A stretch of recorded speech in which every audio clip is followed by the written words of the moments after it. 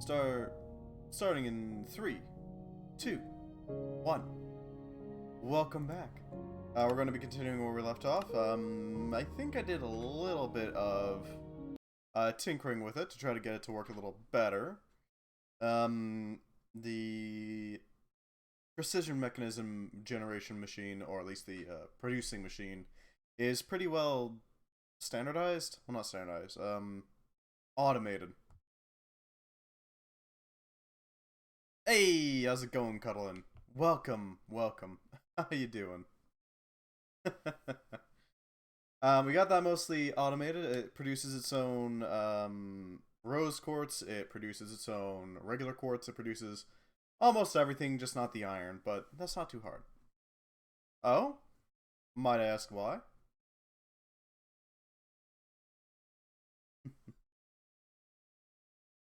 I need to refill my drink real quick. Might as well do that while we wait. Now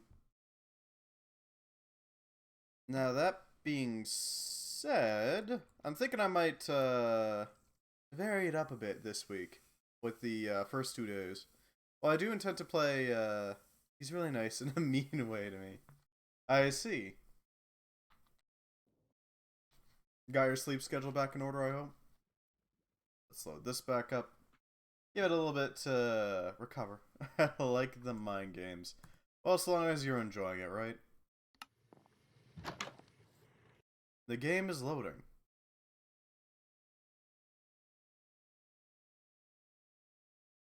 So, yeah, I'm planning on changing up a little bit during the first couple of days.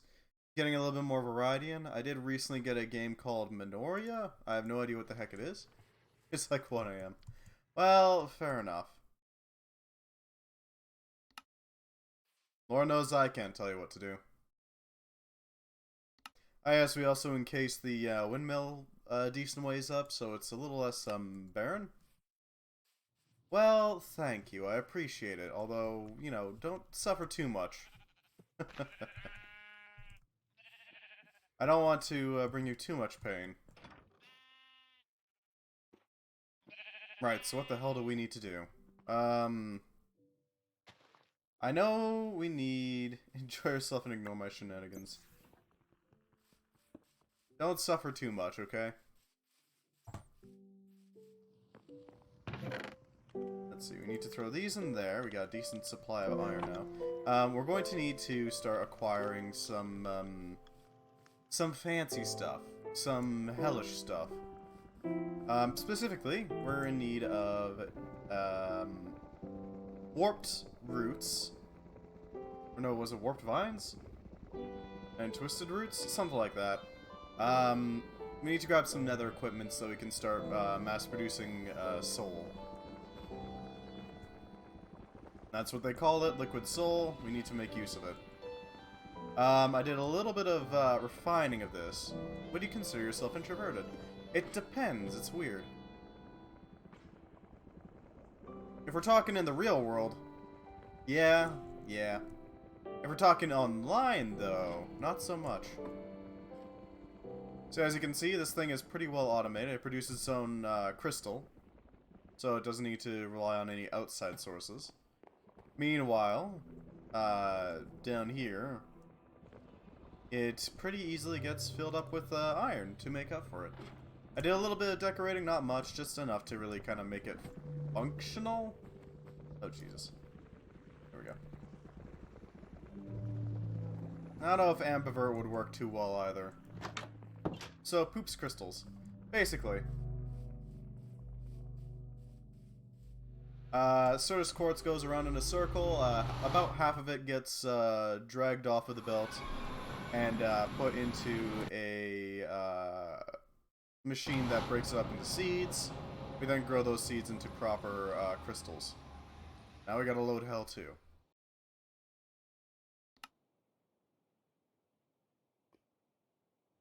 So our project for today is going to be trying to find some warped... Oh, twisted vines, maybe? Not signs, vines. We're going to be trying to find twisting vines and weeping vines. These two things. This is going to be a bit of a pain. We can use a rune to convert them, so we only really need to find one of them. Do I have Optifine on? I do not. I have the base mod pack for Create, unfortunately. So that is a negatory. Although I do know about the secrets of Optifine, basically. How to make it work a little bit. Not too well, but I do know a little bit of it.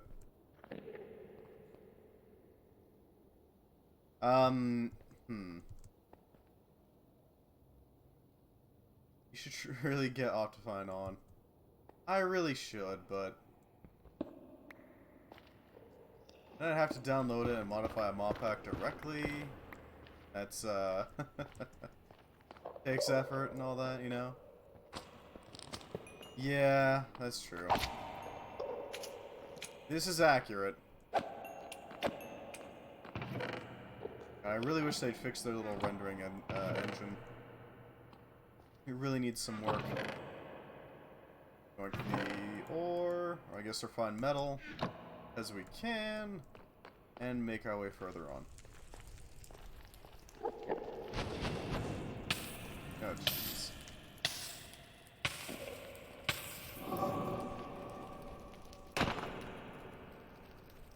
Where is it? There it is.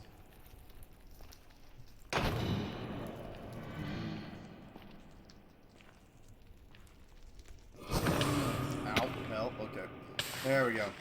So, where can we find these things? Well, we can find them in one of the two foresty areas of the Nether. There's the warped area. I don't quite remember what the actual name is, but it's not too dangerous. We will have to worry about Hoglin and all that. Hell, pigmen are also kind of a threat there. But it shouldn't be too hard to access. Now, what we really want is the cyan area. I don't remember what it's called. Because if we can find that, the only thing that's a threat there is Endermen. And Endermen are, well, passive until you look at their faces. So, it's not exactly a threat now, is it?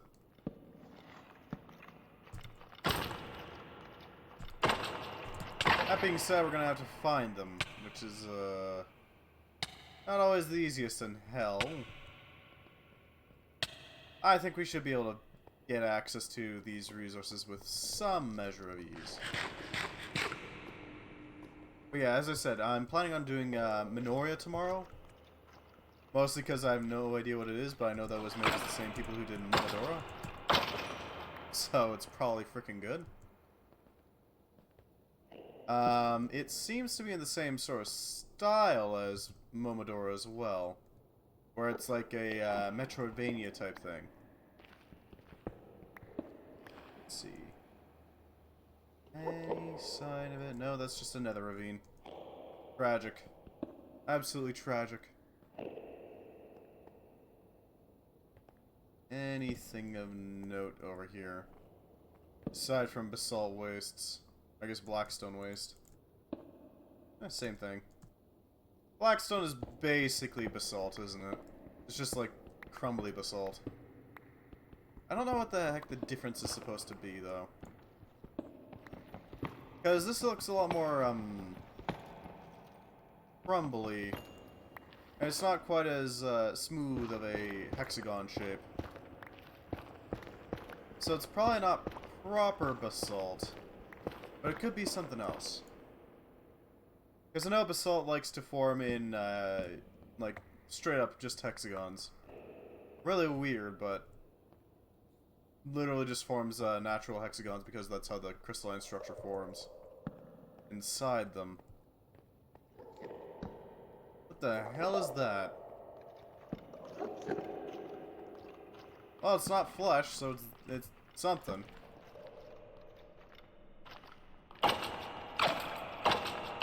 That thing off. This is the Withered Abyss. This is the crystalline chasm. Huh. Just soul sand. We will also have to find a good solid source of lava here. This is going to be interesting, all things considered. What kind of crystals these are? The easiest way I can think of is to do ender tanks, nether crystals. Ender tanks and set up a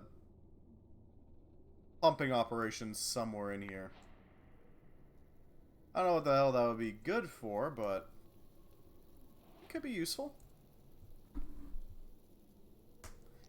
Another option, theoretically, would be to mass produce it. Now, the way you would do that is you would take stone and put it into a certain thermal, what was it called? Thermal engineering? Let's see. Magma crucible, there we go. Thermal expansion, that's what it was called. That would require an invar mechanism, though, which is not too easy. We're still on the way to that. So we're probably going to have to set up a nether pumping station. The main thing I would be concerned with in this case is the fact that nether doesn't really have much in the way of wind. It's completely underground. Wind's not going to really show up much.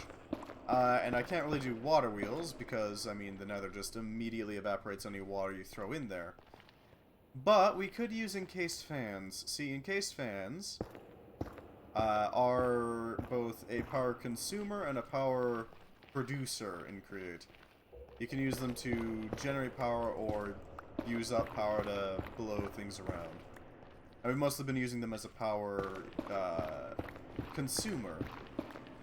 But if you put a heat source, like, say, fire, or lava, or magma blocks beneath them, they will actually produce a small amount of rotational force. Not a lot. Not a lot. But some. Then you can take a bunch of these fans. Ooh, that actually looks pretty nice. Put them together, link them up, and then you got a decent source of free energy without any issues. No large amounts of spaces, no requirement for any water or open air, nothing like that. You can just generate it. That being said, what do we need for a nether, or not an nether tank, an ender tank? Is not how you spell tank. Okay, that's not happening anytime soon. Never mind, that's not happening.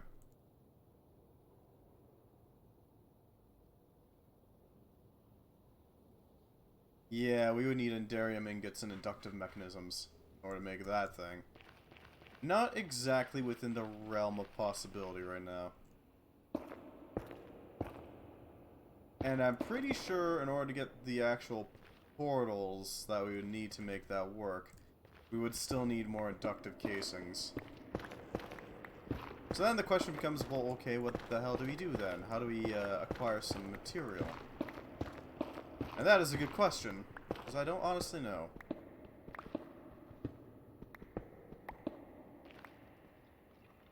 We can't just move it with tanks. Copper tanks don't maintain their inventories.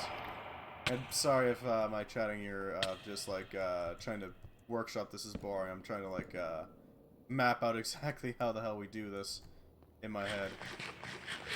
If we try to do that, that won't exactly work too well.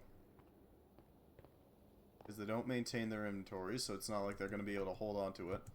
I'll make a nature's compass. Oh, I actually have a direction.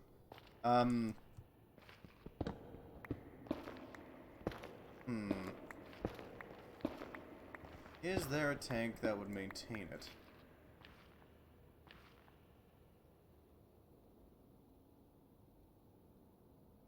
Well, we got fuel tanks, but those are tiny. Not exactly usable here.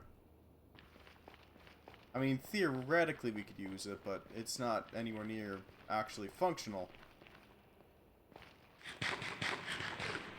If we were to try to use Yeah, an ingot tank is definitely not going to do it.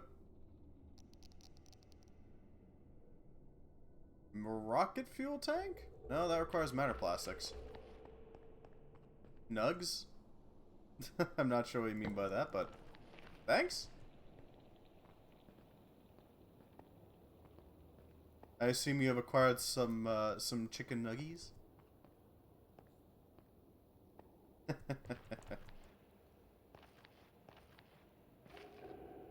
If we were to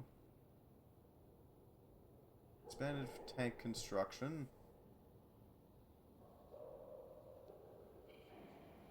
transport tanks aren't exactly the best.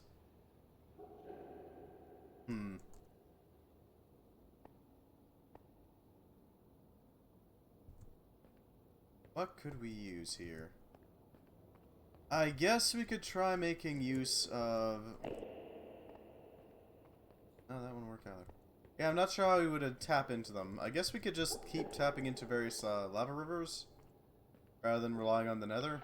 It's not a great idea, but it is an idea. Where the hell is the way up? I don't think I marked it. Oh, it's over there. Okay. There we go.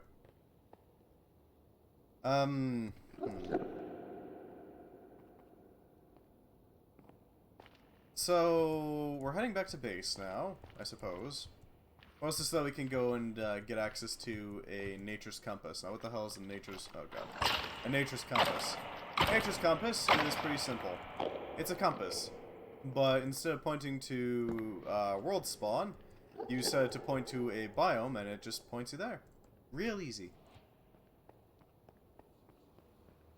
Indispensable is what it is. I mean,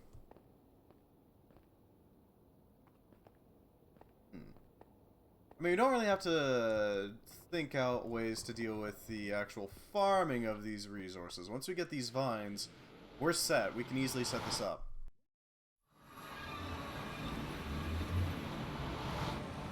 The problem, I suppose, is actually finding these vines and making them. We can convert them, yeah, but it's not perfect. God, the game is being chunky right now. Okay, 1, 2, 3, 4. Grab a dust so we can actually make the compass. Yep, we can absolutely make the nature compass. I did double check as well. You can absolutely set up so that the sawmill is a quicker way of chopping down large quantities of wood.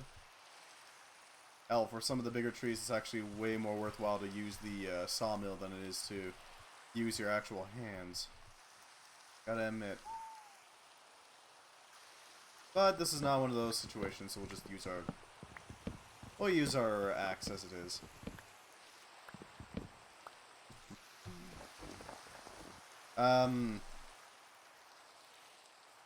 The other question is, where do we set this little farming operation? Because we're gonna have to set it up somewhere. Main question is just where. We could set up underground, but that seems excessive. Why dig out a giant quarry when we could just build it above ground, right? Oh, nope.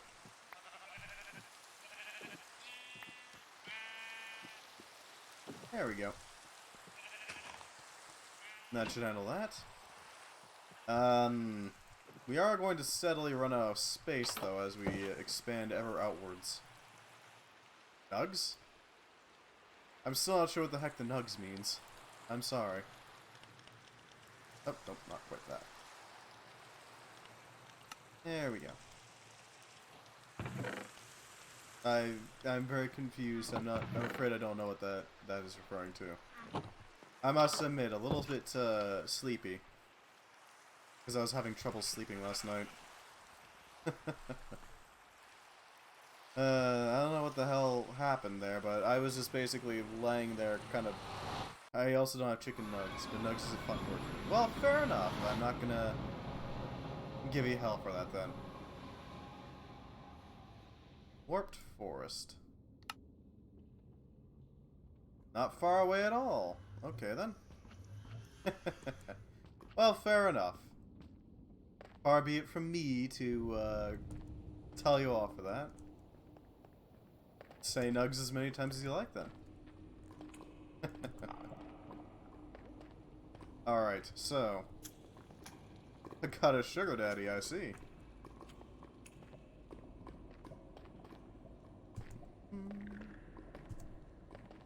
Congratulations, I suppose.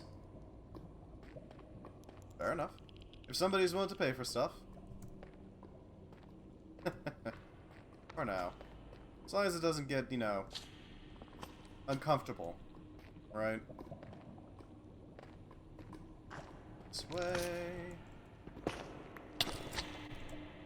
Yeah, dang it. Back off. There we go. Oh, God. Nope. Let's get the hell out of there. He's creepy, I'm out. Yeah, that's fair. That makes sense. Hopefully he doesn't get creepy then, right?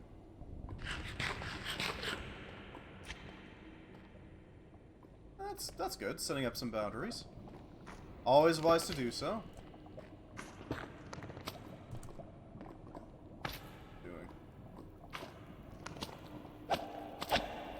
Send it right back where it came from, keep it from getting too close. Oh, Jesus.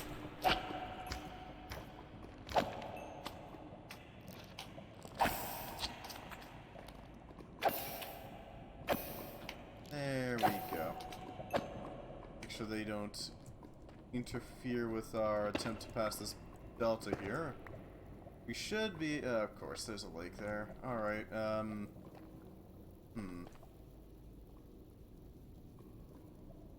How do we get around this? I guess we could go over this way. Yeah. I never really understood the... I don't know, the draw of having a sugar daddy slash being a sugar daddy. It seems a little, I don't know. No judgment. Don't get me wrong. No judgment on my part.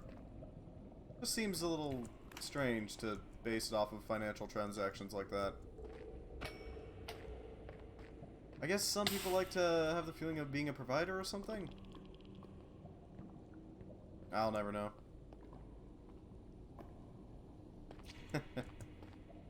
But I know that that sort of a relationship does exist. I haven't ever been in that relationship either. Huh.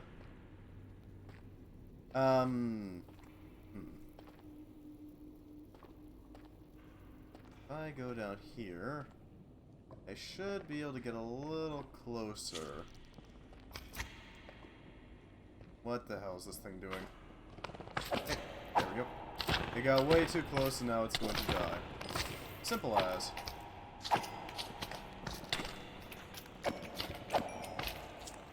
Keep them at a distance.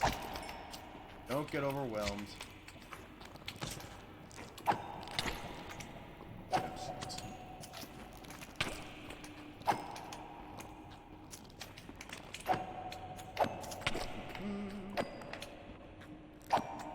Clearing out the small ones. There we go. I've never really gotten the whole appeal of that sort of thing. Seems... I don't know. Feels weird getting that relationship going on a financial basis. And again, never been in it, so...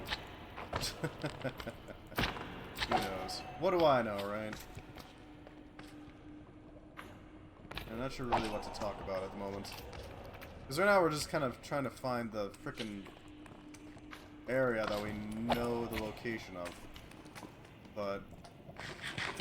not gonna be too useful if we can't get over there before dying. Maybe over this way? Yeah. That, and yeah, the aforementioned tiredness. Brain is a little slow. For whatever reason, I was just basically laying there, kind of drifting in and out of consciousness, not really staying asleep, not really staying awake. It is very weird being in a state of, like, not thinking at all. It's still being, like, semi-aware of what's going on. I don't know what it is, but it just sort of occasionally occurs. It's like, it's like... How do I put it? It's almost like your brain doesn't exist anymore. You're still aware enough to be able to recognize that that feeling is there, but not quite, like, process it in the moment. It's so funky. Kind of serene, though. I don't know. It sounds kind of creepy, but it is very calming. We should be getting close. If we can get up there, then we can... Oh god. Then we can make our way across to the wharf forest. I've only really had one similar... I've had that exact experience a few times, but I've had one similar experience where I basically just stopped thinking for a while and my memory just wasn't there for a second. It was really weird. But I don't know, there's sort of like a serenity to it.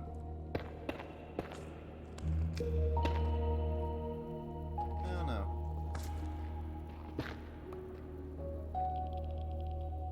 I don't want to feel it again at some point. I have no idea how I would go about getting there. There's a fortress over there. Maybe we can put down a marker.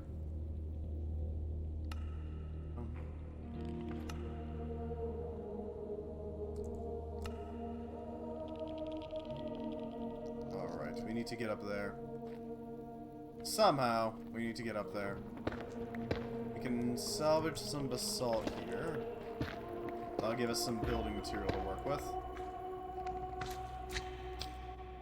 So here it comes.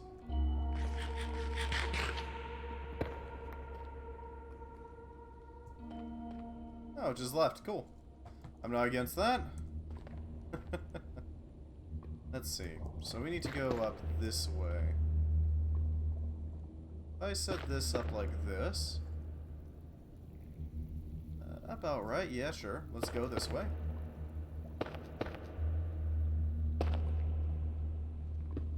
Yeah, it's blackstone, so we can actually make some use out of it. Need a bit more basalt, something to work with. There we go. I don't know, maybe that's like the feeling behind what you're trying to get with meditation.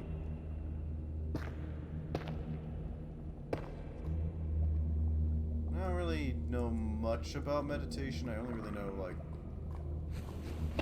Oh, God. The, how do I put this? Common conception of the idea? Oh, it's a... Oh, it's one of those things. Basalts. They're like blazes, but instead of being fire elementals, they're earth elementals. Not exactly nice earth elementals either. They slow you down at some pretty nasty knockback, but otherwise not too threatening.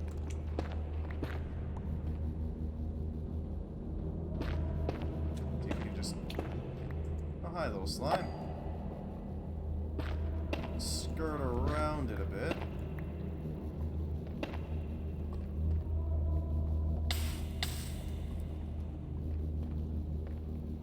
What do we got over here? The hell? Oh, this is something new. Well, hello, Dr. Pudum, and thank you very much for the subscription. How you doing? Welcome. I must admit, I'm a little tired, so I'm a little low energy, but I'd be happy to have you either way. Mostly just hunting for the materials we need to make... Okay, then. make liquid soul at the moment, so we're mostly just exploring for now. Doing a little bit of hunting, doing a little bit of searching for materials. Raw materials, for that matter. What the hell's down here? Indeed, welcome to the Nether.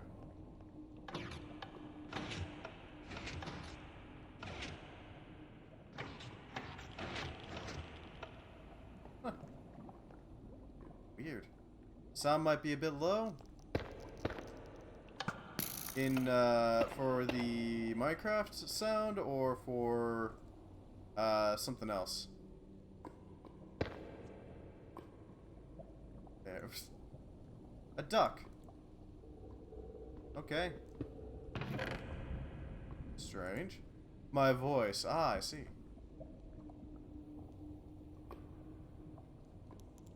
I haven't really changed any of my settings. I will turn that up a little bit. There we go. Better?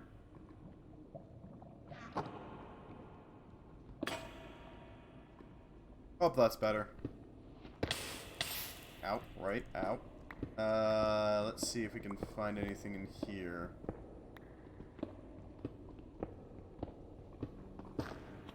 Aha. A little bit. Alright, fair enough. Might be on my end.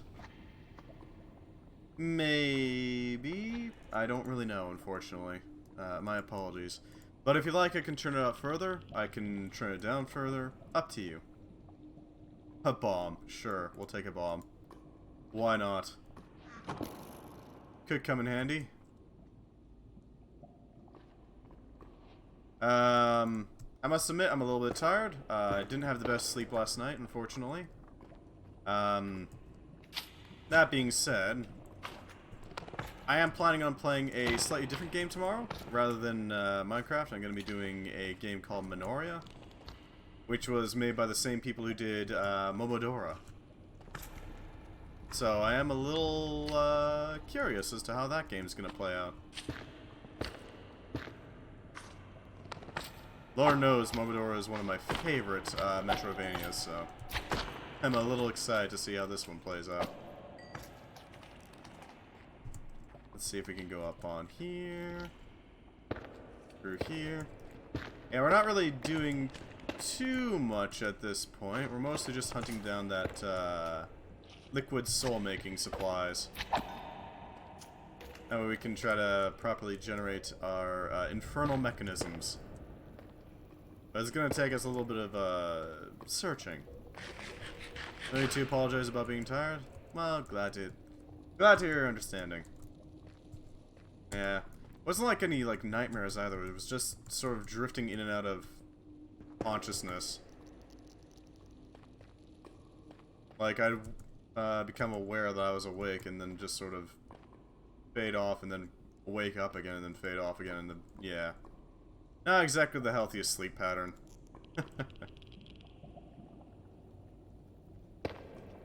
Lock down some of these. Because I think that might be our path ahead. It's not a bad drop.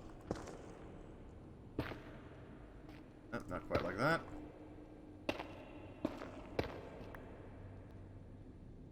Through here. Is that really just a... Okay, then. Well, that wasn't a path at all. It was just a lava... Okay. Lava deposit. Curses. Boiled again. There's a warped forest up ahead that we're looking for, because that'll give us access to the vines that we need. It's more just a question of how the hell do we get there. You know? I guess we could just dig over there. Nothing's stopping us, per se. Can make some decent headway this way. So how are you doing, Dr. Pudding? Good, I hope? Solid, perhaps?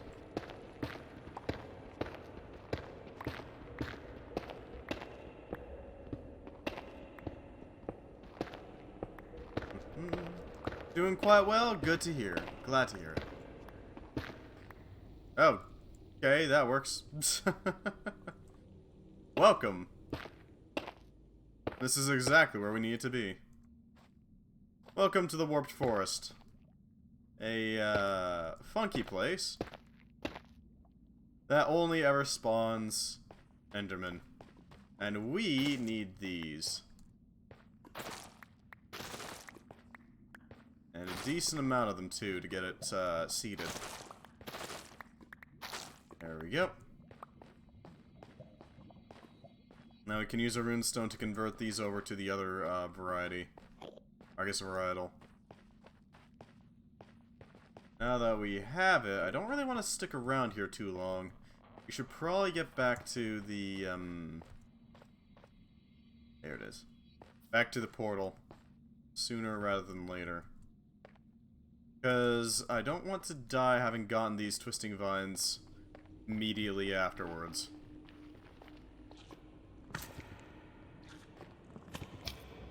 Yeah, from things like that. Back off. These things have been harrying our entire adventure through the frickin' Basalt Delta. Deal with you. Alright.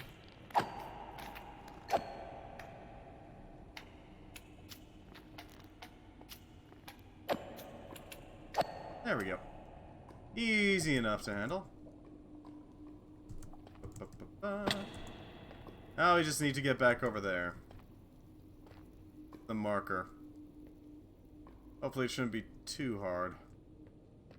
Lord knows the trip here was hellish enough. Yeah, I know. It's a weird sensation. Kind of just drifting in and out of consciousness. Especially when you get to those little, like, gaps in awareness. I don't know how to put it. Where it's like, you're not really thinking about anything, but at the same time, like, literally anything. Nothing at all. It's like your brain isn't even there. At the same time, you're aware enough to actually pick up on that fact. It's a really weird feeling. Thankfully, I'd taken some acetaminophen ahead of time, so I wasn't getting any, like, painful headaches. Lord knows I occasionally get these little, mild migraines. They're the worst. They're mild enough that it's not debilitating, but just, painful enough that it's, like, disorienting. Like, it gets a little harder for me to move around without, like, stumbling or anything. It's really weird. Thankfully, unlike one of my friends, my migraines are mild enough that I don't need frickin' codeine or anything. Lord knows that migraines can get intense. Down here. Push our way through this cube, because it's in the way. Through here. Gotta love the deltas. The most obnoxious places to traverse in the nether. Unlike lava lakes, they don't even have the good decency to be flat.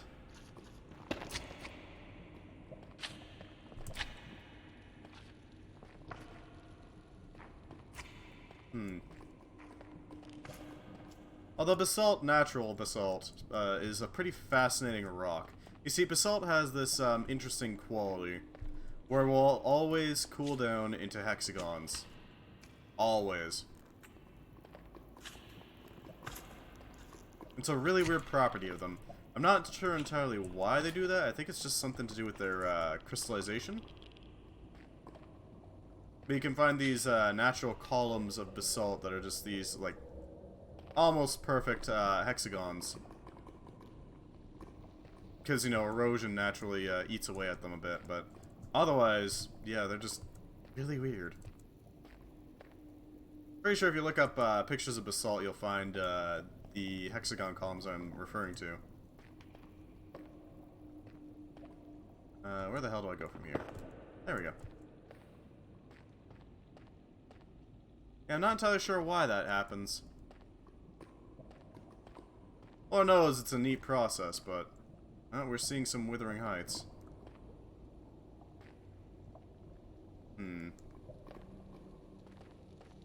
Question is, do we go too far? Or are we where we need to be?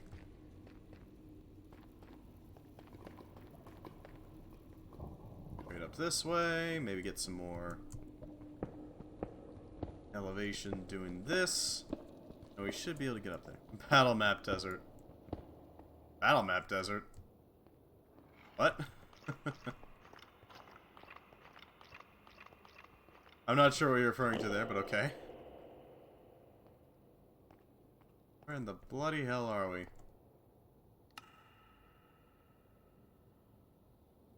Where's the fort?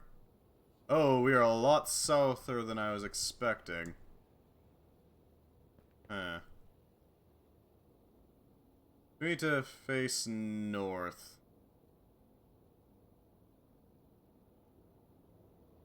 That way. A salt desert in Bolivia. Okay then. And it's called Battle Map Desert. What the hell? Really? Is that a thing?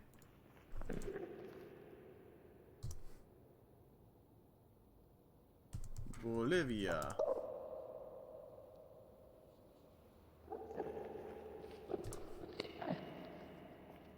Huh. Just called it that. Fair enough. Because it looks like it. Yeah, salt deserts are interesting. They basically, from my understanding, they're where the ocean dried up and it leaves this crusty little salt behind. This layer of salt. Actually, because it's so frickin' salty, it's inhospitable to a lot of life. Just in general. How do I get up there? I think I recognize where we are. Okay, up this way. Shouldn't take us too long.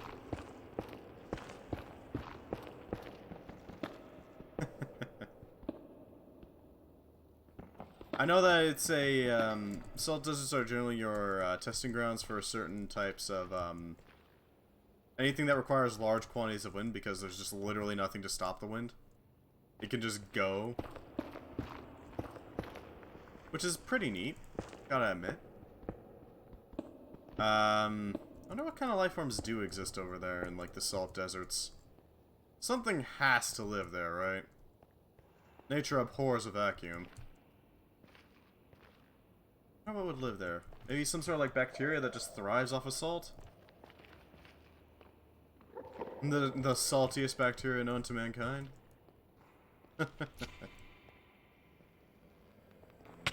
Jeez, you accidentally pissed off an Enderman.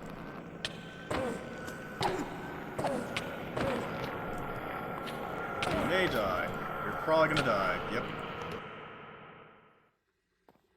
At least we know where we are, so we can go and grab that body real quick.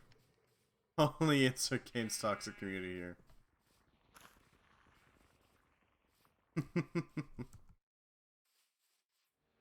Only Smash League players can survive in this salty environment. And become accustomed to it.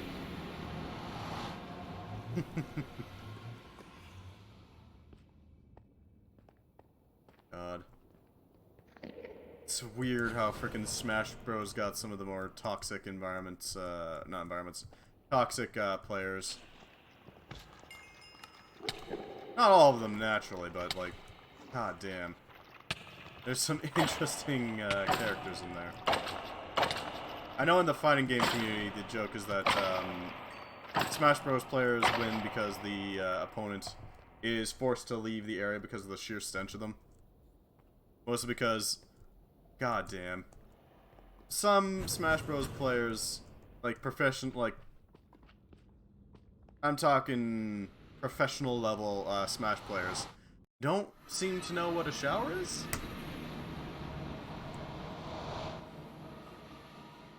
I don't think that's the case with all of them, but I know there was at least one time where a Smash player won because nobody wanted to fight him because of just how bad he smelled. It's a little weird. It's a tactic. The stench tactic. You see, if you don't shower for 20 years straight, the opponent will be forced to forfeit because their nose will try to murder them if they don't.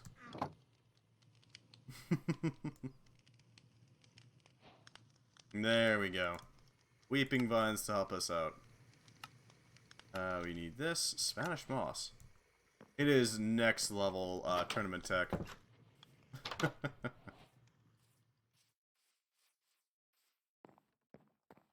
Why not give this a mossy makeover? Give it a little bit of moss to run with. Sun Tzu's Art of War. Oh no. I don't think that is something Sun Tzu would want to be associated with. When you are strong, act weak. When you are weak, do not bathe, for the enemy will not be able to approach you if you reek like sewage. I have no idea what the hell to do with this Spanish moss. I guess we could break it down to rubber, but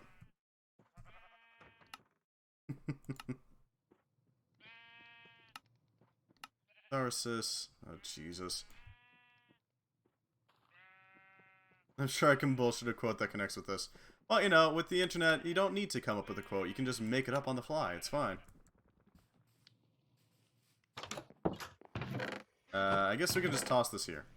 Alright, next step is automating this thing. And that should be pretty easy. All we really need is a bunch of netherrack, which is pretty, you know, easy to access. I don't know what the hell to do with this bomb, but we have it. Guess I can throw it down the pit? Yeah, sure, we'll throw it down the pit. How rude.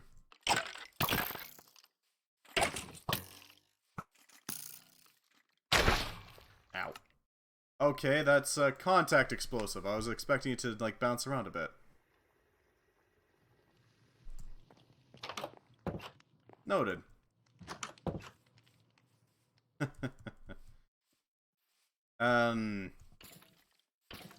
Yeah, it's a little wild how often quotes are kind of just bullshit into existence. Usually when it comes to, like, any Facebook quotes or anything like that, it just immediately collapses the moment you try to look it up. What makes me a good Demoman? Well, considering I blew myself up, nothing at the moment. I was a bad Demoman. I wouldn't be here bloody well talking about it with you, now would I? I know I can't do the Demoman accent. I'm not even gonna try. Alright, so we need a basin. Something to set this thing up in. Which means you're gonna need wood, and a lot of it. Or at least a decent amount of it. Not a lot, but a decent amount. It's a Demoman's rite of passage. Blowing themselves up with their own sticky, yeah. Let's see, we need a panel.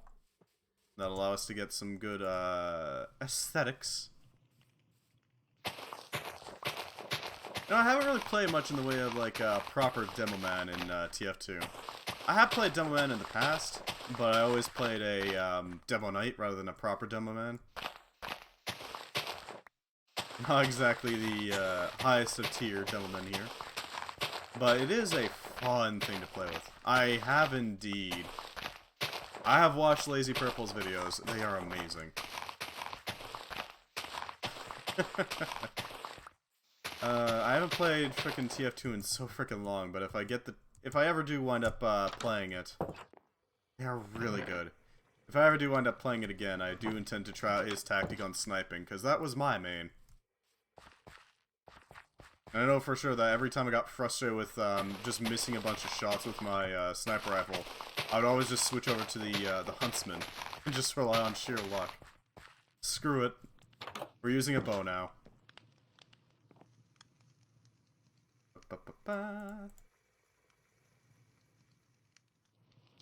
Why put in the effort? Just let Jesus take the arrow. It's fine. We really need a terraform drawer. Something to hold all the dirt that we're going to be acquiring. It does a really good job with this freaking SFM animations. They are smooth.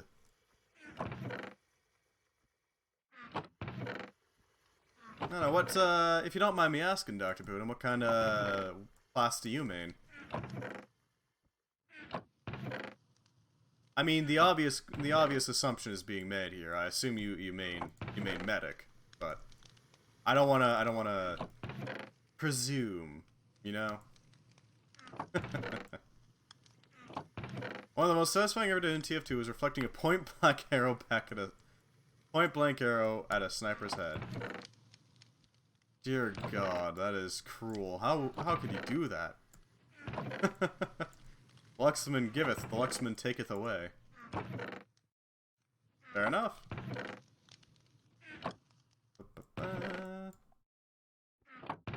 Any particular weapon combo you're preferential to?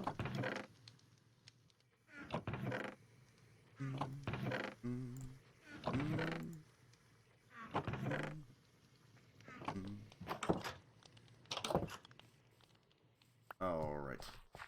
You need to set up a farm here. Just something to work with. Nothing huge, just enough.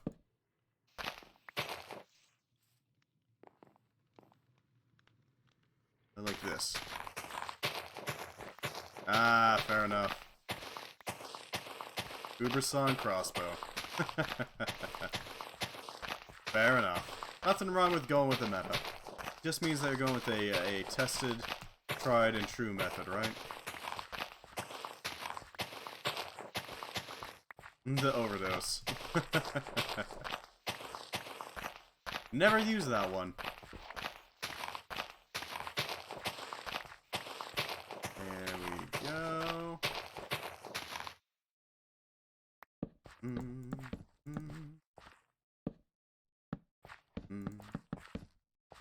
Yeah, I've never actually used the overdose before, so I don't really know how it works or how effective it is.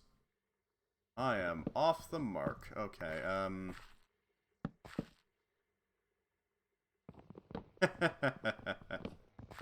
fair enough. You are, after all, a medic, not exactly the soldier or like, heavy. Being on the front lines is not exactly what you're expected to do. You're pretty much expected to be behind somebody else, right?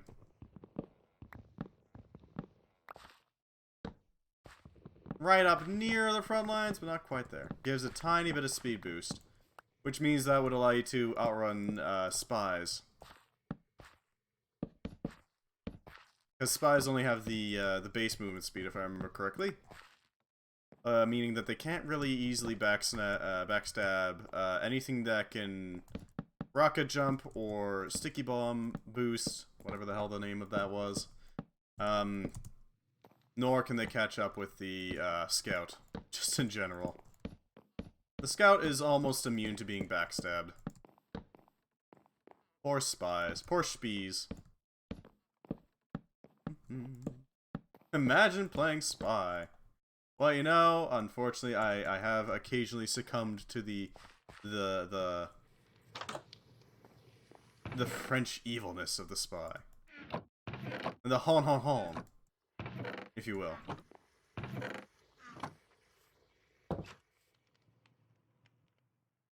And some more paneling. Spy can be really fun if you can pull it off. As long as you're not the 4th Spire sniper. True, true.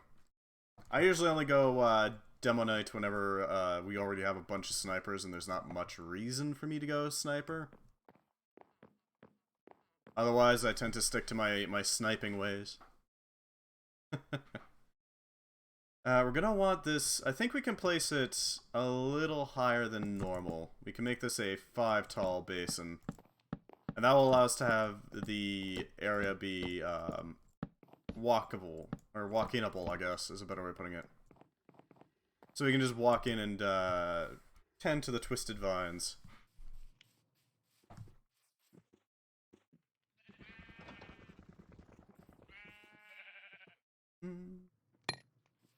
Yeah, I can totally get the frustration there. Snipers are great, but way too many of them is just not good. Don't get me wrong, I love my sniping, but... After the 5th sniper, there's not really any... You're not getting any real bang for your buck anymore. All you got is just a bunch of snipers, and snipers cannot really defend points very easily. We can try, but... Look, there's only so many headshots you can pull off in a row. Demo Knight, though, is a very fun build to play. It is a bit of a guilty pleasure of mine. Just having the freedom to just run in like some drunk madman, because you are a drunk madman, is a very satisfying thing. Let's see, so I need to set up. There's only so much Jars of Piss can do. Exactly. Exactly. Okay, smooth. Is that only 4 wide? Only 4 wide. We need to expand on this a bit. They can do a lot, but I mean, like, that's more of a support ability. I can't make a huge amount of benefit from the Girardi. It is a really good game that refuses to frickin' die. Despite being the game that is basically... Okay. Is basically ignored by Valve, it is still doing really well. Which must be very frustrating for the Overwatch developers.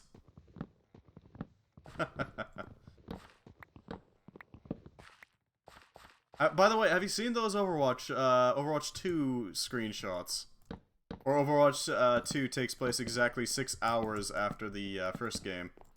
Because all of the old maps are just updated to be in the evening, and that's it. They changed the light, and that's it. Oh, that is painful.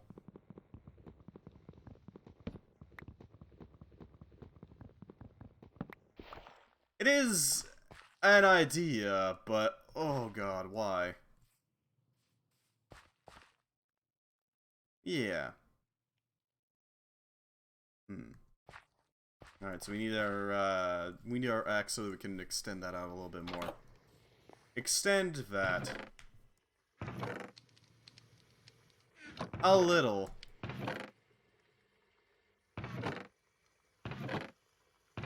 Just a wee bit. Poor buggers. I know that they've probably got corporate kind of breathing down their necks, but... I would not be shocked if corporate has to approve pretty much everything. Which I know I would personally get real pissed off about real quick. At least I got that marked down, yes. Yeah, everywhere except Italy. 1, 2, 3, 4, 5...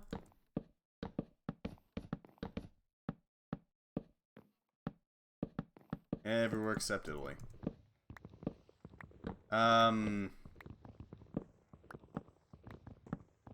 Yeah, I don't know. How many people are playing Overwatch nowadays? I never actually played the game.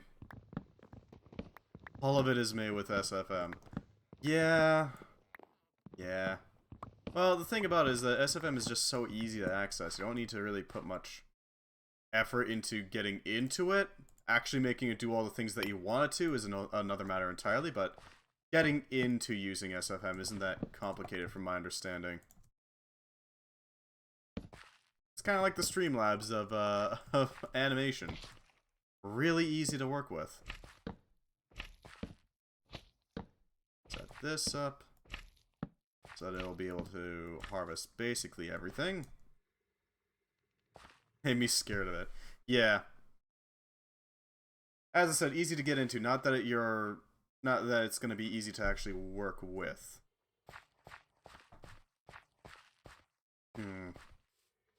I know Warframe's Captura is also pretty bad.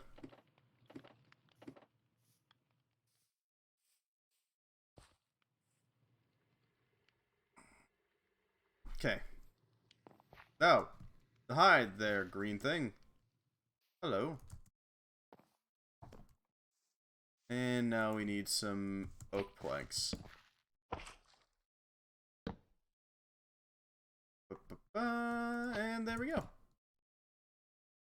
Well, we could use a bearing on that actually. We're gonna want the mechanical bearing there. Then we can get a nice smooth connection. without any worries. Okay. And away it goes. Going to have some dinner now? Well, I hope you have a lovely dinner. See you in a bit, Dr. Pootum. Yeah. It's funky. I know that SFM is really easy to get into because you can easily just import models into it without much effort. Blender takes a lot more work and technical know-how to get into it, but once you're into it, you can use it for a lot more. I tried getting into Blender, but yeah, at the most I can really just sort of modify things in it. It's kind of it. What should I use for the top? I guess smooth for the lid. I don't know if I can actually grow these things on them though, so I'll have to test that.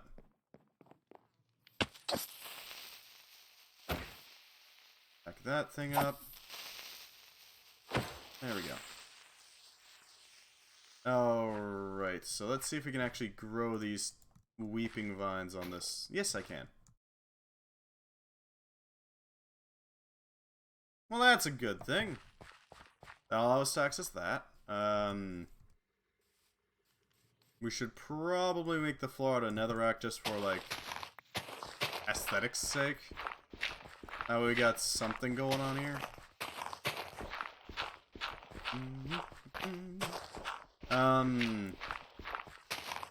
But yeah, I think this contraption might be about ready to live. Soon. Soon. Not immediately, but soon. We're gonna need some iron and some steak so we can make our little shovel. Not quite enough. I guess not quite the right amount. Plenty, but too much. There we go. And there.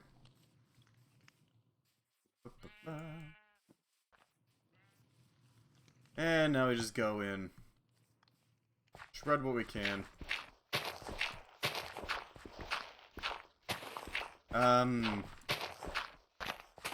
Yeah. Where do I go from here? That's a good question. There's a lot of weird things about the frickin' community surrounding the two games. I don't really know much about Overwatch, to be fair, because again, I never played it, so can't really speak too much on it. I know TF2 is a really fun game. It is amazing that despite its absolute negligence on Valve's part towards it, it still lives somehow, and I don't know why. It is frankly amazing that it still lives. It really should be dead by now. Oh, we might as well break you. That's nice, buddy. Gotcha. Basalts drop basalt shards, obtained by running a fluxomagnet with charge, and any amount of basalt through an alchemical laser. Huh. Wait, so these shards, then... Free scrap. So that's a nugget. Desolation Forge.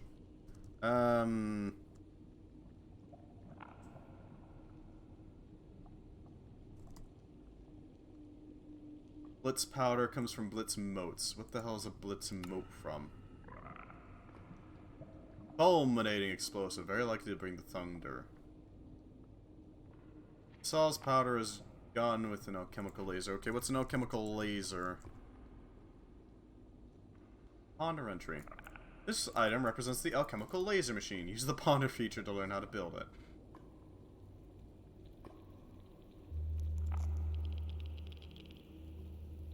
Glowstone accelerator, redstone accelerator. When used in alchemy research, one of the correct reagents and incorrect salts will not be consumed. Chemic blend. Ash for each incorrect ingredient. Redstone for each correct ingredient. And an incorrect slot.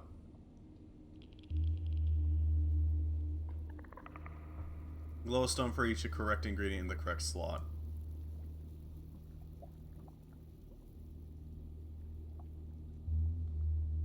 Okay. Envar machine, laser lamp, ensure that the light is powered. And then deploy into the Envar machine. Set to punch mode using a wrench. Whenever the deployer activates, the laser lamp will emit a high energy beam. Okay. Opera minecarts caught in the beam will process that contain items. Huh. That's a funky device.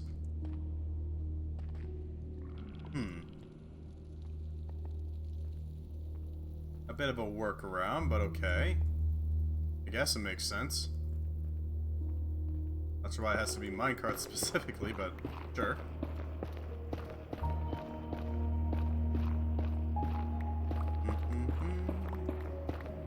What do we got here?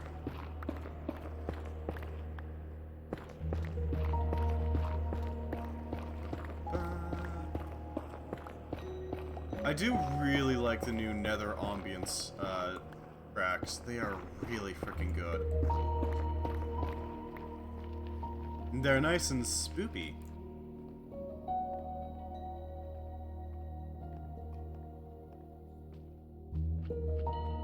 And through here.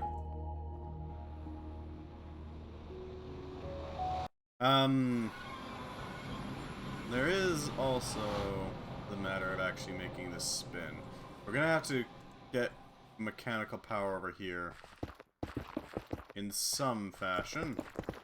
Can be arranged, but gonna take some work. Alright, there we go, that's made.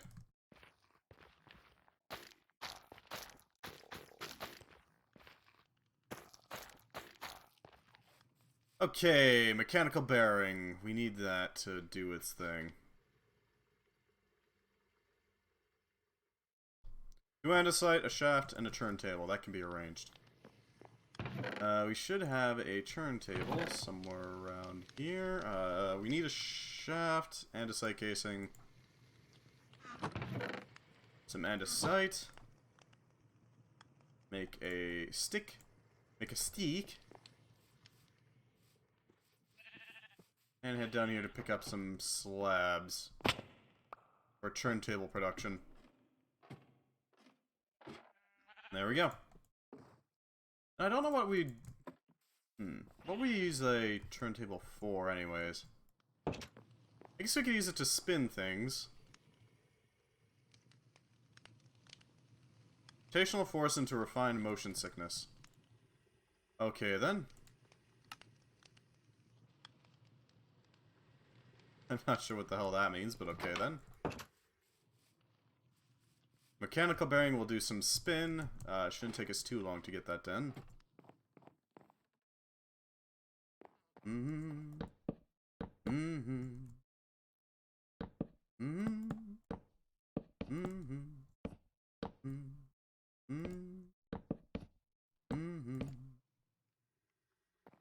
Set this up. Get a nice little lid so we can properly make it look nice. You know, all that good stuff. We need to set up a mechanical bearing here. There we go. Definitely gonna need more more planks if we want to get that to be fully operational. I gotta admit, the farming subs that I've got aren't really unique looking. It's unfortunate, but it just is what it is. There's one big old slab with which to cover this. Good work nonetheless.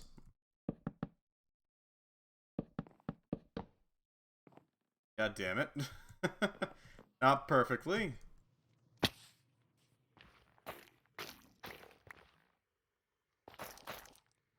There we go. Okay, next thing that we need to do. What the hell do we use twisting vines for anyways? Bum, bum, bum. Right, we need to heat this thing. Oh, that's going to be a pain in the ass.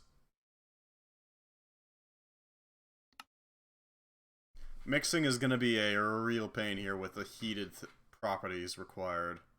That means we need to actually add in some materials to actually run the thing. We are going to have to get some coal production, or charcoal production, or something along those lines. Ideally, we could use, like, sawdust or something for it, but that's limited. Give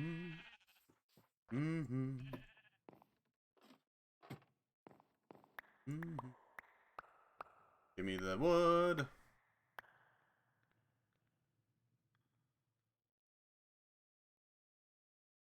That should do it. Well, it won't, but it'll do some of it. And there we go.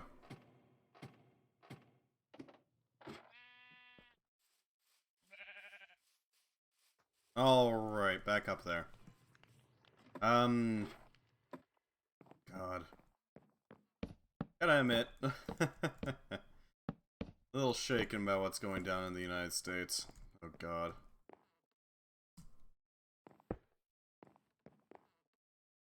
I know it's politics, but holy hell, the frickin' right in the US is getting a little insane.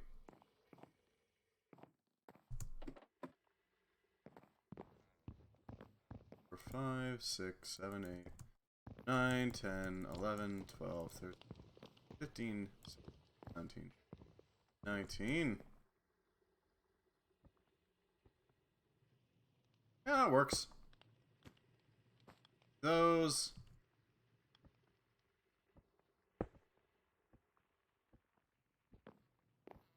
And then use this to give us a guide. Okay. Because I'd like to use that rotational component in there. Should be able to make some good use out of that.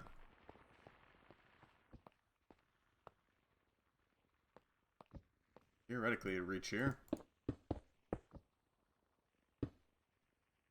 There we go. It's a little funky, but it works. Look at that spin. I'm speeding.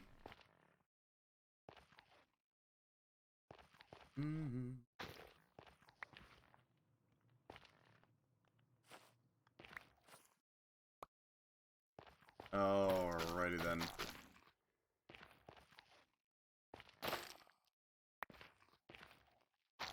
This will give me something to work with the red vines. Alright, now we just need to get the actual parts for it. We need a inventory interface, and we need at least 5 harvesters, give or take? Give or take. Yeah. We should probably stop this, shouldn't we? Grab the wrench. There we go. Oh, halted in its tracks.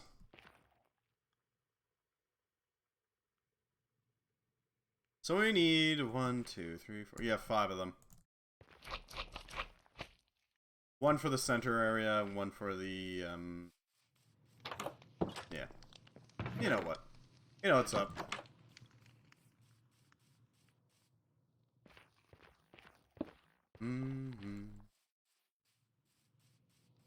Okay, next step. We need a bunch of andesite machines. Shouldn't be too hard to get, gotta admit. But it's still gonna have to happen. Give me your mechanisms. I need them. And that machine's just gonna run, so that's fine. As for this machine, we should probably fill it. Give it something to do.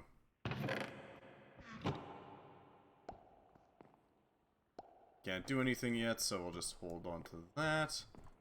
How's our iron supply going? It's empty. Cool. Well, let's feed it almost a stack of iron. That'll feed it for a while. That should handle that problem.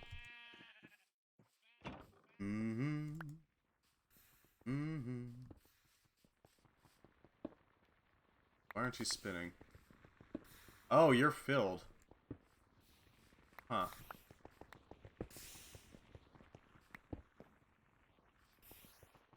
Okay, so we need a void upgrade for that then.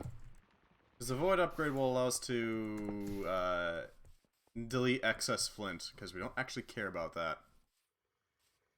The best place to do that would probably be going to the nether, or we could go down to... Yeah, the nether. Alright. Because the withered wastes are pretty well covered in obsidian. So it shouldn't be too hard to get excess. Not too hard. In the meantime, though, let's dump off our iron, at least half a stack, into the smeltery so that it's actually producing more material. It's right this way. And there we go. You will now produce more metal. So we can produce large quantities of resources.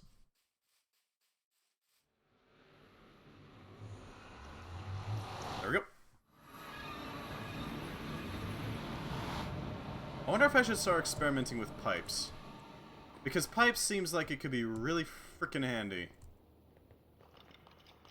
All we need is large quantities of brass to make it work. Which is doable. I mean, it's brass. Not exactly a hard material to come across. Just need to gather all the materials for it. So we already have 2 obsidian, we just need 6 here. That should be fine. Yeah. United States is scaring me a little bit. I hope the people down there are fine. I will wait until Putin gets back. Because I don't want to repeat myself. Something in my drink. Give me a second.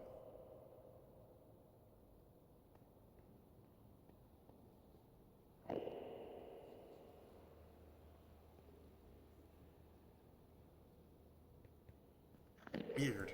Not sure what that is. It's like this little white fleck, but... I don't know. Hopefully nothing too nasty. Now. How we're gonna work that little, mixer thing there is we're gonna have to sort it. We're gonna have to sort it out into twisted vines and warped vines. Because we want to ultimately make it about equal. We want it to be equal parts warped and twisted. We don't want it to just load up on one or the other, as it very easily can. And that sorting provide a redundant protection to it, a redundant safety, basically. It'll prevent it from accidentally producing way more than it needs. But thankfully we can reliably say, yeah, that's the only thing it's going to produce. Warped and twisted. And that's it. Because mobs are going to have a rough time actually getting hit by that, so it's not exactly an issue there. It's not like they're going to die in there either, so... we'll be fine for the most part. Void upgrade. Throw that onto our flint.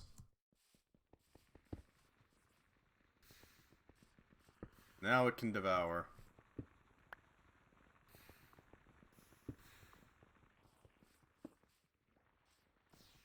Now there should be a chunk of flint way back there. Yeah, it's gonna be a bit of an issue.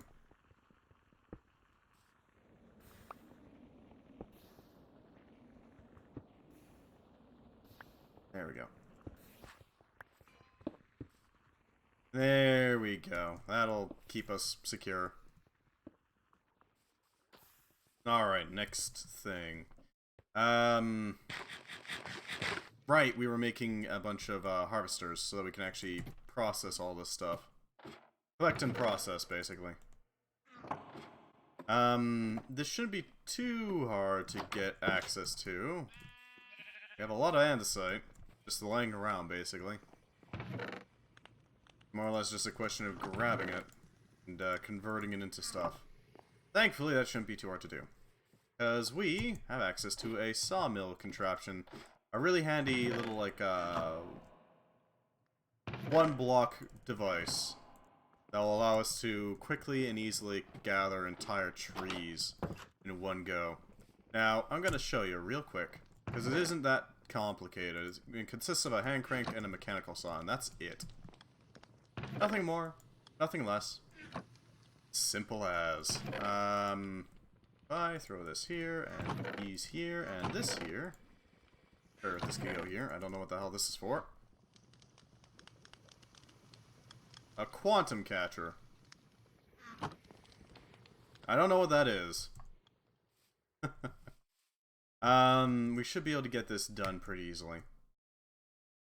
So, what we have to do, we're gonna collect an entire fir tree in a little bit of work. Hello, Dr. Pudim, welcome back. I want to show you a little bit of a trick that we've got up our sleeve now. We're going to chop down this fir log in 3 swipes. 1, 2, 3. And now we no longer swipe, because we're going to switch over to the mechanical saw. Place this here, and this here. Give it a little crankety yank. Ta-da! And there we go. An entire fir chopped down with ease. Of course, it spreads it in a weird angle, but it is still a lot of wood for no effort. For 2 inventory slots worth of storage, it's just an instant chop. Exactly, it's like it fell down. It's like the tree actually fell. It is really cool. I agree. Jesus Christ, it fell pretty far. Yeah, I think what it does is it scans, like, exactly where the block placement is and how it would, like, fall down. Or something along those lines. I don't know exactly how it works. It just do. But it is a really nice aesthetic. And we can just burn down a couple stacks of these fir into charcoal for the material, and that's about it. We can take the excess and turn it into casings, because why not? Throw this here, and there we go. We got casings for days. We did have to go pick up some obsidian real quick, because our iron collector is... Well, it was having issues with the flint, honestly. The flint was overwhelming it, unfortunately. But that's not a problem anymore, so we can breathe a little easier knowing that our iron is reliably being collected.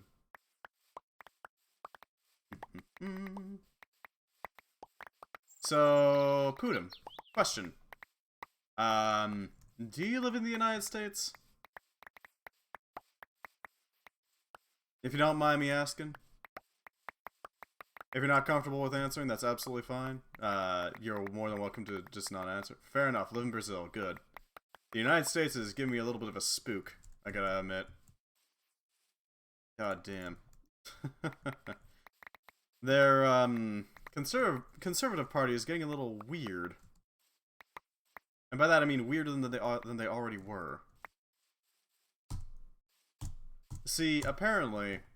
A few days ago, and by a few days ago, I mean like 3 days ago, there was a leaked document, a leaked opinion from the Supreme Court, which revealed some very interesting things. Apparently, they're going to be trying to overturn Roe versus Wade. Now, if somebody has been living under a rock for like the past century or so, Roe versus Wade was a landmark decision by the Supreme Court of the United States. Basically saying that yes, abortions are legal. Don't at me, basically. But yeah, they're trying to overturn that and make it so that it is illegal federally for you to get an abortion, which is screwed up. But then we get some interesting things that came out as well. Apparently, an Arizona representative, I don't remember his name because I don't remember the idiots in the Conservative Party's names, he is actively advocating to ban condoms. Which is interesting. See, these conservative representatives like to pretend that they're pro-life, but if you're banning abortions, you're going to need contraception to prevent unwanted pregnancies. But if you're then also banning contraception, it's not really gonna work now, is it? You're gonna get a lot of unwanted pregnancies. It's a little fucked. If any viewers from the United States happen to be listening to this, God, I hope you are very careful. Yeah, pretty much. That's pretty much it. And weirdly, in the same time, they're gonna be punishing a lot of guys, because contraception helps men out too. I mean, come on. We all know that we all know at least one horn dog who would have real troubles keeping in his pants. And not having contraception is just gonna make their lives a lot worse too. Just frickin' plain old evil. Stay safe out there, you know. Be careful. You never know when some idiot in a seat of power decides, I want to mess with somebody.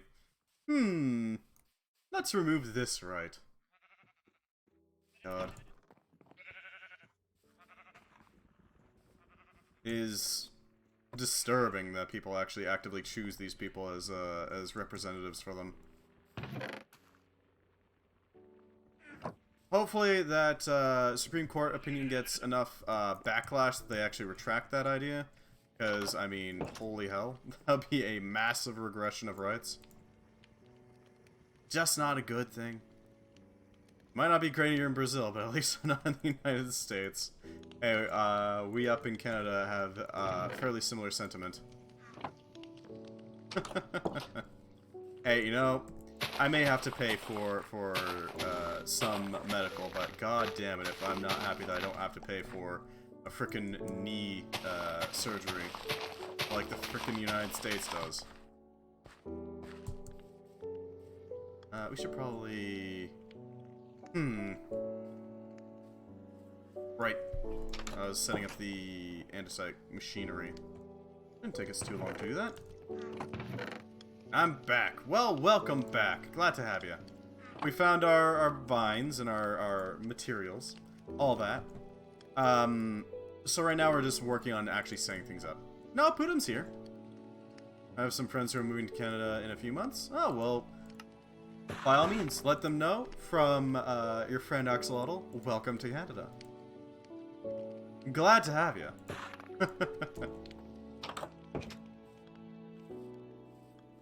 Canada is better than the United States. Also, you might want to ease up on the capitals there, friend. I get that you're excited, but...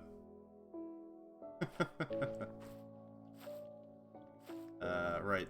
There we go. Yeah, Nightbot's a little twitchy about capitals. So just giving you a warning right off the top. The bot. It has a gun and it's not afraid to use it. Is this operational? Yes. Yes, it is. It can smell your capitalization. Careful, its vision is based on capital letters. Alrighty then, set up a storage interface. That will allow us to access this thing anytime we need to. You can carry your luggages, I'm very quiet. Okay then. I'm confused, but okay then. Yeah, we were just talking about the Supreme Court decision happening. Oh, I'm not moving. Yeah. There we go. Yeah, we were just talking about the interesting decisions of the United States Supreme Court. And, Arizona. You won't know I'm there. I'm already in your backpack. Haha. Right, we're also gonna need a actual chest to hold the things. If we set it up, split that on there.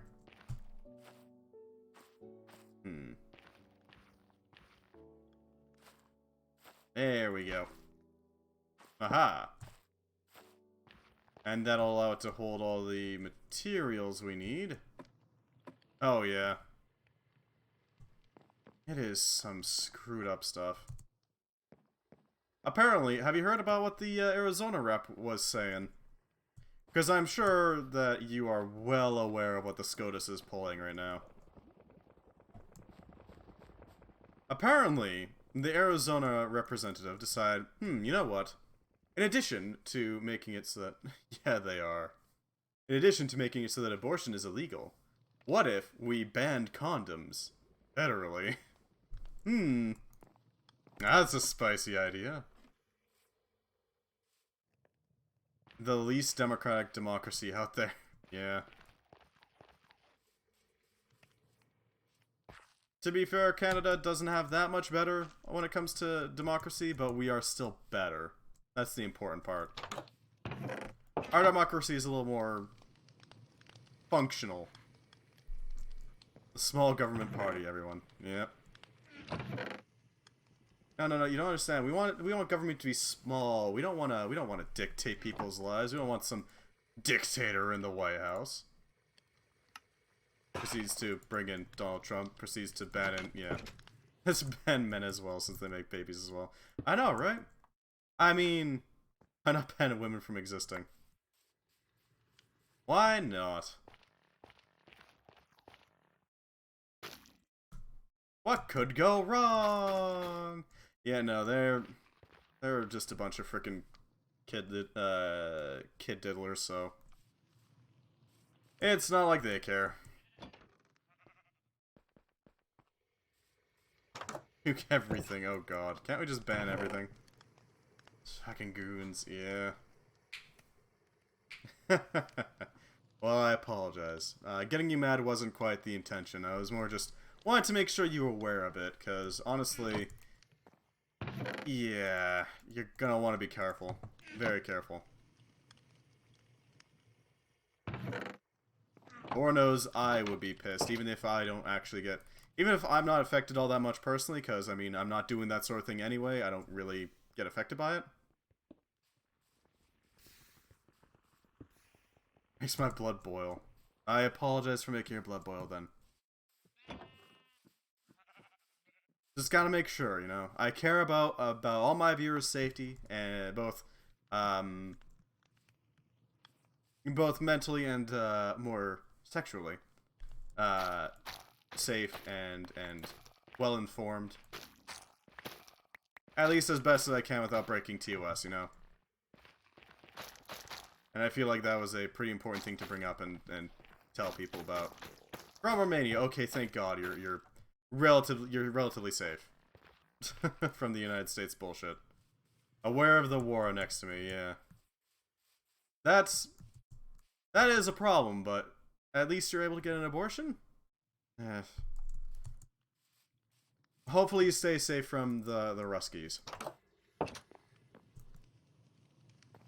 Same since it started. Oh, I imagine not. Knowing that shit is happening down, like, right, where is Romania? Right to the northeast of you, yeah. I'm sorry, it's not just, Americans who are unaware. In the Balkans, my guy. Yeah, Canada's pretty bad about that too, I gotta admit. Alright, so we need a sorting system. We need some way of generating the liquid soul. This can be arranged. Sorting system, pretty easy. All we need is a pair of drawers. and a connector to the actual bin. And yeah, I completely agree, Dr. Boom. At least their invasion is going terrible. I'm hoping, really hoping, that this breaks Russia. At least a little bit. Breaks their military vigor. Not as bad as Americans. It's pretty hard to be as bad as Americans when it comes to geography. It's doable, but it's hard. Good luck. Yeah, they try.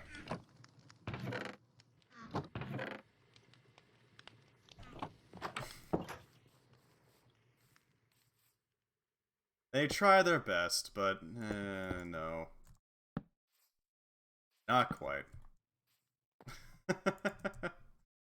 Well, not all of them are.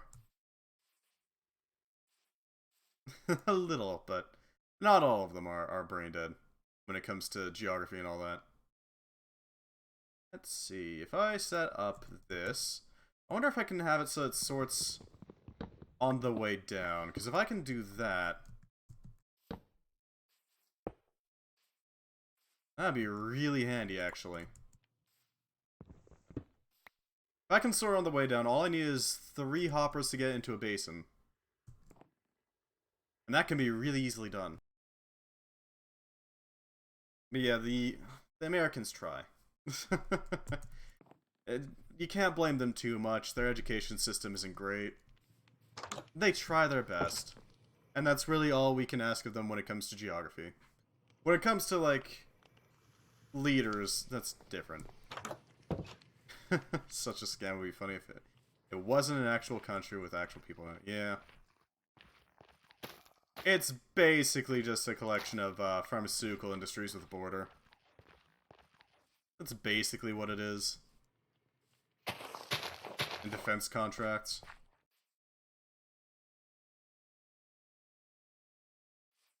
Yeah, I know, right? It is wild. To be fair, Canada's system is also pretty screwy, I gotta admit. It's not the best. It's not the best. Ah, yes, because you see, dental is a cosmetic surgery, so we're not gonna pay for that, so... Ah, yes, because my teeth are merely cosmetic.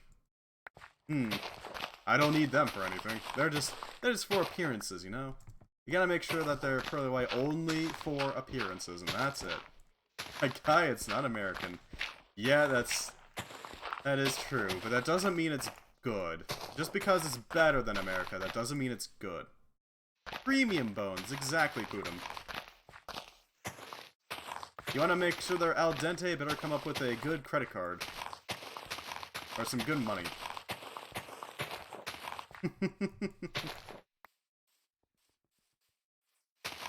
As a country, they're kind of... yeah. Individuals can be very much, can break that mold. I don't want to lead too hard into the stereotype, you know? God damn. There's some interesting statements from the United States. I don't know, dude. Have you seen our president? I actually haven't. I apologize. I don't know much about Brazil's leadership, unfortunately. They elected a clown? For United States or Brazil? Oh, you're talking about the United States. Yes, this is true. This is true. Depressingly so. You did too? Oh no.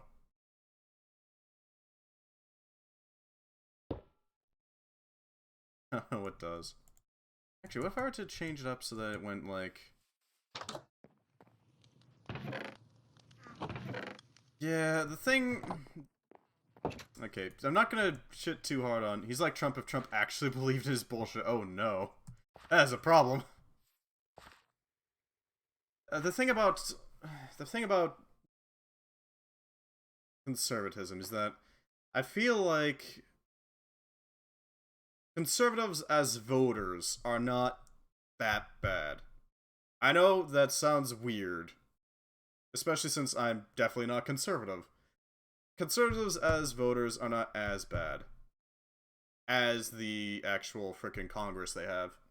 I think they're kind of like, and I hate to sound conspiratorial, they're kind of like sheeple, basically. They're told to be afraid of X, so they are afraid of X, and that's what they'll vote on. Just flat out. And I mean, that's not great. Don't get me wrong. It's dangerous as hell. But I kind of feel for them. I kind of feel like they've kind of been led astray.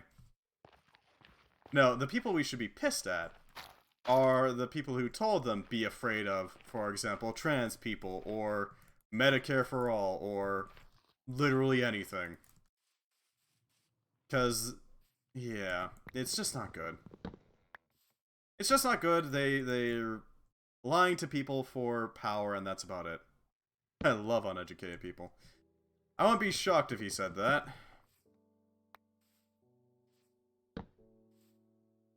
Still, conservative voters as a group, I can't be too harsh on. Because, like, I kinda get where they're coming from to an extent. If you're told to be afraid, ooh, because of spooky transes, and given some bullshit reasons, and you don't actually know anything about trans people, I can totally see how you'd fall into that idea. They are a little alien, somewhat. What about gay Republicans? Oh god. Those people know what the hell they're doing. Those people can sit in the hell they made for themselves.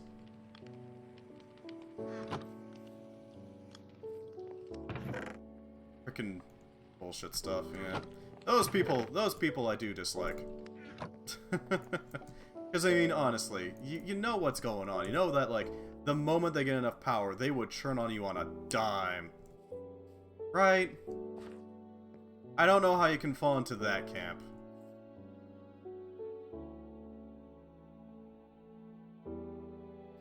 The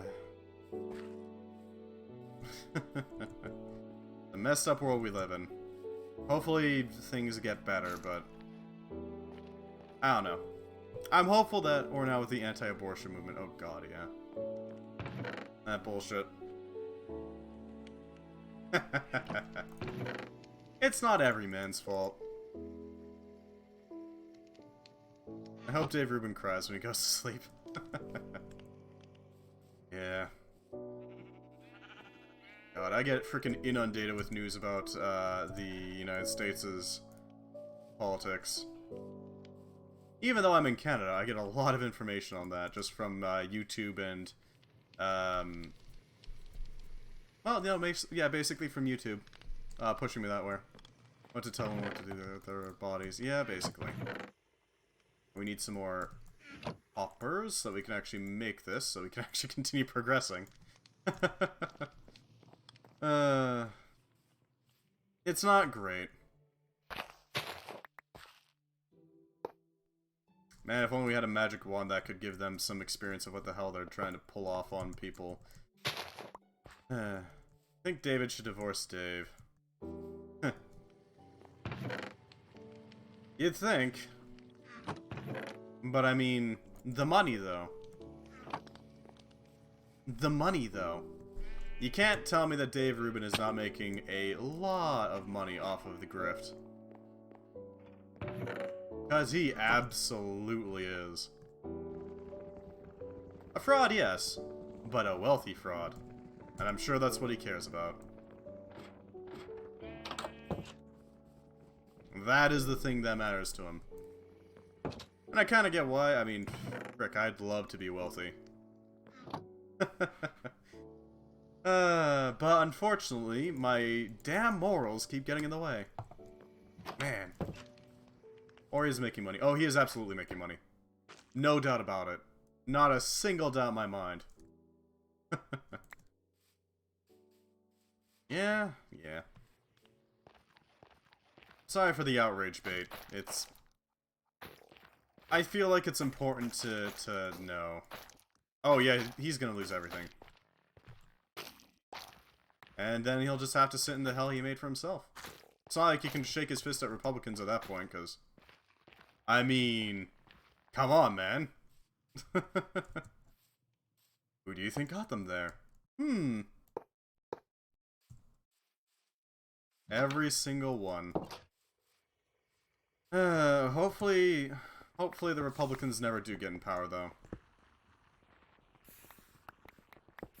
Yeah, I wouldn't be shocked.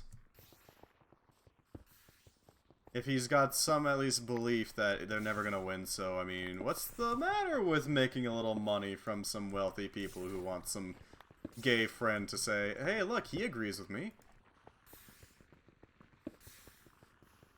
I don't want to, like, fall into that sort of fatalism, to be quite honest, Kettlein. Because, on the one hand, the conservatives are freaking incompetent. They are incompetent. I'm not gonna, like, mince words there. They are just absolutely god-awful. They are not what's gonna work against the GOP. Just no way in hell. But that being said, I'm confident in the left. Like, the actual left. Not the, left as in the window that the United States has. I'm talking literal, actual, like, leftists. I'm confident that they'll be able to pull it off. Right now in the polls, people are saying the oh, for fuck's sake, yeah. Yeah, I wouldn't be shocked. Still, I gotta hold some hope, right? It can't all be doom and gloom after all.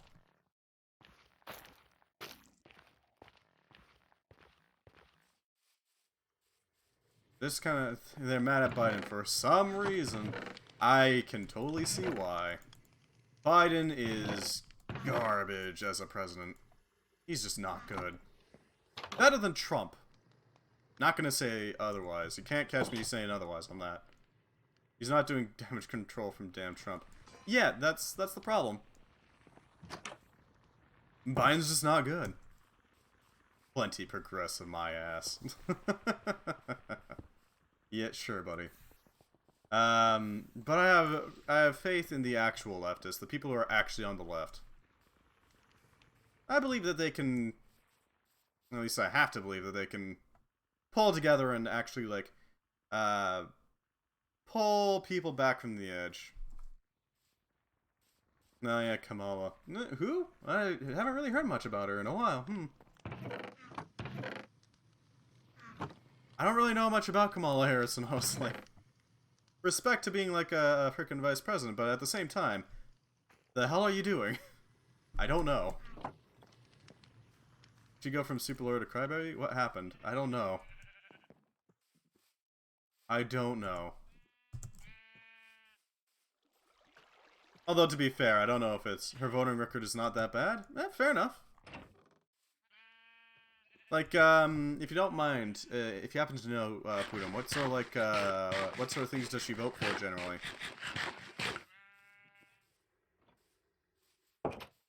Actually, if I could probably just look it up. Kamala Harris voting record.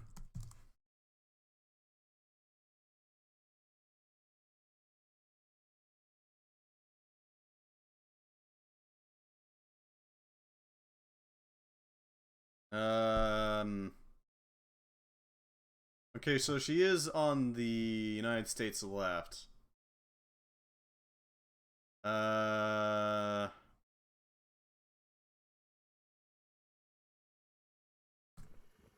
Well, yes, this is a well-known fact, Cuddlin. Unfortunately, money is very valuable. They don't work for the Republicans, they work for their donors. Well, yes, Pudum, because it's not corruption if it's called lobbying, you see. You can't have corruption if it's all lobbying.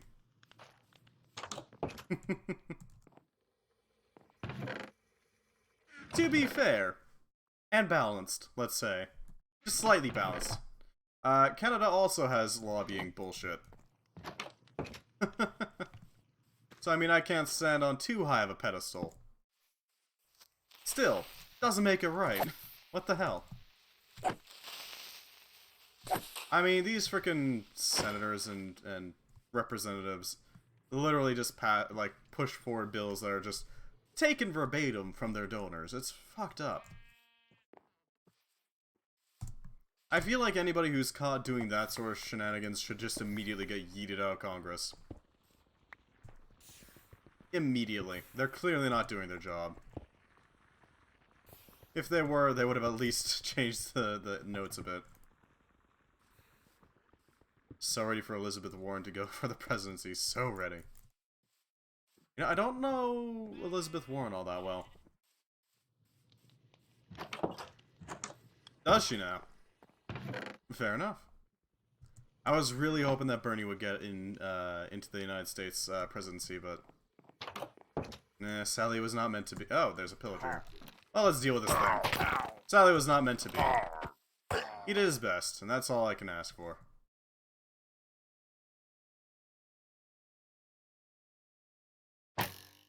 Fair enough. If she's a progressive, she's got my support. What little that has relevance. Lord knows I can't vote. At least not in the United States. Right, so I need to gather some thatch. That's pretty easy to get. Just gotta collect it. Deal with the pillagers so we can actually do this in peace. Deal with you. There we go. I don't really know about Elizabeth Warren all that much. Oh, yeah, well, there's a reason for that. There's a very good reason for that, and I'm sure you already know what it is. It's because those people are kind of not exactly seen favorably by the corporate donors. Lula wins. Well, hey, if you support Lula, then I'm sure she's a pretty good candidate. Hopefully she wins. I personally am kind of voting for the NDP up here in Canada. Always vote for them. Oh, him. Fair enough. I'm sure he's a great candidate then. My apologies. I did not mean to misgender such a Chad. Yeah. I always vote for the NDP up here. It's a third party type of deal up in Canada, since we don't quite have it, so it's a two-party system. We're pretty close, but it's not quite two-party. Do you like Trudy? Not that much.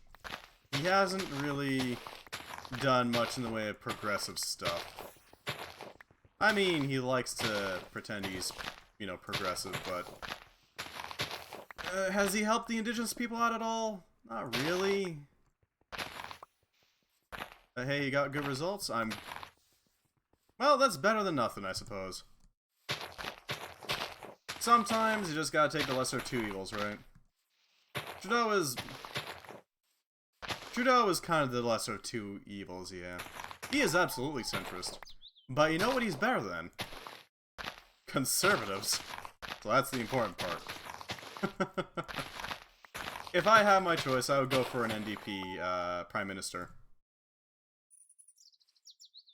That would be my choice, personally. ABC. Hello, Abraxers. How you doing? Welcome, welcome. We were just talking politics. 'Cause why not? Kind of went from the GOP pulling some shenanigans to various different candidates and what they've done to, you know, just sort of meandering from there. Welcome, welcome. Imagine Axel as president. Oh, I would be the worst president. Flat out. Anyone but conservatives. Fair enough, Abraxers. I can respect that.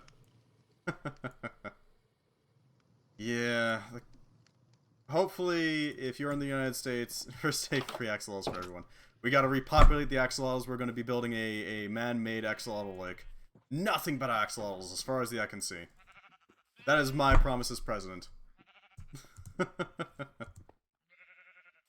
Yeah, hopefully if you're in the United States, you stay safe, practice safe intercourse. Make sure that you're not fooling around with anybody who could potentially screw you over. Be very careful. Vaccinate your children or kicking out of the country. Not quite that far. I think the Canadian government did pretty well on the vaccines, honestly. Pretty well. Not perfect. Not gonna say they're perfect. But they did decently enough. I think satisfactory. Where did I put that thatch? It has to go somewhere. Oh, there it is. That's where the thatching went. The frickin' Freedom Convoy should have been cracked down on harder. That is absolutely a thing. Measles and shit like that, not COVID. Ah. Honestly, I wouldn't crack down directly on getting people to take vaccines. I would probably go for the people actually spreading the misinfo. Some people don't vaccinate kids. Their kids from anything in the US. Oh, I know. It's god-awful. I don't get it.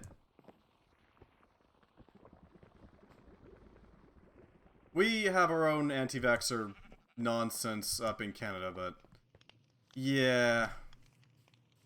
Yeah, it's pretty hard to match up to the United States when it comes to that.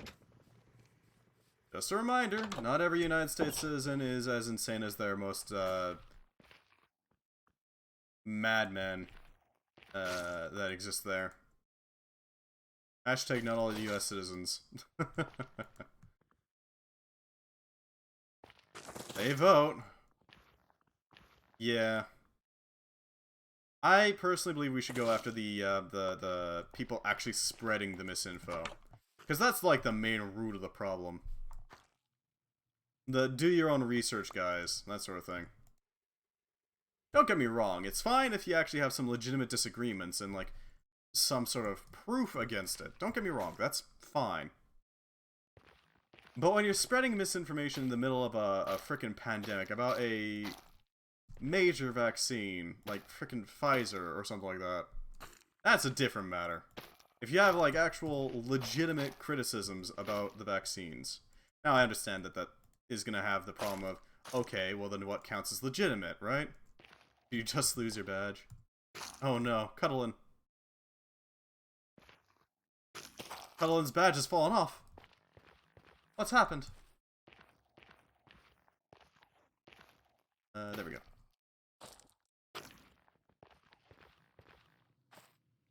Yeah, also recommending people horse medicine. Yeah, absolutely.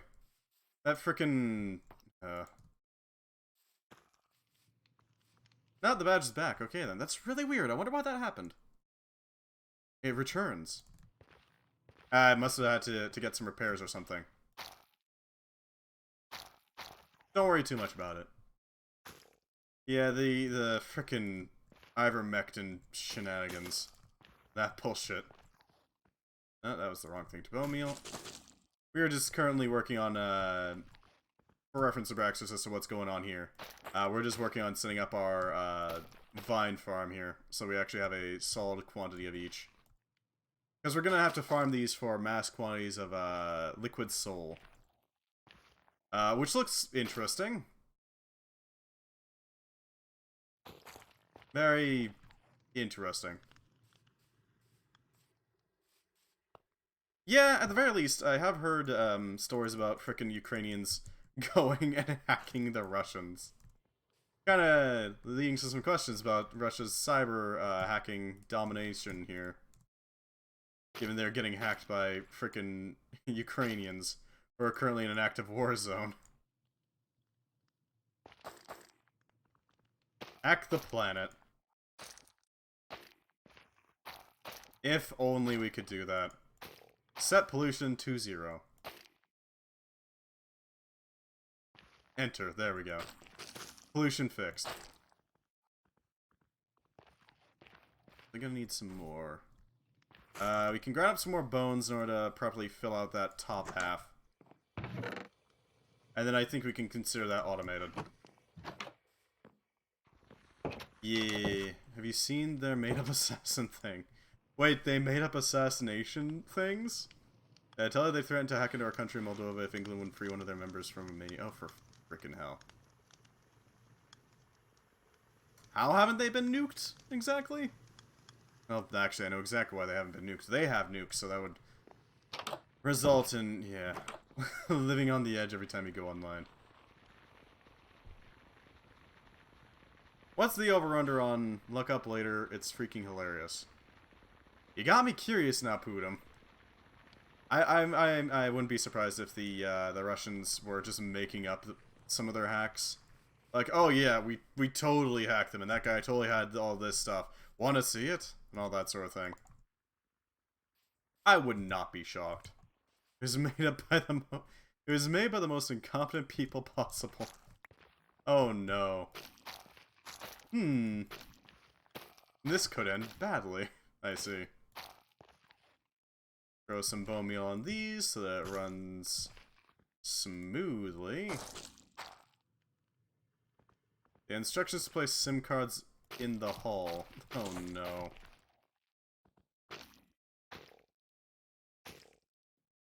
Instead they got 2 copies of the Sims. What? Okay, now I need to know. Okay, Russia, incompetent assassins.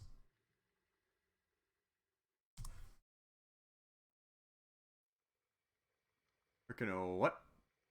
Russian spies hilariously screw up Putin's assassination plot claim. This was April 25th.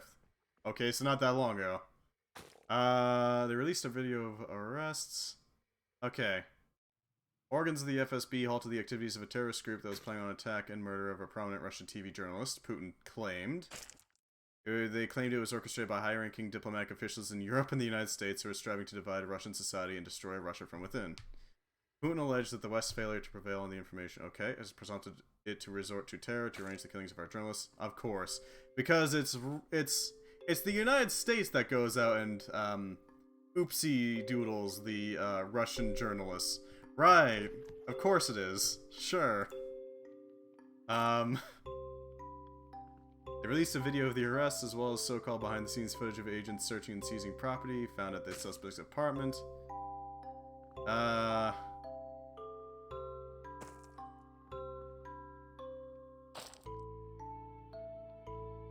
Seemingly brand new. Okay, so footage showed an array of items laid out in the apartment, including a photograph of the bad man from World War II, 6 pristine-looking Ukrainian passports, okay, a blonde wig, and brand new t-shirts emblazoned with World War II iconography that appeared to bear fresh creases from recent shipping. Okay. Really, they didn't even iron out the flag. Okay.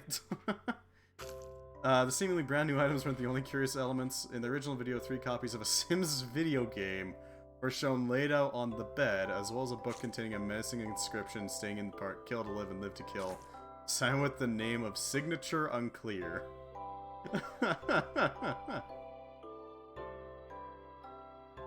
Pointing out the directives for setting up the scene of the crime might have included planting 3 SIM cards and signed the book with an indiscernible signature. And that these instructions might have been misunderstood or taken too literally by the agents. Oh my frickin' god. Perhaps realizing their agents had flubbed. Official videos posted by the FSB on its YouTube channel excluded the book and blurred the images of the Sims video games. Okay. That is... oh my frickin' god. Even the beginning of the story was kind of stupid, because, I mean, Putin has to know. That is frickin' amazing. I am glad you brought that up. Thank you very much, Putin. That's frickin' hilarious. I love it. God damn. They had to know. Like, Putin had to know. He's really well known for assassinating journalists in his own country, right? He has to know. He can't be that oblivious, can he? Oh yeah, it's totally United States officials who are trying to...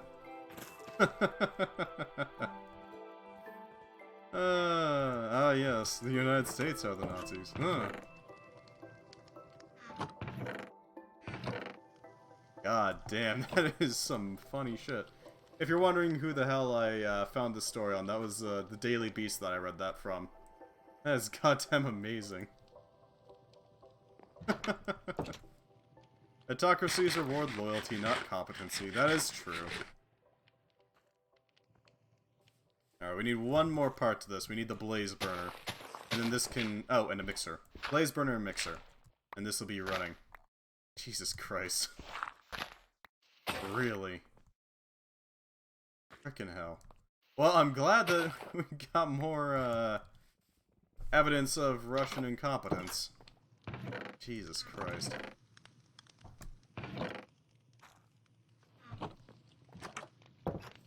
Man, it'd be even more hilarious if it wasn't for them frickin' being in the middle of a war with Ukraine. Frickin' hilarious, don't get me wrong, but it would be more funny if they weren't in the middle of a war with Ukraine. God damn. Right, so. We need to set up a blaze burner. That can be done really easily. I think we already have one set, like, properly filled. Yeah, so far. This sucker is very, very easy to work with.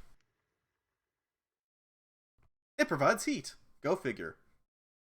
That being said, it requires food. Fuel. The blaze has to be filled with flammable items. Wood. Coal. With the blaze cake, it can reach an even stronger level of heat. But we don't really need superheating. Not at the moment.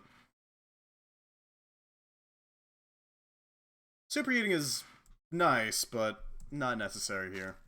All we need is going to bed earlier today. Well, fair enough. Thank you very much for stopping by. Thank you for the heads up about the assassination attempt. I hope you have a wonderful sleep, friend. Good night, friend. And again, thank you for the frickin' assassination attempt information. Jesus Christ. I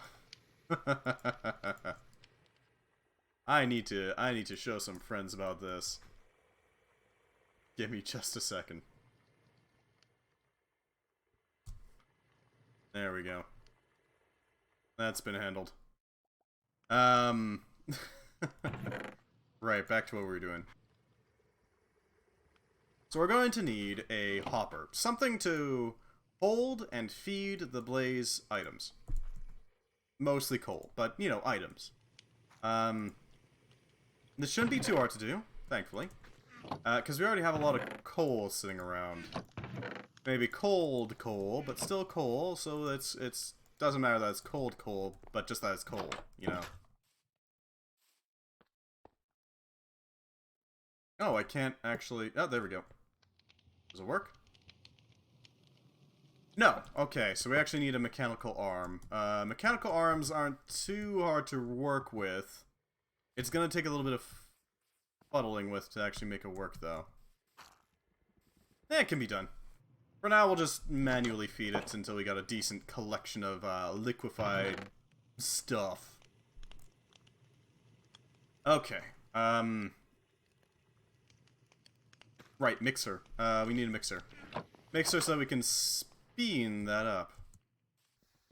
Then we need a way to drag all the liquids out in order to actually make some use of it. We're going to need some storage of it. Storage is important. Never forget the storage. What else? If we crush this up and we were to put it in a foundry, we'd get lead as well as zinc. I want to get a foundry running. If we can set up a foundry that automatically takes whatever we have, splits off that liquid, and then directly puts those into like basins or something, that would help out immensely, because we could use it to collect large quantities of material. Hell, then we wouldn't have to give a damn about any of the processes. Fluid tanks, a rocket fuel tank is pretty easy to get. Alright. So we need to do some crumption here. God damn it. I knew their military was incompetent, but holy hell, the frickin'... Even their assassins are incompetent. That is amazing.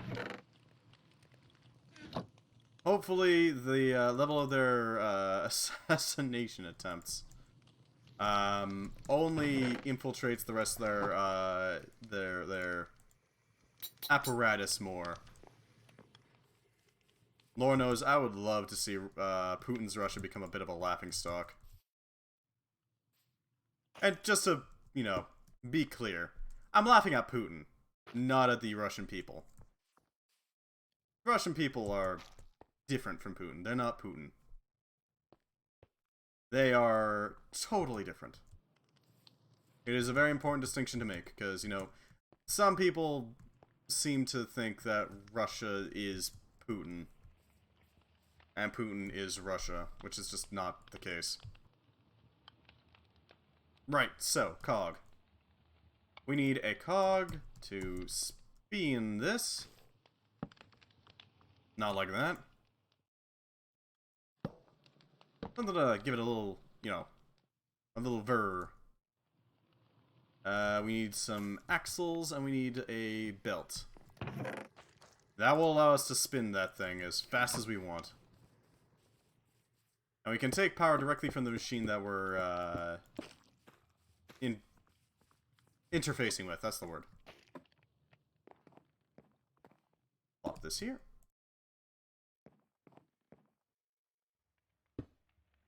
And there we go. 28 SU. Give this a little bit of a cook. There we go.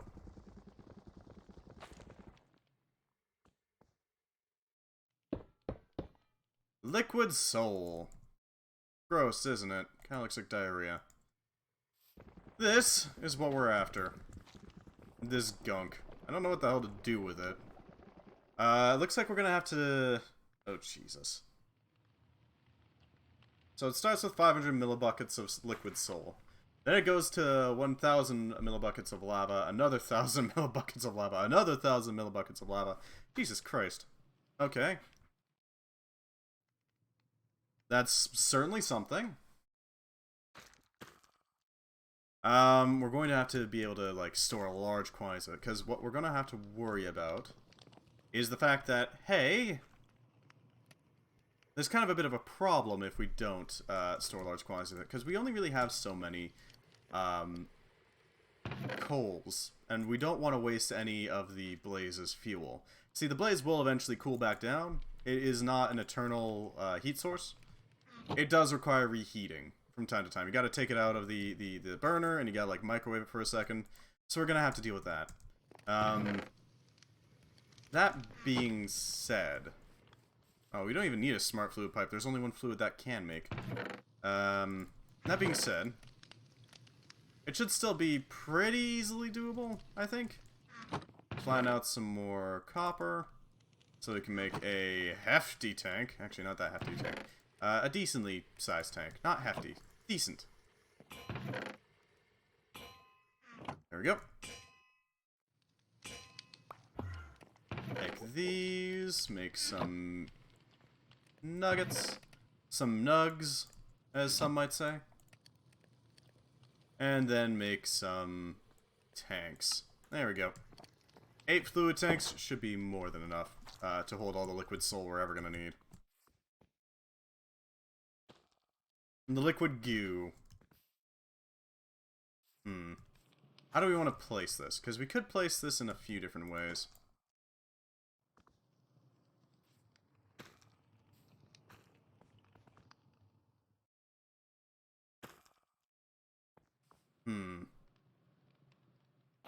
Okay, so if we do this...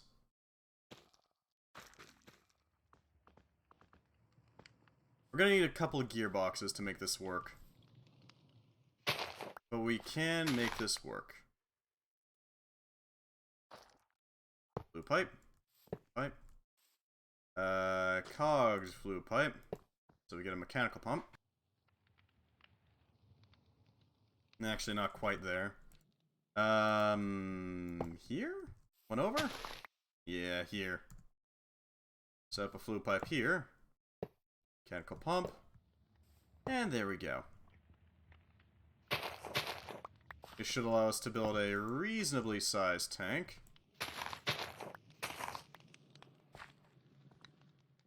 We should probably put in some floorboards here. Something to make it look decent, you know? Gotta make sure that has some sort of, flair. Can't just be boring old dirt. Crude plate, not crude planking, or paneling. We need crude planking. There we go. Some crude horizontal planks to give it a nice little, like, thrown together quickly type deal.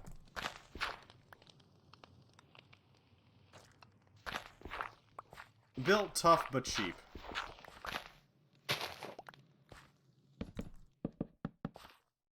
Yeah, that works. That works. Some tanks. That'll fill up nicely. It will need to be pumped from, but it'll do. This is important.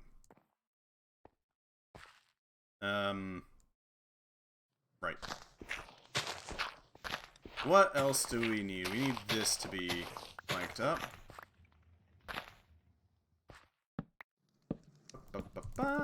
There we go.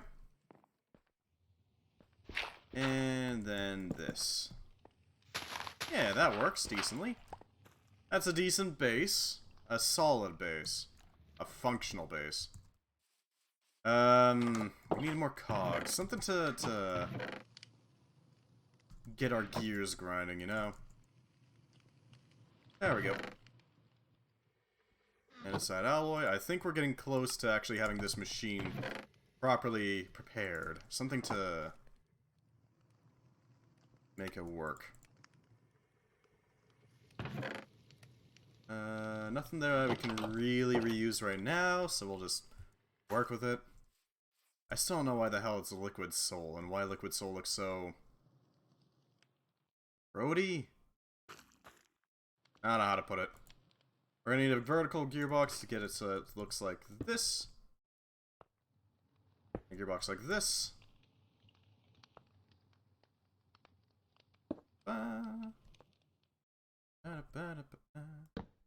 Set up a few cogs, because we can always reverse the direction if we need to. There we go. We don't need immense throughput, because, I mean, it just needs to empty this thing fast enough so that it doesn't instantly fill up repeatedly. Dump our liquid soul in, so it can empty that as well.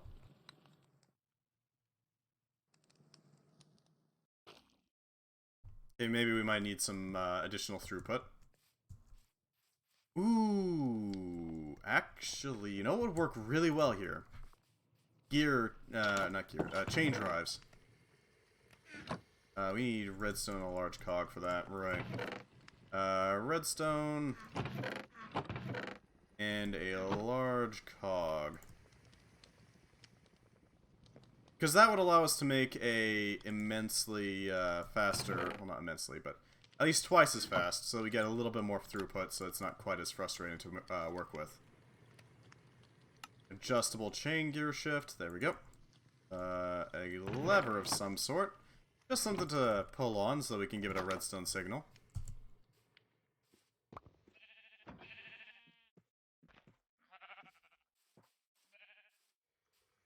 Yes, yes. Yes.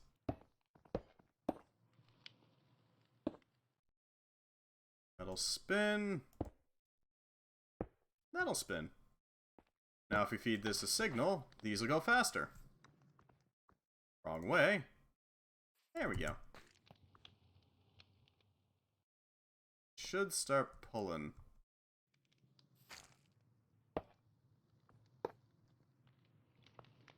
Ah, it doesn't have anything to pull. Okay, there we go.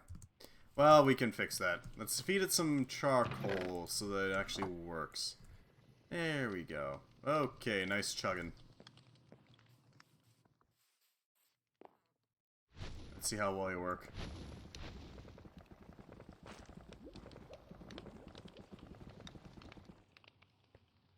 Excellent. Excellent. We now have a semi-automated supply of liquid soul. Our next step is pretty simple. We're going to take our current existing lava infrastructure. We're going to expand it out so that it fills up a trio of spouts. Oh god, we're going to have to make a bunch of copper tubes.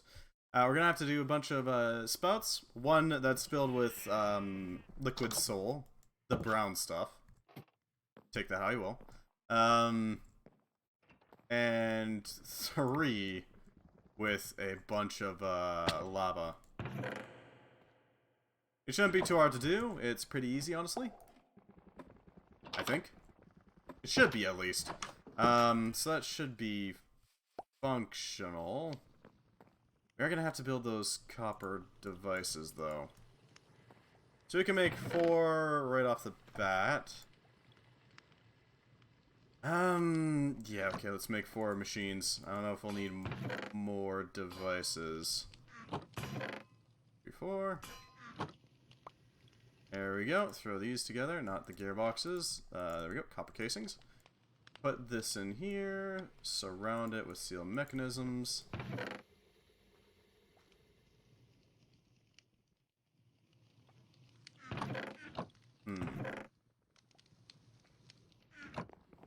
Okay. We need 4 hoppers. Oh, Jesus Christ. Okay, should be doable, if a little weird. But we can do it. We can use hoppers. 4 hoppers.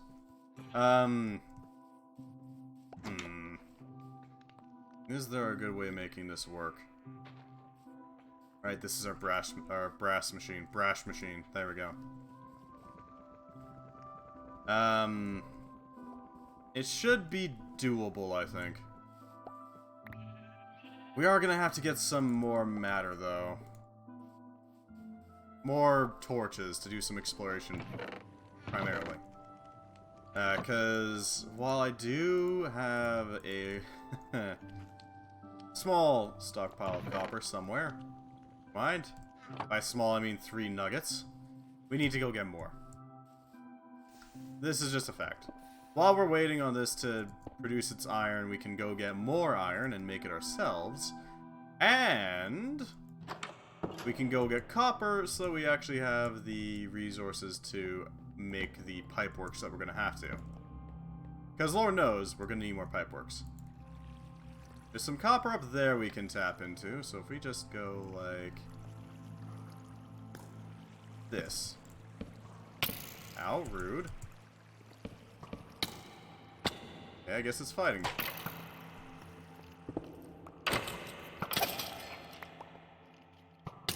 Oh, for God's sakes. I really need to do a full light up of this place at some point. I don't know how the hell I'll do it, but I'm gonna have to.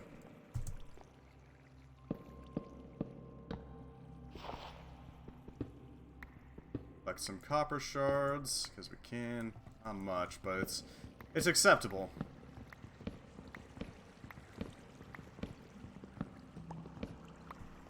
Okay. A little bit of iron to help expedite our process here. Because we can just convert it down into ingots directly. Any other deposits sitting around just out in the open? I'm doubtful, but you never know. Could be useful.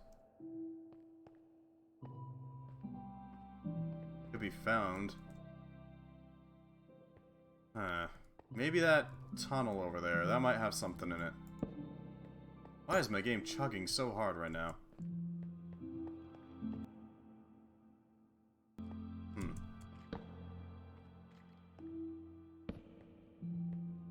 What's going on here?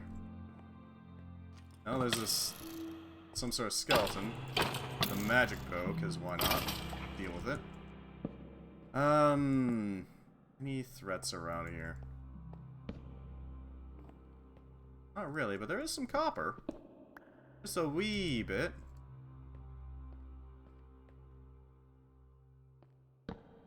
We might have to start operating that World Eater again. At least a little bit.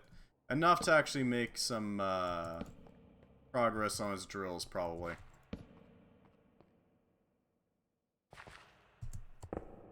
because we are a little stymied here.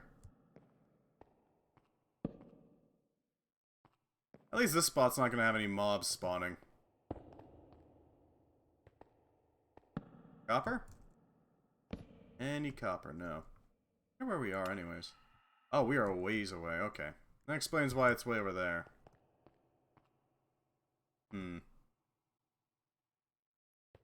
I see some apatite or sapphire down there, which is, I mean, nice, but not necessarily useful. A zombie villager.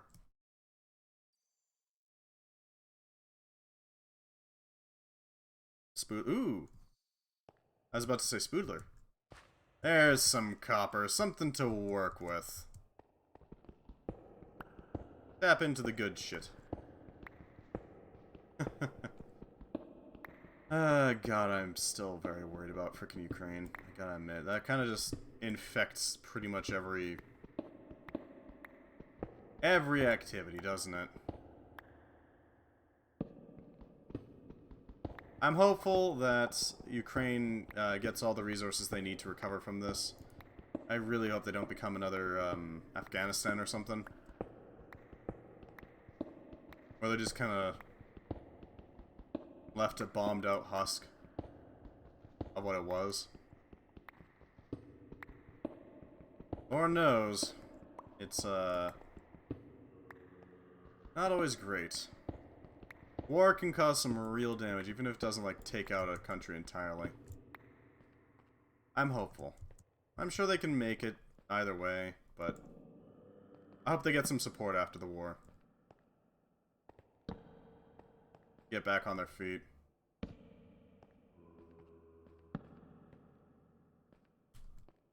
Thing of use here. Ah, here's some more copper. That'll work. That'll work.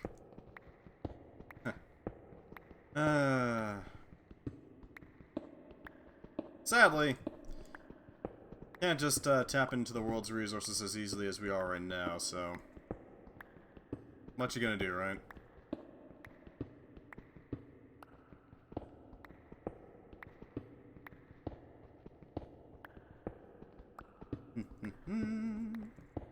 Alright, I think that should be it for our copper run, at least for now. That is well over the amount of ore we really need for the copper. But we should be good. Yeah.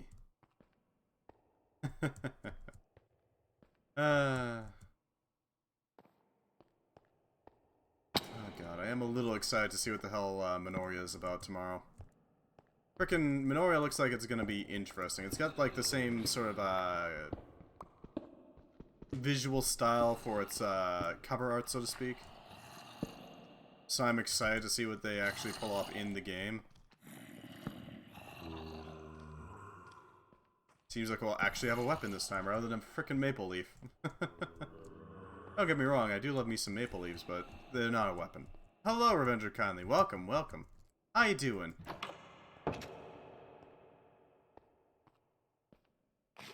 Throw in some bread.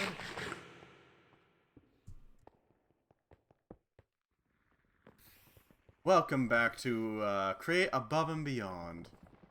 We are continuing our little escapades.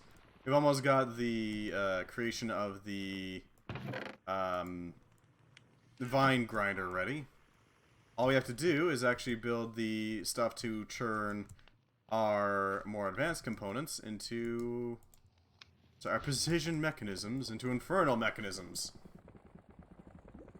Almost. We're getting there. I'm working on processing it up to the point where it can basically generate large quantities without much issue. Hopefully.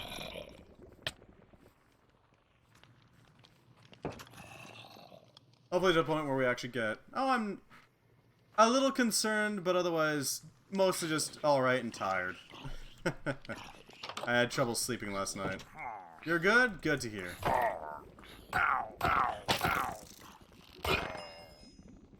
Now I must ask, are you in the United States?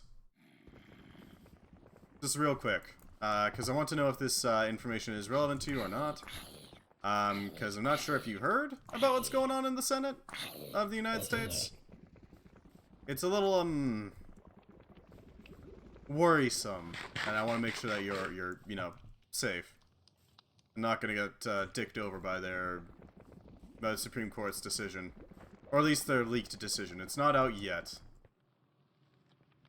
It's been leaked, but that's about as far as it goes right now. So, yeah, if you haven't heard, if you've been under a rock or something, a few days ago, about like 3 or so days, give or take, the Supreme Court was had a draft decision leaked, a draft opinion, sorry, leaked. This leak revealed that they were planning on overturning Roe v. Wade, which is, if you're not aware, the the pro-abortion decision they made a while back. Now that's fucked up enough as is, but now the frickin' Arizona rep is calling for condoms to be banned. Because apparently the Republican leadership hates people and just wants them to be settled with the consequences of a single one-night stand for the rest of their lives. Just wanted to make sure you're aware of that.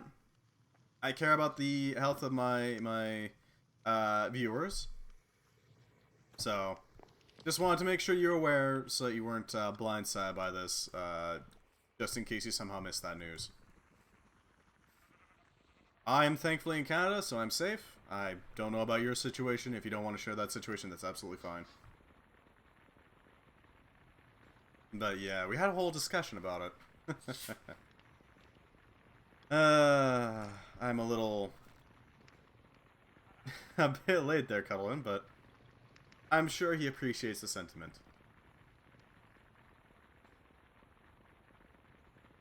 Yeah.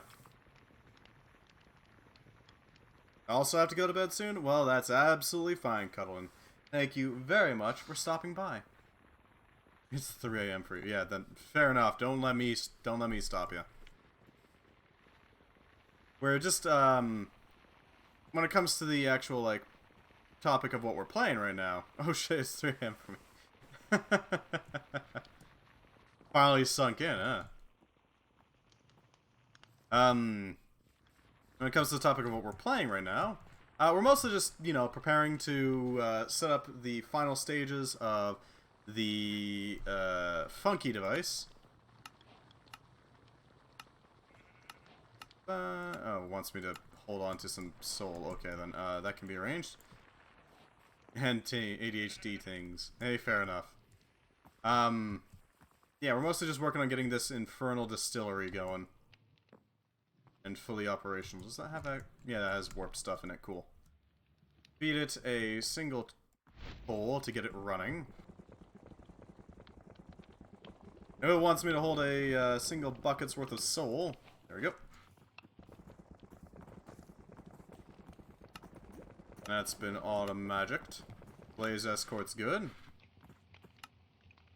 Heated treatment. We're trying to make this thing, which requires 500 liquid soul per precision mechanism, and 3,000 millibuckets of lava. It is unfortunate, yeah.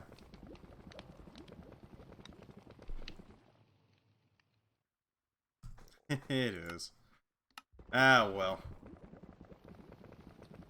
Every zinc machine will end up using 24 buckets of lava in production. Jesus Christ. Okay.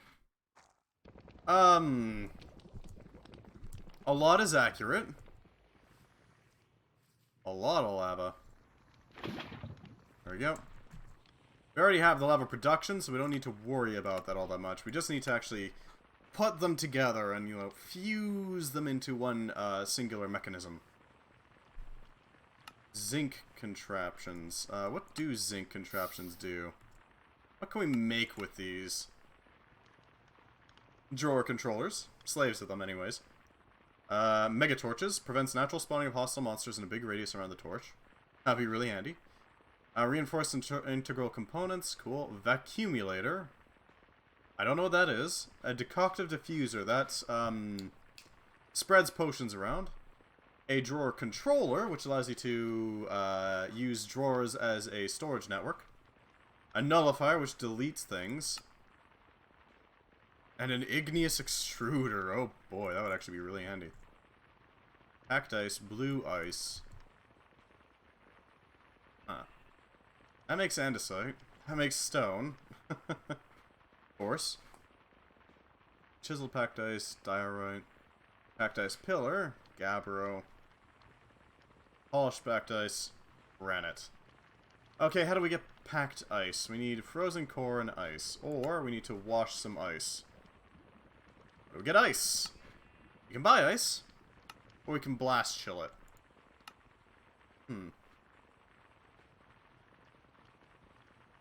So yeah, we've been mostly just trying to, you know, prepare the ingredients required. Well, I'm now SE.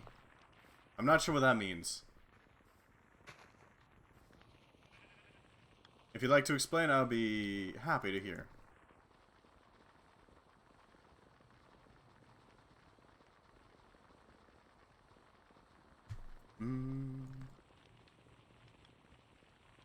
There we go. Definitely done with America. I presume you looked it up a bit? Yeah. It's unfortunate, and I'm hoping... Here's what I'm hoping. I'm hoping that the backlash will be strong enough that they actually force the Supreme Court to reconsider. Reconsider. In giant air quotes. Basically force them to back off of it. Because, I mean, it is a fact that basically nobody supports this. It's basically, if I remember correctly, about a 70% disagreement rate on this in basically every state. Even the red ones. Lucy. Luciferium. Okay. What about Luciferium?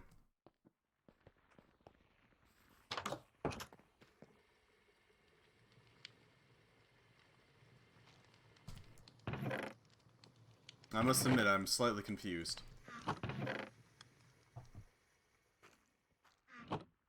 Throw more of these in so we make more charcoal. Some of the good stuff.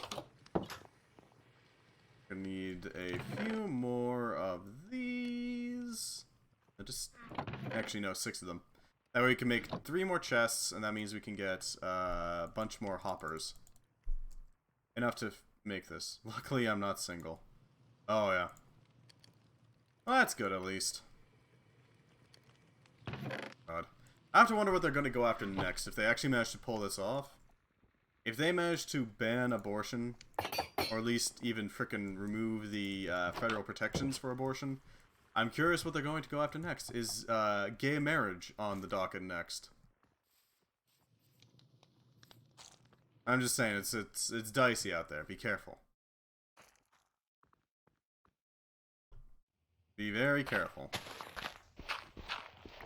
Because, like, Republicans like to say, oh, no, we would never ban gay marriage. No, that's ridiculous. Why would you even suggest that?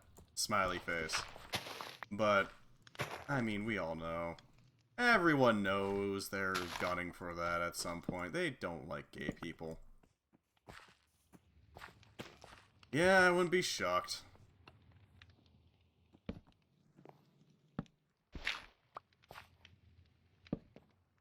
We all know they're gunning for gay people. They can say otherwise, but that's a pretty blatant lie.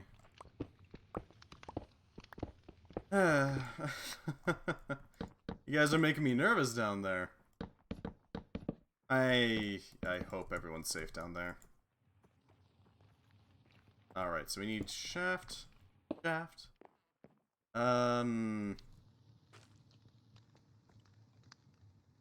Okay. Right. Put this shaft here. Alito said there would be no other rights. Oh, I'm sure. Definitely. 100% Alito. I believe you. Of course they wouldn't be. Yeah, no. Right, okay, we can go up this way. Of course they wouldn't be. That's ridiculous. They wouldn't try to overturn abortion. I mean gay rights. I mean rights. Ontologically evil. God. Yeah, they did that. Yeah, there's the caps. I warned you. I did warn you. The bot's a little trigger happy with the caps.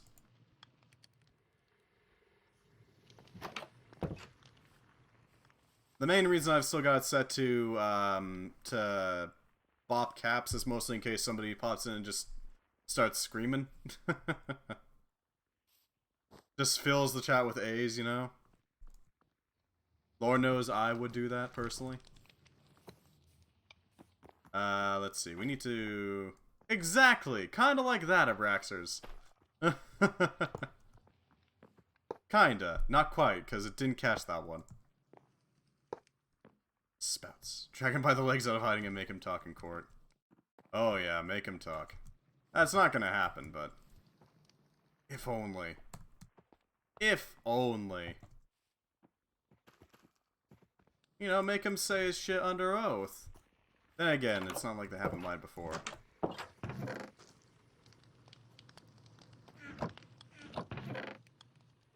How did it not catch that one? Okay, sure, Nightbot.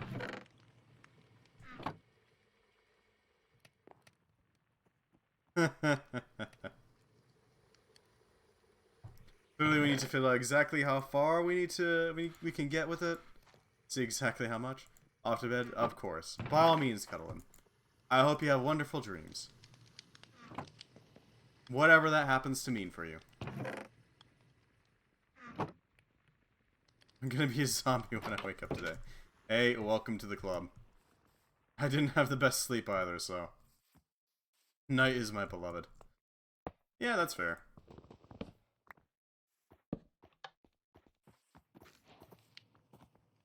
Whoops.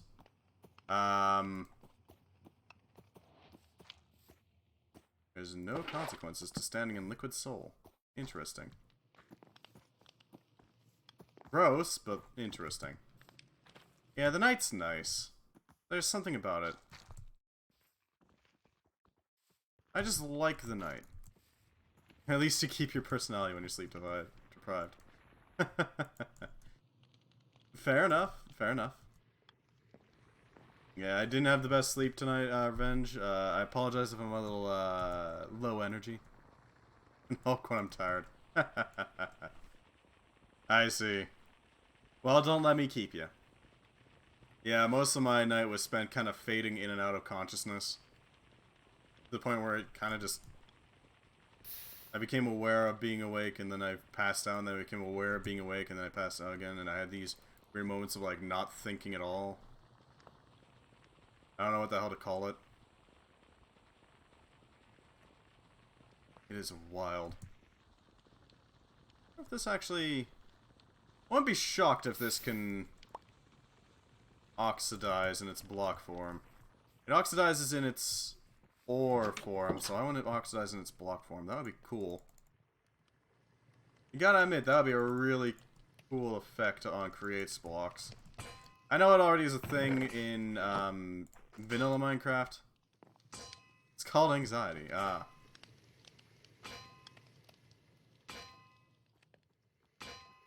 Sleep paralysis? No, not sleep paralysis, because I could move. And it wasn't really an anxious feeling. It was more just like... I don't know, it almost felt like my brain wasn't even there. Like, it was just a void up there. You know, it's still, like, aware enough to pick up on, hey, I'm not thinking about literally anything. Huh. And it was kind of serene. I liked it.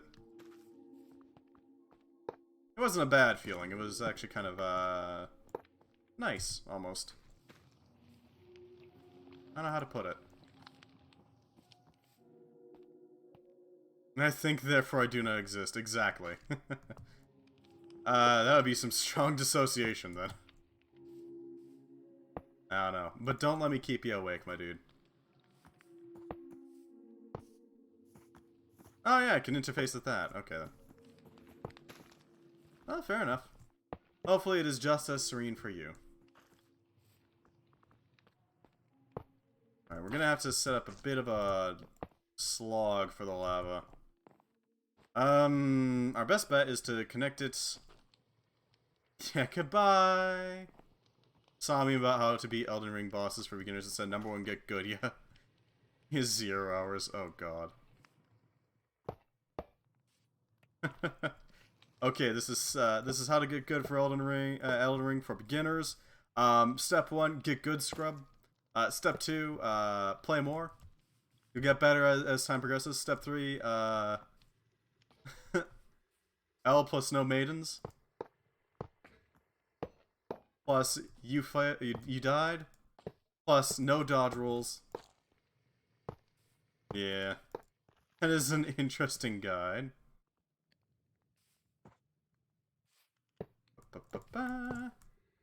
I don't know. I feel like I can transfer a lot of my skills in fighting games to, like, games like Elden Ring, you know? And vice versa. Well, at least partially vice versa. Because both of them are ridiculously high execution games. You flub an input on a fighting game, you flub an input on a fighting game. There's just no... There's no grace period to that. See, so that we can check to make sure. Step 8, get torrent. My god, that's a lot of steps right there. We shall see exactly where it does not connect. Also, we were 1 pipe short. I mean, if you get torrent, you can run past a lot of the bosses, right? Torrent is a little overpowered. And by a little, I mean extremely overpowered. There's only like a few bosses designed to be fought with torrent, but oh boy, do those bosses have some interesting cheese. Step 9 L plus ratio.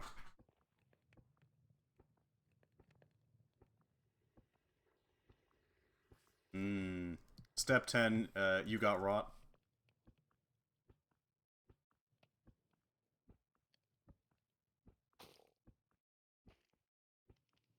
Okay, so it is filling slowly, steadily.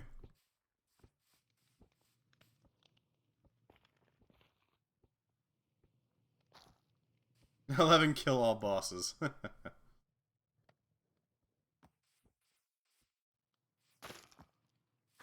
Where exactly? It stops here. So if we replace that one...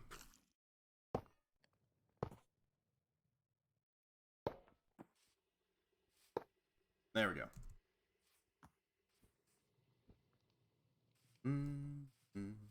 We did lose a little bit of the lava, but that's honestly fine. It's not a huge deal. Yep. I did try to finish game in 1 sitting, Jesus Christ. That's a little excessive. Lord knows I couldn't do that.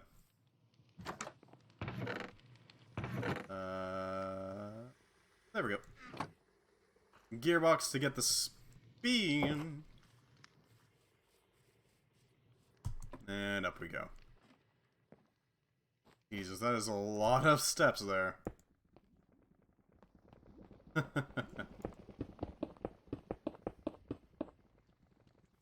spin that.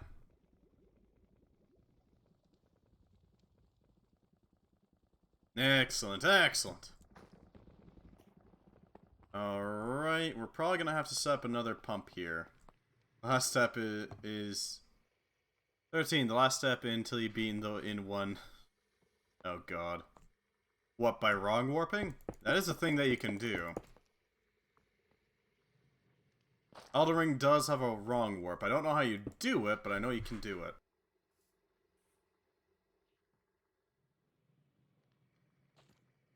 I know that the technique exists.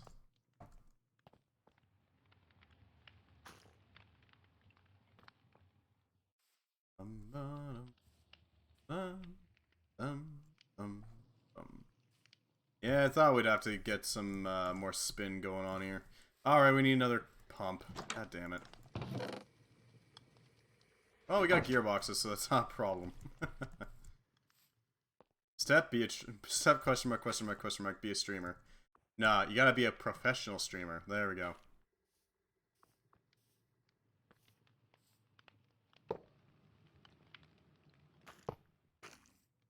See, that's the competitive edge you need.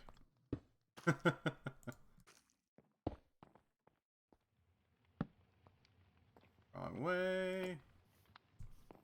There we go. That should get the suck going. The suckening. The gear shift is doing just fine. Ah, yes, get good. And the tried and classic. The tried, true, and classic. Oh, it's got some actual, like, speed to it. It's going at a decent clip now. That's nice. Alright, so we got soul. We got lava filling up now. It's not going to be super fast, admittedly. But we don't need it to be, because zinc isn't that vital. It's a thing, but it's not super important.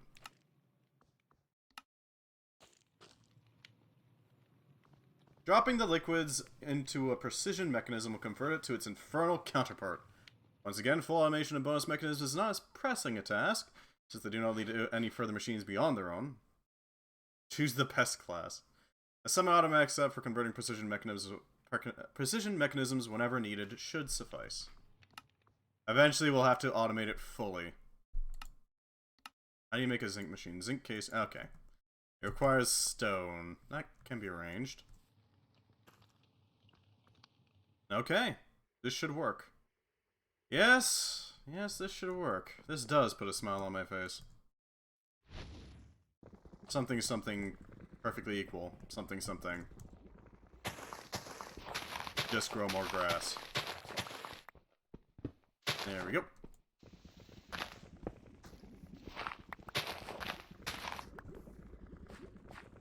And now we just need a way to get all the rotation down here. 0 maidens losers. Oh no. I've been called out. What do? I've been called out for my 0 maidens.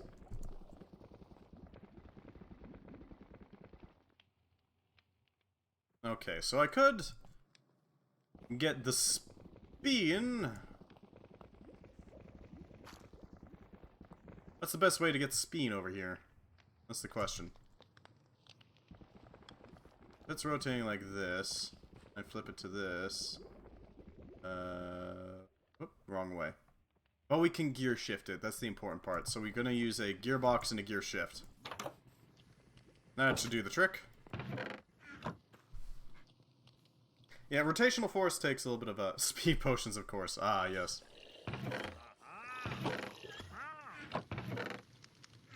You see, Ivan, if apply speed potion to belt, it make belt go faster. This is because potion increase speed. And this is just fact.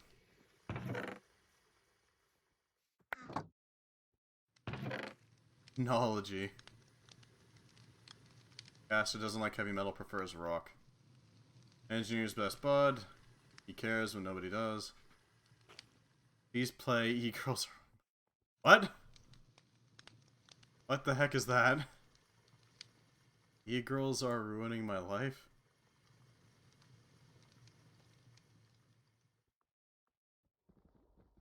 What? I'm confused what this is. Belts can drink speed potions. This is just a fact. Oh, that's a song. I see. And not on stream. Not on stream. Also, shouldn't you be in bed? Come on now. You can't be a zombie when the morning comes. Tisk tisk. Not on stream, because that could get me a copyright strike. My apologies, but... Alright. I came back to tell you this. It's important. After stream. After stream. Not right now, though. My apologies.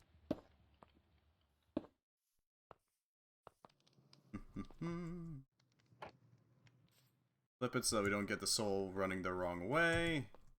Goodbye. Again. Get some sleep. Yeah, it's spinning the wrong way. Tragically. Well, that's what gear shifts are for. Anyways, let's set this up so that it actually works. Huh. You can do that, apparently. Throw this on here. And gear shift should be easy enough to do. A drive-by song suggestion. Step 1. Apply your Codex speed potions from Louis Vuitton. Oh, no. Oh, God, no. We're getting brand name potions? You know that would happen. Somebody would come up with a potion, and then some company would absolutely make a brand name version. Dasani health potions. Because your life is important.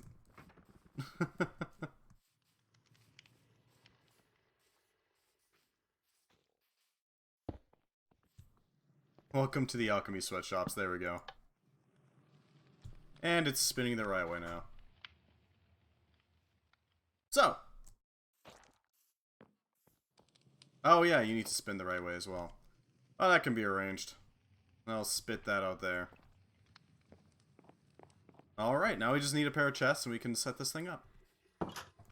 Pair of chests plus a pair of andesite funnels. Easy peasy. And then we'll have that fully automated. Well, as automated as we need it to be, really. Shouldn't be too hard, right? He says, expecting to immediately get stymied. I don't really need to even tap into this cobblestone. I'll probably just wall it up later. Step 2. Add speed potions until your pet belt moves a Mach 30. Well, you see, Revenge of Kindly, that's already very much doable. Would you like to see me try?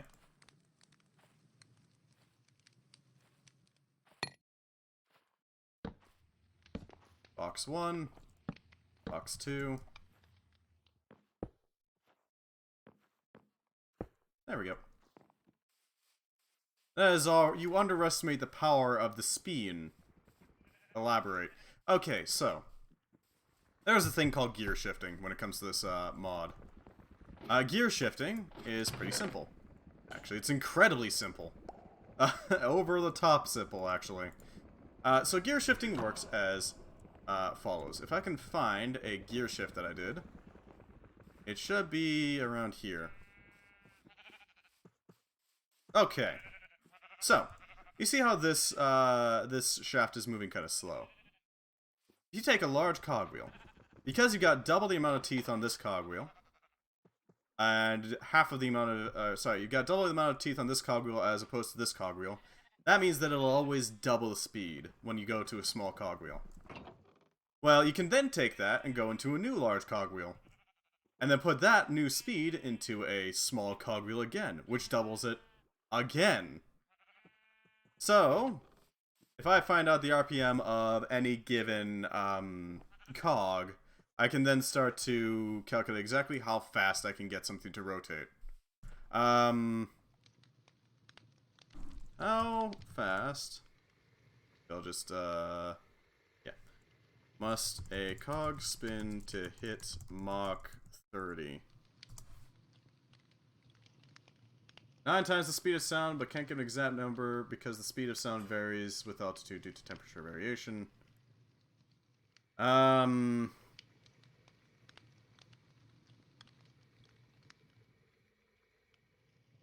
Critical Mach number. I don't know.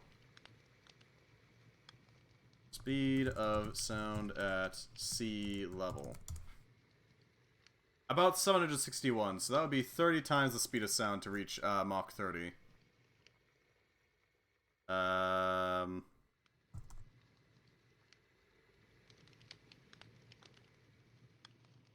761 times 30, that's 22,830 miles per hour. So, pretty freaking fast. So that's per hour, which means that it needs to cover times 60. It needs to go at 1,369,800 meter, no.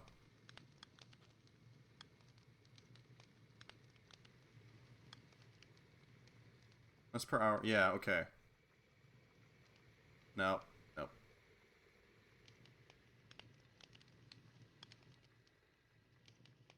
No would be divided right. 22830 divided by 60. You need to go at 380.5 miles per hour. Which is a lot. Okay, so how do we calculate that? Well, we'd have to figure out the circumference of the cog in order to figure out how fast it needs to spin in order to reach that speed. And that's a lot of work. Assuming it's 1 meter. Every block is 1 meter. That would be... It looks like it's about 1.5? No, like... Inner circumference or outer circumference? Outer. Because the belt's always running on the outer circumference.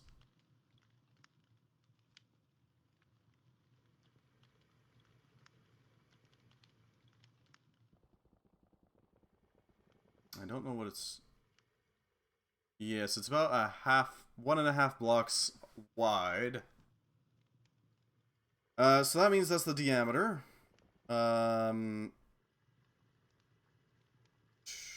Squared, so that would be pi times the diameter, so that would be... Ooh. Times 1.5. That means its circumference is about 4.71-ish meters, give or take. 4.71 meters to miles. So, not even a... Okay, then. Not even a quarter of a thousandth. Jesus Christ. Okay, so, each cog is about... Let's chop it off at this point. So each... Okay. That gear is not involute, literally unplayable. I don't know what an involute is. So, 0.0029. Let's call it that. Chop it off at that point. 0.0029 miles per rotation. That's how far it's going to travel.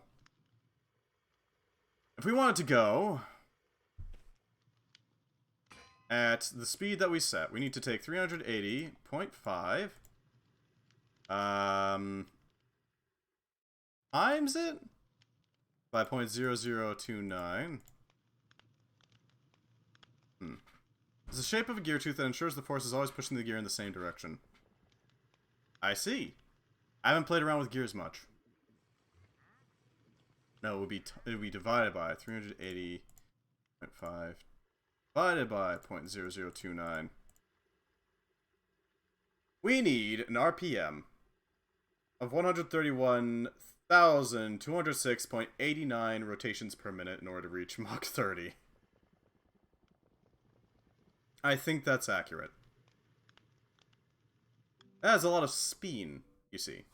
Let's see if we can get a speedometer on here. Just imagine having a degree in accounting and can't use it, is me. Oh no. Yeah, well, I'm sure there are plenty of rich guys who would be happy to have you. So we would need a speedometer to figure out what our starting rotation is, because I don't know what the RPM is on our... Maybe a meter? Yeah, there we go. Stressometer, speedometer. There we go. Okay, so we need a compass. That can be done. Redstone. Compass. a andesite casing. There we go, we got a speedometer. Although it really should be a speedometer or something, but whatever. Monitoring kinetic information using the speedometer. Displays the current speed of the attached components. The faster it goes, the higher it goes. When wearing engineer's goggles, the player can get more detailed information from the gauge. A comparator can emit analog redstone signals relative to the speedometer's measurements, so in case it changes. 16 RPM. So, we're looking for a speed that approximates 131,206.89 RPM. Let's call it 131,207. Do you engineering goggles? Yes, we have engineering goggles. So we need to find out what the hell that's gonna be.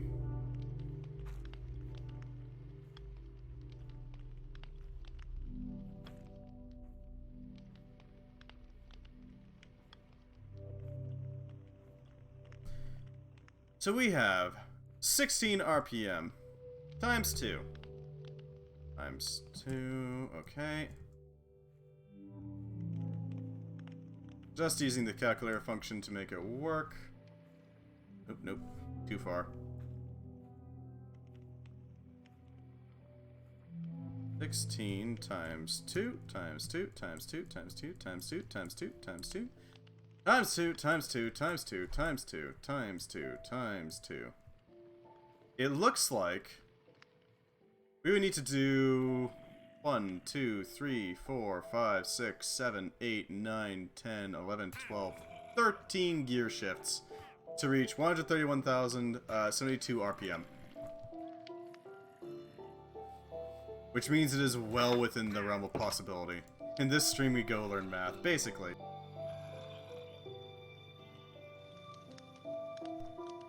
So, this should be interesting.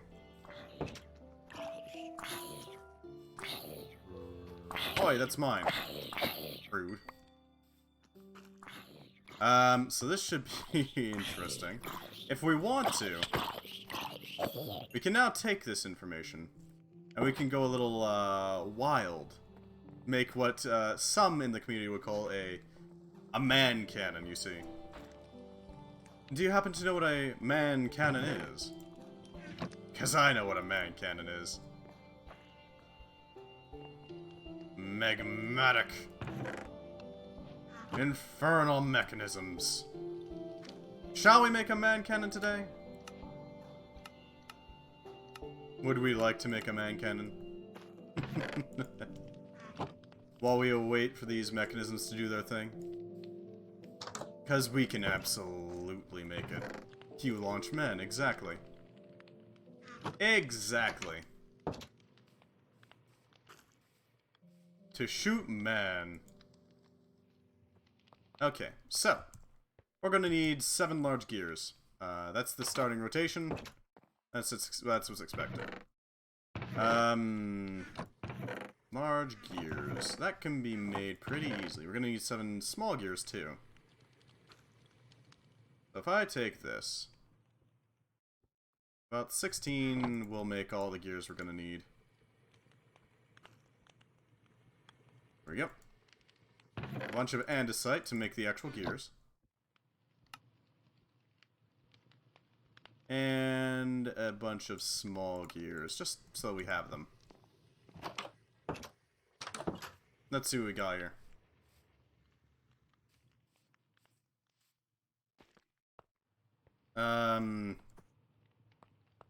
You know what, let's set it up on top of this thing. It's cozy enough. Did it go through any gear shifts to get here? So it goes underground. It passes through the ground. It hits here. It turns around. It hits here.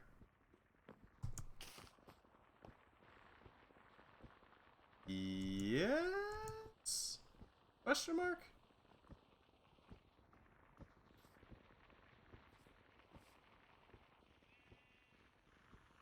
Did it actually go through any? I don't know.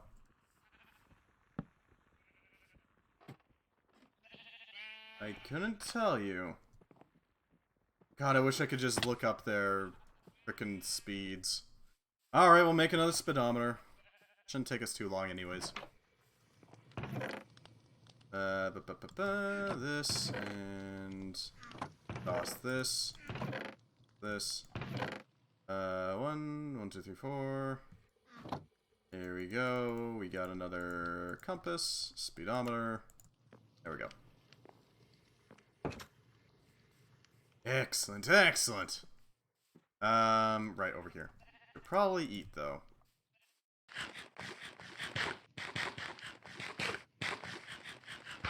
Alrighty then.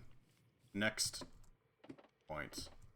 We're going up here. We're gonna slap that on there. It's 32, so it's already been gear shifted once. Good to know. I thought it looked a bit faster. Let's start off by converting this rotational force into a vertical one. Now because this is already on the large gear, we can make a gear shift right here. Take a large cogwheel, another cogwheel here, large cogwheel, small cogwheel here. We should have one cog remaining before we hit the end of this man cannon creation. There we go. Brrrrrr.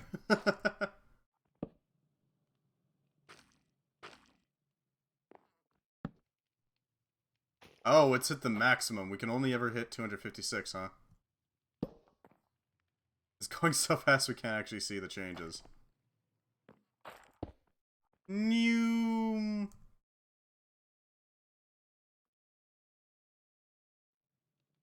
Alright, let's see how well this works.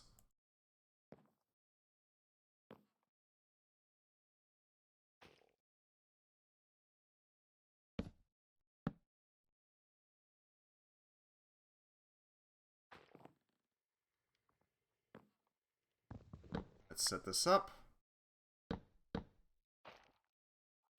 There we go. Adjust you. And there we go. That is the wrong way. Noted. Well, we got an idea of how fast this thing is gonna go. Jesus Christ. Alrighty then. Let's test this thing. We need it to go like this. We don't even need a lot of build up to it. It's pretty quick. It's got the zoomies, if you will. Oh, it doesn't actually launch? That's disappointing. Ah, well. But yeah, that is, I guess, as fast as we can get this thing to go. Period.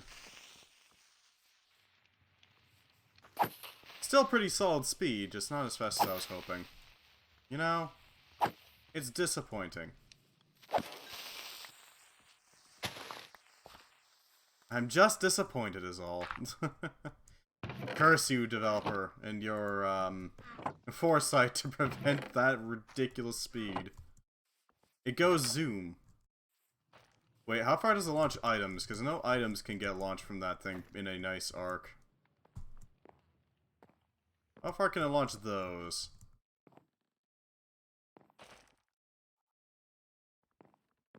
Not bad. It's got some range.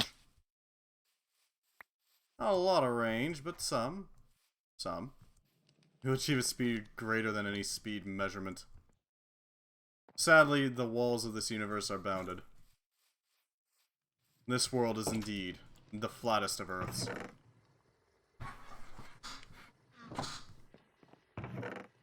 Right, we're gonna need some stone in order to make that zinc thing.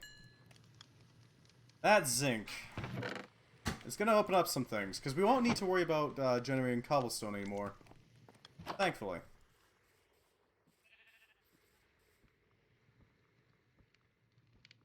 The question is, how the hell are we gonna get ice?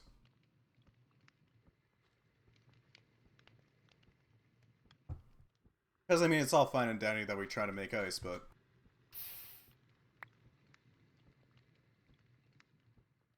ice is a little limited, unfortunately. It's not like it just comes from everywhere. Ice. Or if only I could break the boundaries of the universe. Just gear shifts out to ridiculous speeds. To the point where it's just impossible to comprehend it. Make it spin so goddamn fast.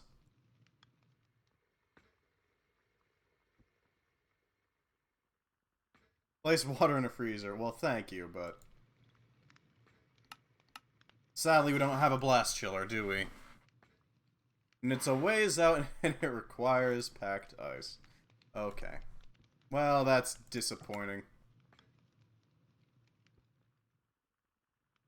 Disappointed! Notes board. Glacial explosives requires blizz powder and a blizz cube. Huh. That can be used for a few things. Okay then. Blizz powder. What the hell is it used for?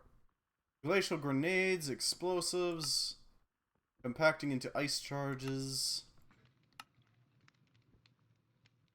which is used for silicon. So the way I can think of to generate free snow is probably to just make snowmen. And then crush them and then repeatedly do that. Seems cruel, maybe. But it works.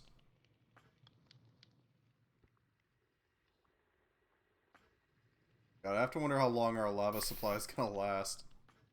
It's gotta be drying up by now. We're using so much freaking lava right now. It's kind of just the go-to heat source. How is the lava? I'm gonna check real quick to see how the lava river is doing, because I know that we did a number, or had done a number on it beforehand. I just want to see, like, how bad is it? Alright. That's not the river, it's actually a separate one, which means we got another option for a supply. Okay, so it hasn't quite pulled off the top layer yet.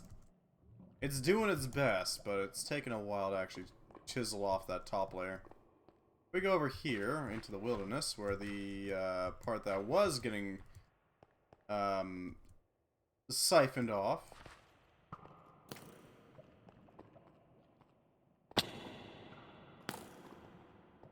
Oh geez, can't even see where it's being pulled from now. Huh. Spooky. So there's some lava that's getting drained steadily. Huh. Well, better than us making it, I guess.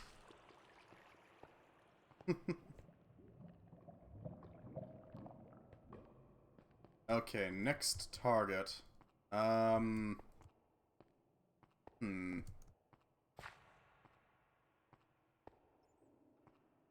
Okay, we need a... what do we need, actually? Damn it, I don't know.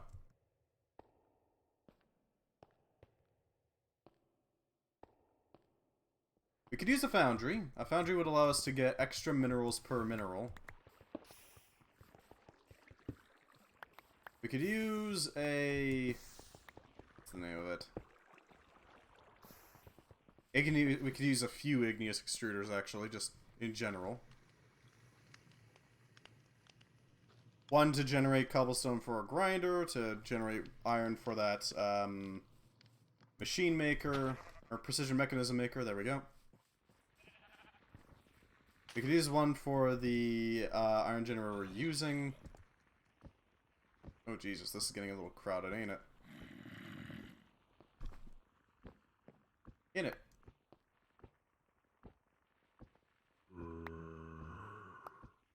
Just a bit. Well, it still functions, I guess. Crowded, but it functions.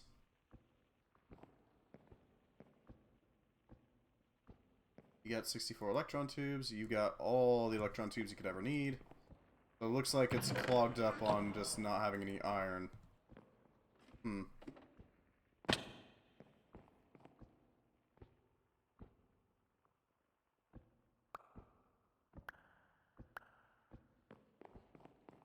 Okay. Certainly is something. We can fill that up with iron pretty easily, so that's not exactly a hard thing to do. Still, I do want to set up a proper iron generator on top of that so that's not as big of an issue, so we can literally just set it and let it go.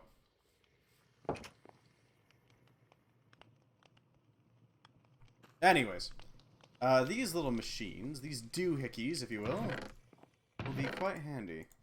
We're gonna need a couple, well, actually just one zinc. And give it a bop. Combine the two into some zinc casings. And then combine this with some infernal mechanisms. And there you go. Zinc machine. Bonus 2A completed. This will allow us to have access to all these little devices. Could be handy. Could be handy.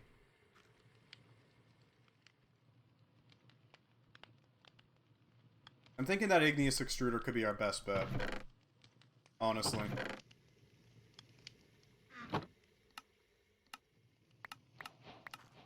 Because, I mean, it's really useful. You gotta admit. Anyways. Slice of apple pie, slice of sweet berry cheesecake. Huh. Not bad, not bad at all.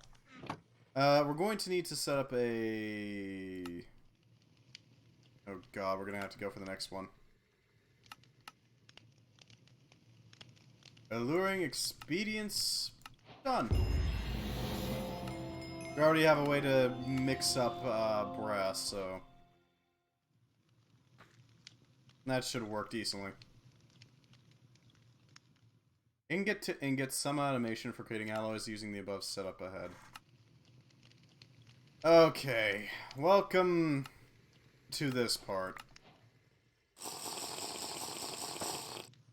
This is gonna suck. Because now we're dealing with crushing wheels and chromatic alloys, which is gonna get a little bit more complex, let's call it.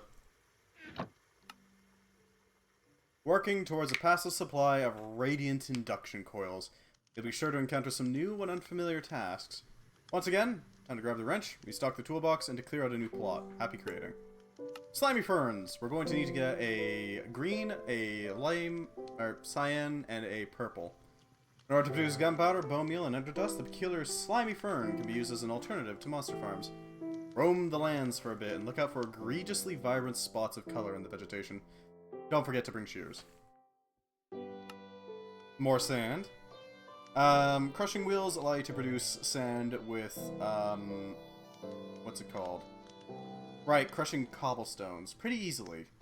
So there's no worry on that. Cobblestone, really easy. We can even just make it. Express sticks. A supply of wooden sticks is required. Whether that calls for a new harvester or just a scheduled shipment from Contraption 1 is up to you. I like mobs actually. An automation alternative to the spirit cycle is to set up a monster spawner of some kind. Well, that's all I have for today. I have to have a talk with the developer who didn't allow you to achieve a dumbstruck speed. Well, thank you very much for stopping by. I hope you enjoyed, and I hope to see you again sometime. Good luck. I do want to do the fern thing, because I'm not that great with monster spawners, honestly. We're mostly going to be preparing to get this all done, because it's going to take us a while to actually set this up.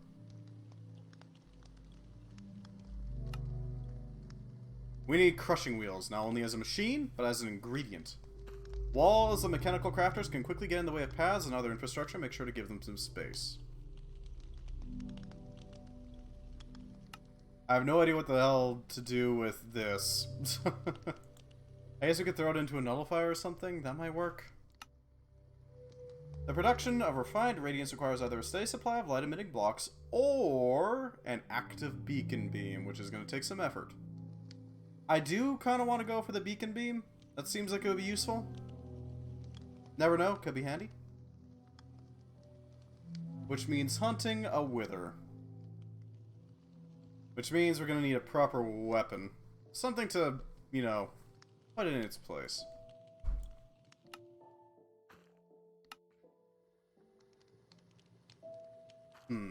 Slimy ferns have the property of instant regeneration when exposed to spirit fire. Much like the quartz incubator in the other factory, we can use this property to create a passive supply. The cycle is simple. Cut the fern plant into halves using the deployer. Then throw one of the leaves into spirit fire. Recommended to ensure that all colors of fern are duplicated at similar rates. Create spirit fire by tossing a demon's dream fruit on the floor and then setting a fire in its space. Oh, and to keep it back up of each fern somewhere safe. Route excess leaves into the crusher in preparation for the upcoming magic trick. We need to campfire cook them, which is gonna be fun.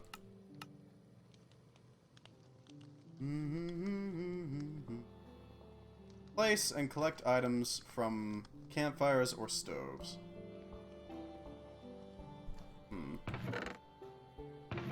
So that means... Oh jeez, okay, this is gonna take some effort. So we should have some slimy ferns somewhere around here, right? I remember collecting, yeah, some purple ones.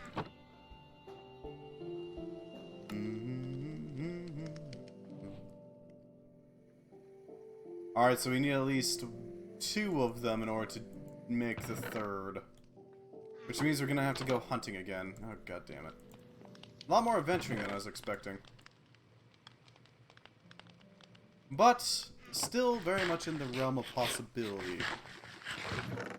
We're going to wait until day. Oh, it is already day. Well, okay. I guess we just go hunting. So we're looking for either green slime or blue slime. One of the two. If we can find one of them, we can make the ferns. We can make the ferns. Well. We can start our work. Can't we?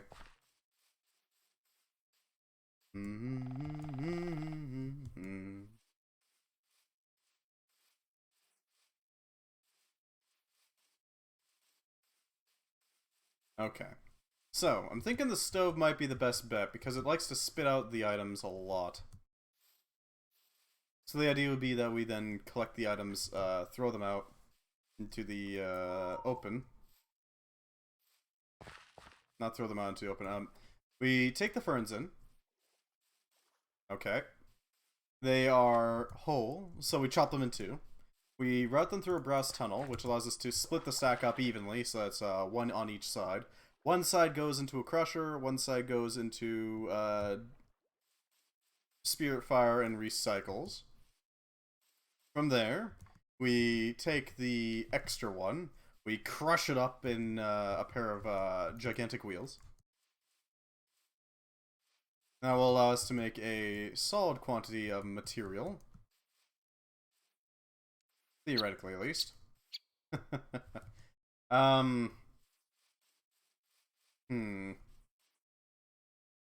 Carrots.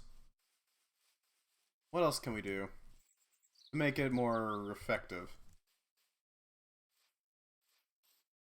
Obviously, each cycle is going to have to be its own thing. That way we get the most throughput of everything. Now we can use brass tunnels to help make it so that they are pretty much on the same timer. They will all go through pretty cleanly. Well, I guess we don't really need that, do we? We will for the last one, that's for sure. Something to drop ender dust and then cause it to kaboom.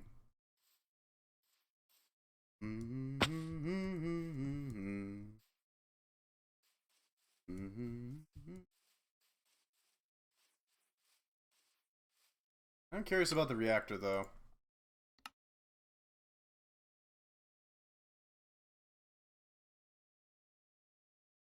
Mechanical arms will definitely help with that. Controlled explosion where nearby singularities and ender dust are combined. See if you can come up with a circuit to continuously blow up these dropped item stacks. Ender dust and singularities are consumed in a 1-to-1 ratio. They do not have to be in the exact same location. One TNT can transform multiple sets of ingredients. The result will drop at the location of the singularity item. Okay.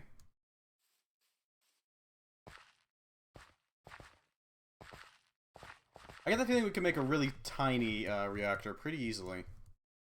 Like a really small one. At minimum, like a, in order to contain it, 4 by... a 3 by 4 by 3 area could work. Because if you drop the Ender Pearl dust into a set location, and the singularity in the set location, and then you detonate the TNT right next to them, they will theoretically be able to be siphoned off directly.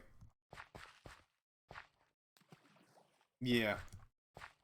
Because the deployer will have to place the TNT so that it actually, you know, does the thing.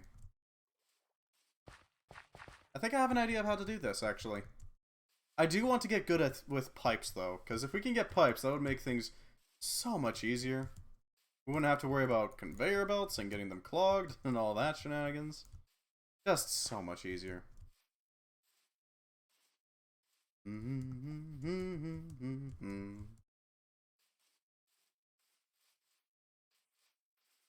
Especially if we mesh them together, where we use some belts and some pipes. Some belts in order to make it so the pipes don't have to worry as much about, like, accidentally intersecting where we don't want them to be. And some conveyors so that we can, or some pipes so that we can loosen up on the sheer quantity of material we need. You know what I mean?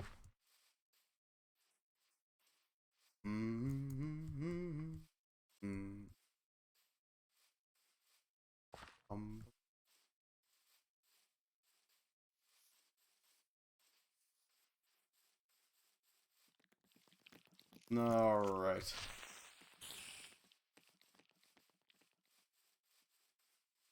Now, if I remember correctly, there was an ender slime nearby, but that's not useful. We already have the purple. We need green and or blue. One of the two. It really depends on which one.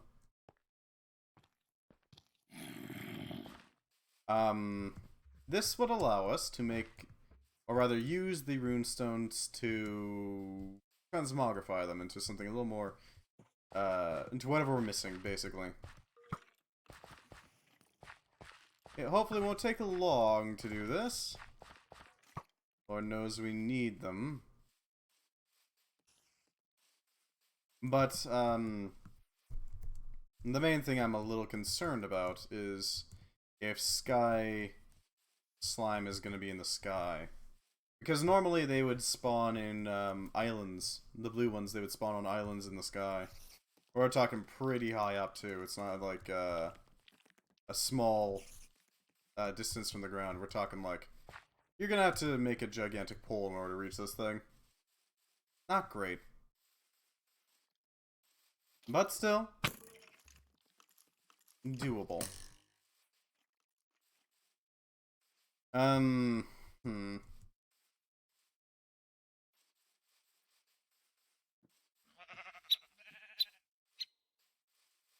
on. Any slime at all. God. I remember Tinker's Contract way back when it would have these weird islands floating in the sky. They're always kind of wonky, but I did like the idea of, like, building on top of one. Because they're always, like, I don't know, there's something about it. The idea of building on top of a sky slime island way up in the sky just feels nice, you know? Especially the view. The view is gorgeous. I don't know. I do like it. A nice, pretty view is well worth the long climb up every single time. I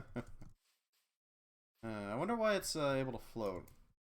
Or why it would be able to float, I guess. There's a better way of putting that. I mean, I know it's Minecraft, so, like, who cares? But still. Kind of me curious. Patat. Blaze burner, brown seat. We'll take the blaze burner. Oh, no, could come in handy.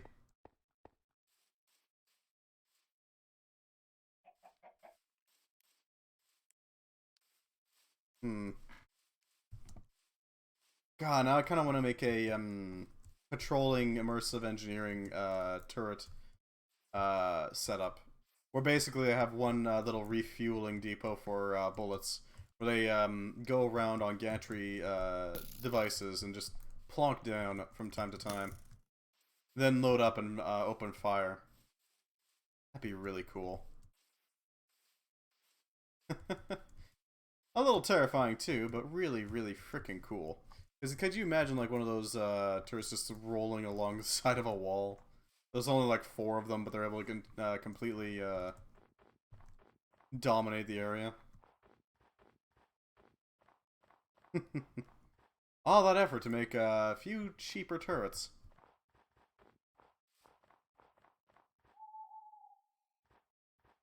I'm not seeing any egregious coloration. No green, at least. No blue either.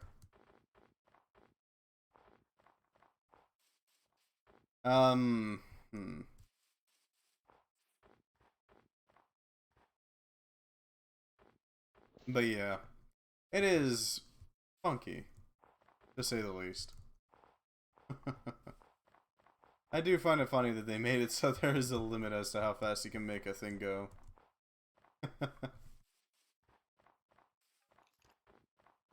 Ah, well, what you gonna do, right? Sheer force of being yeeted into the sky with reckless abandon. It's exhilarating. Hello, Pengu. The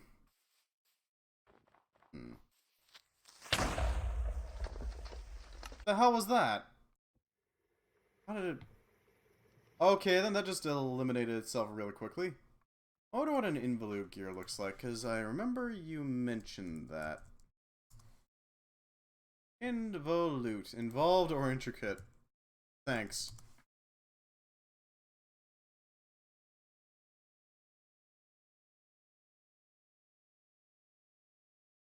Okay. The profiles of the teeth are involutes of a circle. So it's basically a little differently shaped. Instead of being blocky sticks, basically, sticking out of it, it's got like a round to it.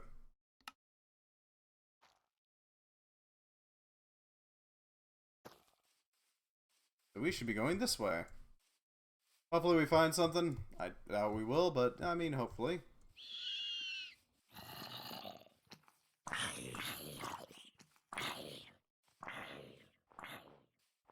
Okay, straight back to where we're going.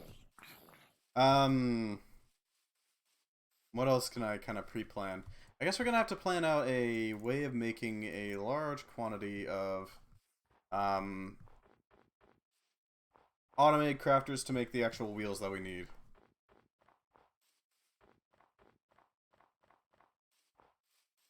Because these wheels are going to be freaking huge and they're going to need a lot of work in order to make it work. And they are impressive in a way. The thing is, these crushing wheels, they require a great deal of stress. Like a lot of stress. Frankly, a ridiculous amount of stress. In order to run at any acceptable speed. And they're a little funky to actually make run, because you need to have them rotating in opposing directions. And at the same speed. Same speed, not that hard. Opposing directions because they are positioned exactly 2 blocks away from each other. I guess 4 blocks away from each other is a better way of putting it. Is a little more difficult because it's an even number between them. Between their centers. Which means you gotta do some wonky stuff in order to make it work. We can make it work with gear shifts. That could work. You can make it work with other ways as well, but the gear shifts is usually what I go to. Or either that or belts. Or not gear shifts, sorry.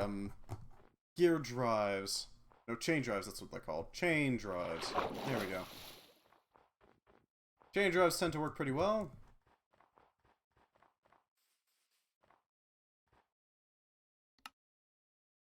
Just need to actually get there and get the stuff. Now, as for the methodology behind actually making the ferns work, I think I know how to do it. I think. It shouldn't be too hard to do, to be fair.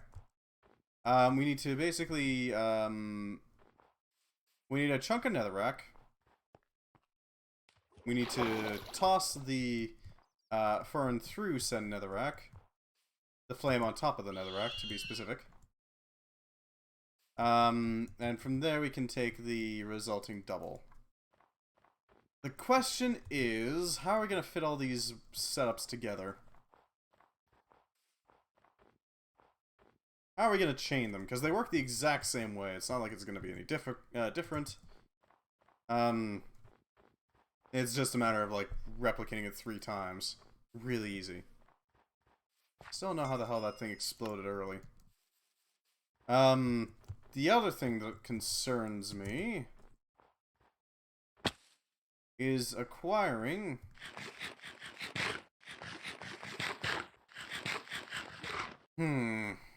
acquiring large quantities of these leaves and then smelting them. That's the question. How are we going to campfire them?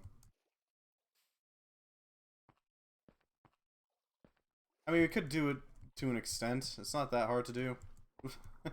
I assume the vacuumulator is gonna do something at least. As long as we restrict its grip down quite a bit. Theoretically, we could set up a...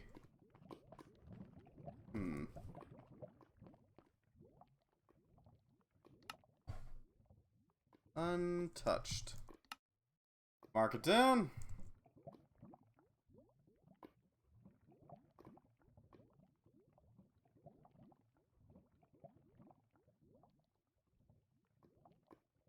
No splotches of color Spotted. Target locked. We're going north. I spot some cyan there, which is a indicator that there might be something there.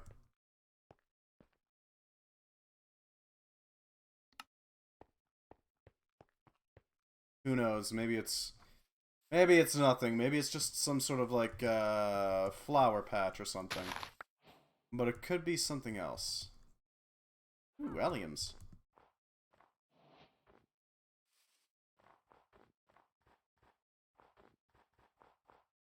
I don't know where the hell I'll find rice though, because if we could get rice growing, we could get large amounts of thatch without much issue. Yeah, that's cyan. Okay, there we go. Spotted you. Blue heart, huh? Skyroot log. Interesting. Congealed sky slime.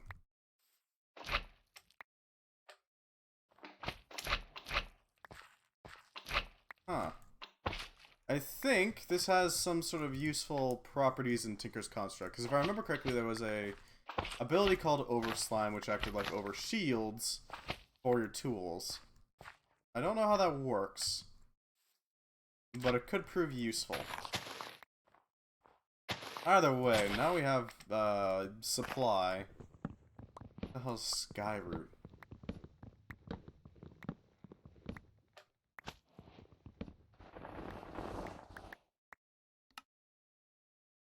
Stripped Skyroot into Skyroot planks.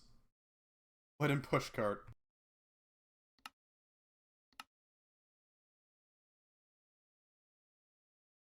Overgrowth and over slime. Oh wow, it's actually mining level iron. Okay then.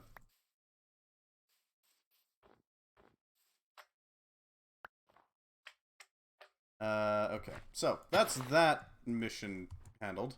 I guess now we just have to go and actually make the last one, the green. Because now we have both blue and purple. Blue being useful for, I think this is the bone meal one.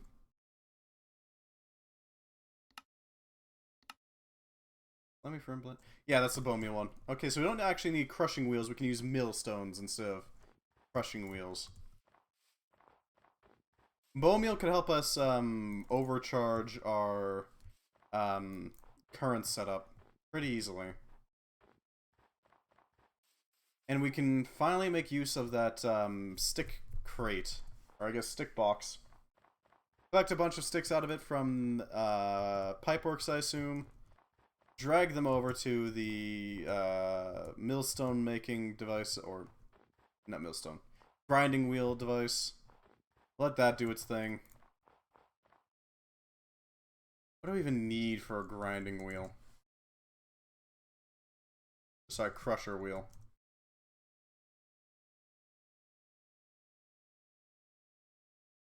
Any cobblestone, sticks, and there we go. Okay.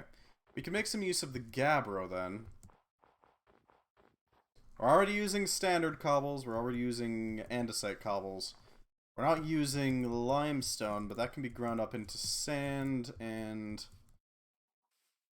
What was the other... Right, bone meal. There's sand and lime? Something like that. Sand... Oh, Jesus. That's a little excessive. Fine sand. Huh. Okay, then. Dolomite. That gets crushed into lime sand? Something like that, wasn't it? No, right, it was andesite cobblestone. Diorite cobblestone. Sorry, not andesite. What the hell am I talking about?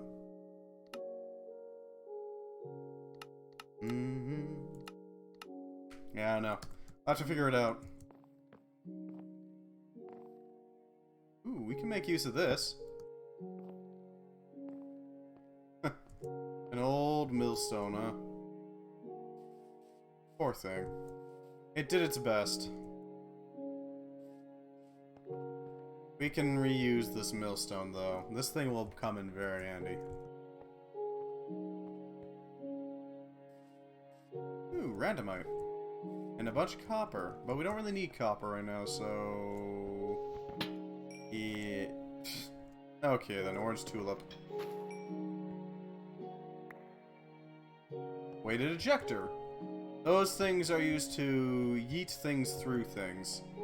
I know that's very specific, but basically it charges up with rotational force.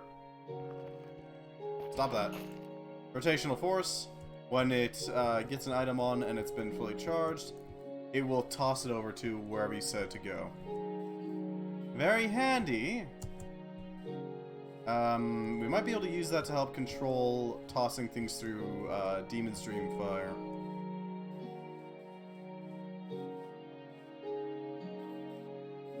It is an option. It's not the best option that we have, but it is a option. Ooh, that's some sugar right there. Right there. This could be very handy. Give me that. There we go. Delicious sugar canes. But yeah. Weighted ejectors, handy. Launches things. Can launch anything else.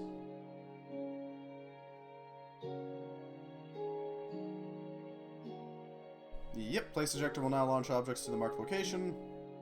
Cool. A valid target can be at any height or distance within range, but cannot be off to the side.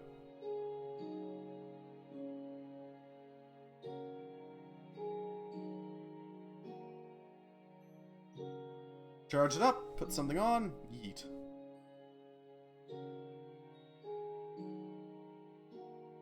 If inventories are targeted, the ejector will wait until there is space. Using the wrench, a required stack size can be configured. It is now limited to the size, and only activates when its held stack reaches that amount.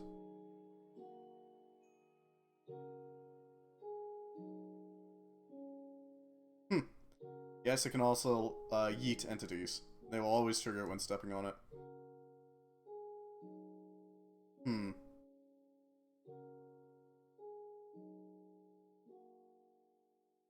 Okay, specific quantities. Huh. Okay.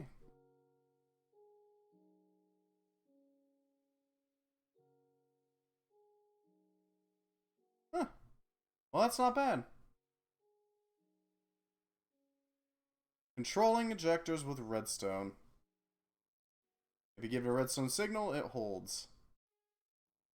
No matter how fast it goes.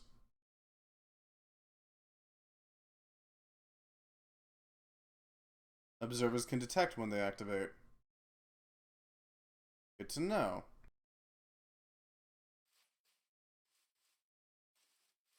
This is vital information, because we can use every single piece of this to further our cause. It is very important to read everything about something, because then you can take these information points and synthesize them into something a little more useful.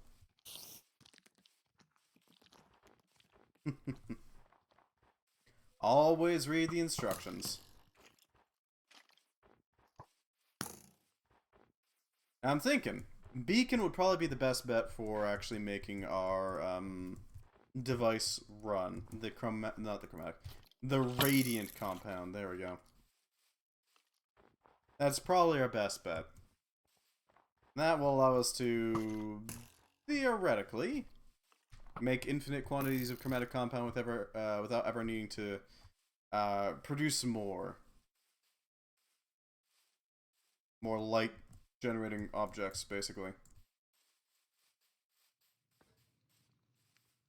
That being said, beacons aren't easy. They are a little bit of a pain, honestly. Really? Okay. Something was in there. Not a fan of that, but okay. That will be fine.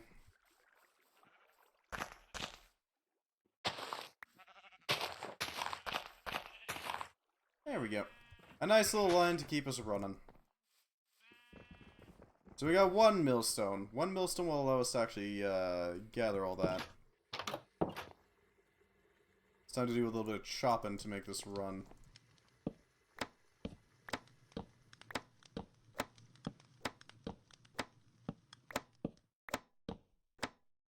There we go. Some slimy ferns acquired. Now for the purples. For the burples. There we go. Multiply these stack up a little bit. I'm still trying to think of a good way to, like, split them off one by one. I'm thinking the best way is probably the brass tunnel, because that requires the least amount of, shenanigans to make it work. But that being said, I'll take a little bit of, futzing to actually make it work. Because the thing with that is, it's going to have to split the stack every single time. We're gonna have to figure out if it splits up the stack or it creates a singular stack every single time. Because, like, here's the thing. If it works like the Cirrus Quartz, where it just spits out two of them and then they get pulled off one by one, that means that I have to make it round robin. If it does not do that, I'm gonna have to set it to split up the stack, because it has a few modes. Distribution behavior can be configured, yep.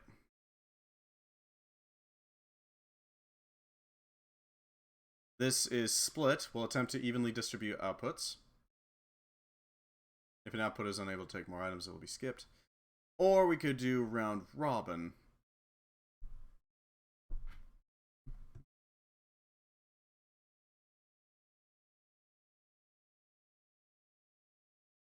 Keep stacks whole and cycles through outputs. Because if we only get one out at a time, that means that we're going to have to split them up. You see. That's the problem.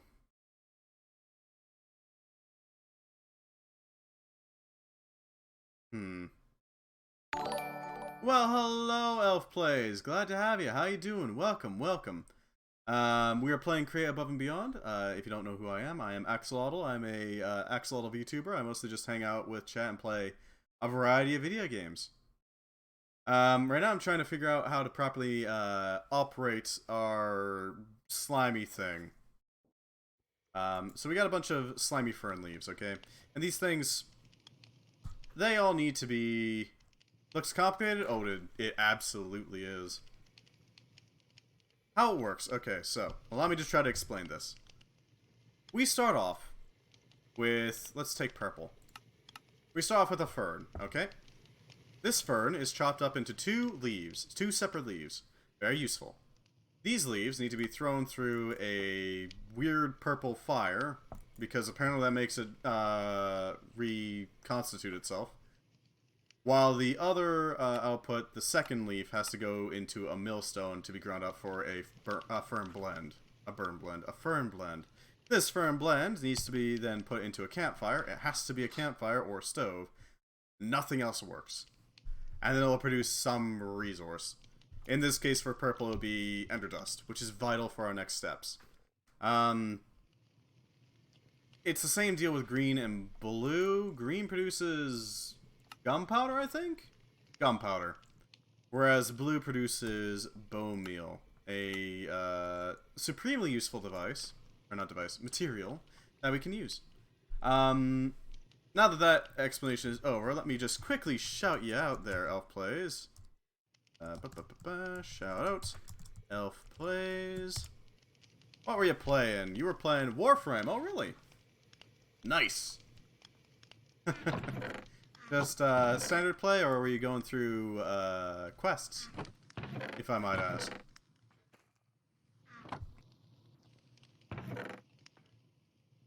Because I know the Angels of Zeraman recently came out, so you know, might have been playing that. Just normal grinding. Ah, I see. And as for the rest of you, how was your stream exactly? Good, I hope. Angels of Zeraman is a very short quest, sadly. Tragically, they couldn't pull off New War style stuff. Okay, so we're gonna need to deal with this too. We're also gonna have to move this out into a device to produce grindstones. These grindstones will then be ground up with grindstones to make those grindstones into singularities. Okay, one step at a time. Yeah, I did Angels of Zeraman as well. It is a very short quest, sadly. Have you had any look at finding Gyre? Or... okay, then. Stream is good, just need to get a drink finally. Fair enough, I cannot blame you. The game is chugging a little bit, sadly. Because I know that I was having some 50% of Gyre, so I guess it's been okay. Well, that's good. I was having some issues getting Gyre, but I did eventually get her. She is interesting. Her first ability feels like you can, her first ability, Electrosphere, allows you to basically drop down either 3 separate spheres in 3 separate spots, or just make one gigantic clusterfuck of electrical damage. And I'm not sure which is the better option, honestly, right now.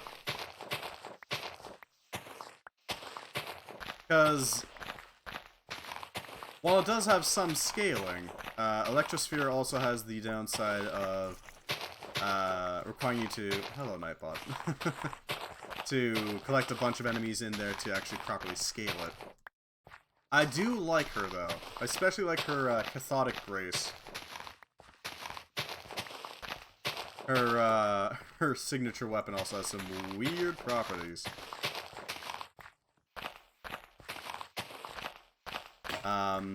The little, how do I put it? It's like a sticky grenade, almost, that shoots out. You can actually latch it onto various surfaces. A very, very handy, property of it. And interestingly, very interestingly, thank you, game, task completed stick. We have acquired a stick that is a major, progress bar that we've hit. Very difficult to get that stick. It's very difficult. Where was I? Right, the sticky ball has some interesting properties, because you can stick it to enemies, making them into a bit of a walking AoE effect. Or alternatively, if you got a nullifier, you can actually latch it onto their shields. Because why not? It's a very interesting weapon. Not quite my style of weapon, admittedly, but still a good one. So right now what we're doing is we're just clearing out a little bit, patch of land to actually set up the factory for these ferns. Somewhere to actually, you know, like, properly handle everything. Because I don't want to risk having any issues there, you know? I don't know why my game is chugging like this. It just is. Unfortunately. And that over there. Jesus Christ, that's a lot of dirt. Did I get disconnected? No? Okay, good. I was a little worried there.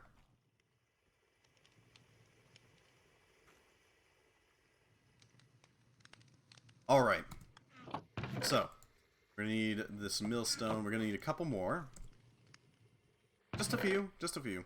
Enough to make it so that, works properly. Because we're gonna need one millstone per slimy fern. That's just a fact. From there... Great, illagers. Whatever, they can be grumpy outside. Server backup done. Cool. That might have been why it slowed down. Alrighty then.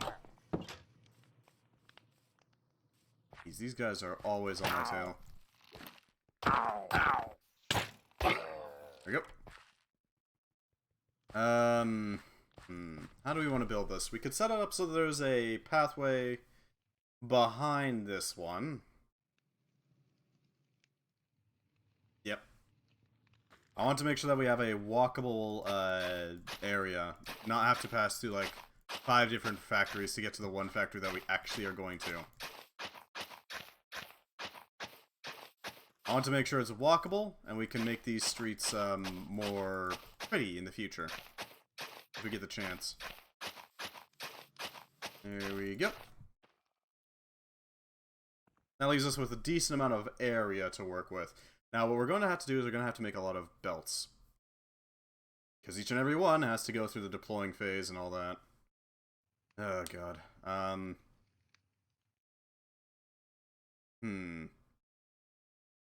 Ah, yes.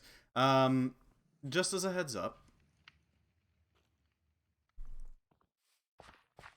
Nope, wait, nope. Lost it. Never mind. Sorry. Ignore that. That is entirely on me. Brain did a dumb. God damn, why is this chugging so hard? I am going to have to set up a few separate areas. A few separate lines, basically, to make this run. Now, the thing about that is... we're going to have to set up loops, basically. These loops are going to have to run pretty self-sufficiently. How do we get them? Okay, so we need to... First step is first. We need to set up a line to actually make the device. Or the... My brain is potato right now.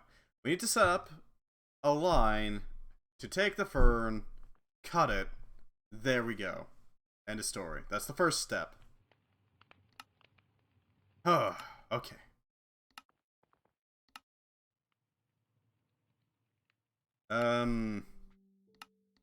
Spirit cycle. Slimy ferns are the property of instant regeneration. Yeah. Cut it into halves using deployer. Throw one of the leaves into spirit fire. Okay. So. Circles. Those are going to be a little bit of a pain in the butt to make. Circles are hard in Create, you see, because they're, gears don't like going in circles, weirdly enough. They don't like making clean circles. I can't just put a gearbox in the center and say, have at her, unfortunately. It just doesn't work. I've tried, it doesn't. And that being said, it's not impossible. I've done it before. So what we need to do is take our rubber supply. Don't care about these bricks. There we go. 42 cured rubber. Jesus. That'll work. That'll work nicely. We need a few belts. At least 4, obviously, to make a circle. But a lot more, because we're going to have to replicate this design 3 times. We're going to make a prototype one that's going to be our first one. Not the ideal, the one that everything else is based off of. Because if we can just copy it, then, I mean, that's not a huge problem, is it?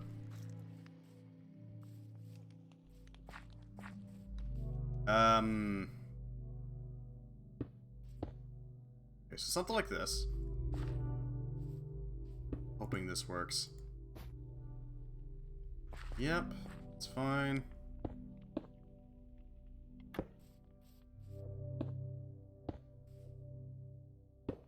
There you go. A nice circle. And there we go. That's our basic gist of what we're gonna have to do with one of these.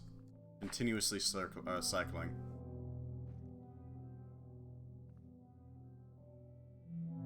Now, one of our paths is going to be this way.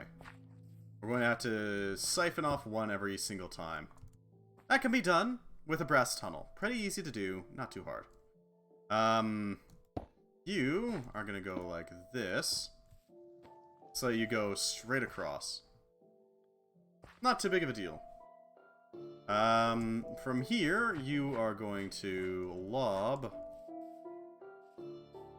a chunk of slimy fern through some netherrack fire, because we want this little flame to be eternal. Always want it to be eternal. I have to grow some demon's dream. Not exactly the best, but it can be done quickly, because we have spare bone meal. This stuff is going to produce a purple flame. This purple flame, very handy. It makes things spooky. That's pretty much it. You can use it to do some wacky demon stuff. I don't really know how the hell it works. You just do. Throw this together, throw in some seeds, grow it. So we get a demon's dream fruit. Okay. Now we're gonna need a chunk of netherrack here. This netherrack. Okay. Place it on the netherrack and light it. We got a purple fire now. Very spooky. Maybe even too spooky. Who knows? Supreme spook. Really, dude? That's nice. Okay, so how am I gonna get this to spin? I need some source of power. I'm thinking this should do. Yeah.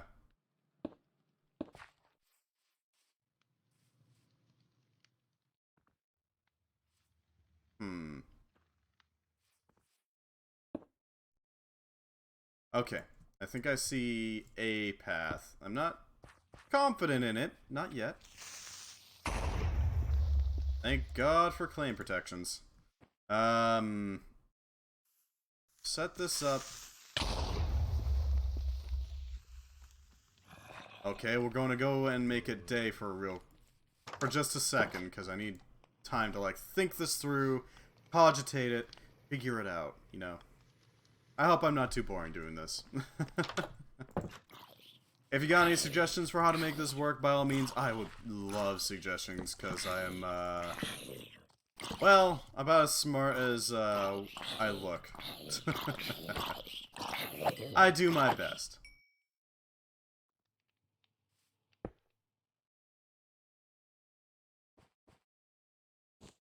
But unfortunately, I had to like smooth out my brain to let it dodge in Dark Souls, so it's not quite as optimized for this, sadly.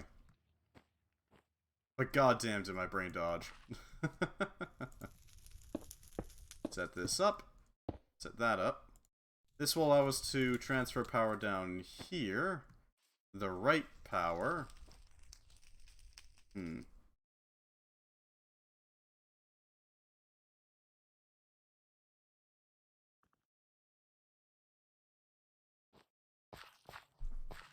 Okay. Question mark? Okay, so if I were to put a gearbox here, it would shatter. No, it wouldn't shatter, sorry. It would just freak out and not be happy with me. One of them would go the wrong way. The question is which one. Because if we can just get away with a gearbox, then I am A-okay with that. I don't care. A gearbox would be great if I can just throw that in there and have it work. I seriously doubt it, but you know, I know at least one of them is gonna work. Yeah. Not ideal, is it? That being said, if I were to use a few chain drives, I could relay power.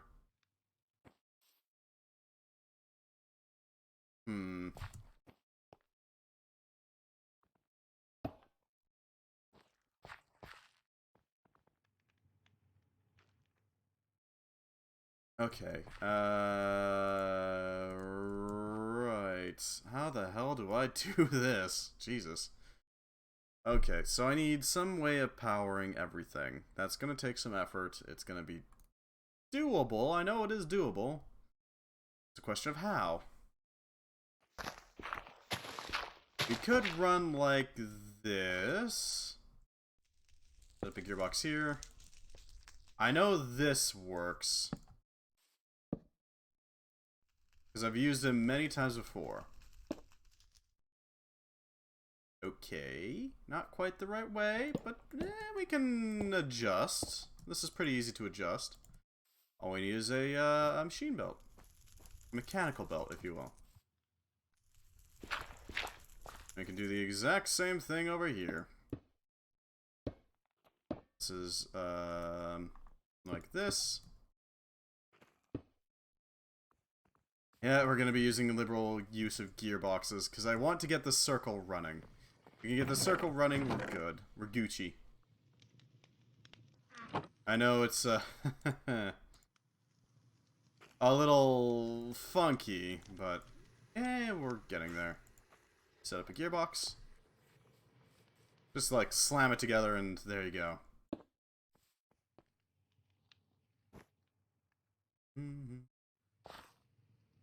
Yeah, circles in Create aren't easy. They're obnoxiously hard for a game, or not a game, a mod that's all about spinning. Okay, we got a circle. There we go. We got a circle. That's what matters. This should allow us, theoretically, to make this work. So now, if we take a brass tunnel, a pair of brass tunnels, I figure we have two already, we can throw this together. Divide and conquer. Alright, we're going to set this up. For now, when multiple outputs available, split. Yeah, that sounds fine. We're going to need a deployer, though. And we can make full use of our deployment abilities by taking this and placing this up here. Placing this up here. We're going to need a belt to transfer power. I need more power. Take these cogs. Up. Up. And then we can throw the deployer here with a knife. Give it a knife, you know, something sharp. Something nasty. Slice with.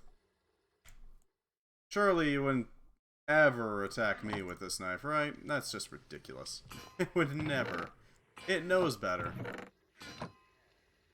There we go. Some sheets. Not a stellar piece. A chunk of andesite. We already have all our andesite. Throw together a golden hand for the Midas touch. Not a gearbox. A machine. And there we go. We got a deployer. Easy as pie. Not like that. Like this?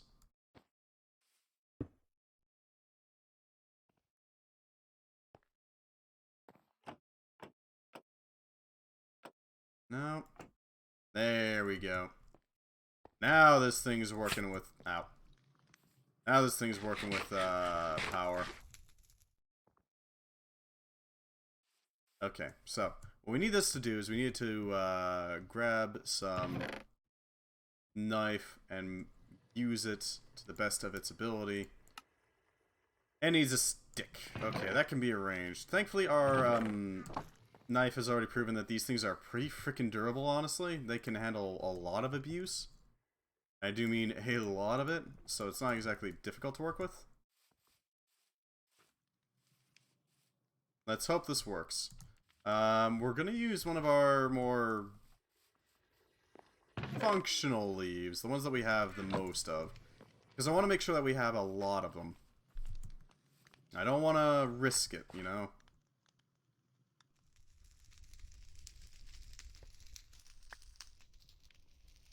That there. That's just not gonna... That won't work, we already know that, but... There we go, we got a slimy fern. Let's test if this works. Yeah, there we go. Wait. No, that doesn't work.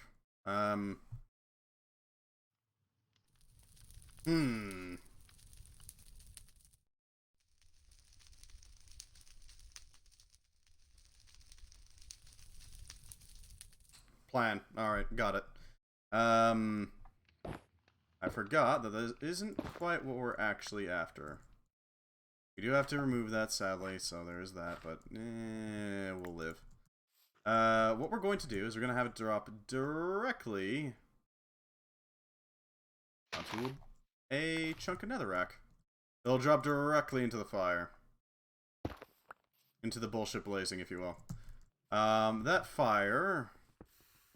We're going to have an andesite tunnel or something to suck it up. The question is, can we have an andesite funnel and the fire on the same block? I'm doubtful, honestly. I don't know.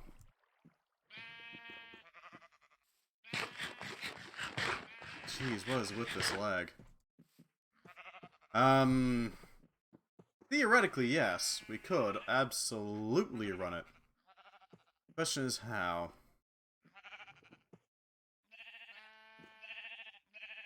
Right, we're gonna need to bone meal this. There we go. Demon's Dream.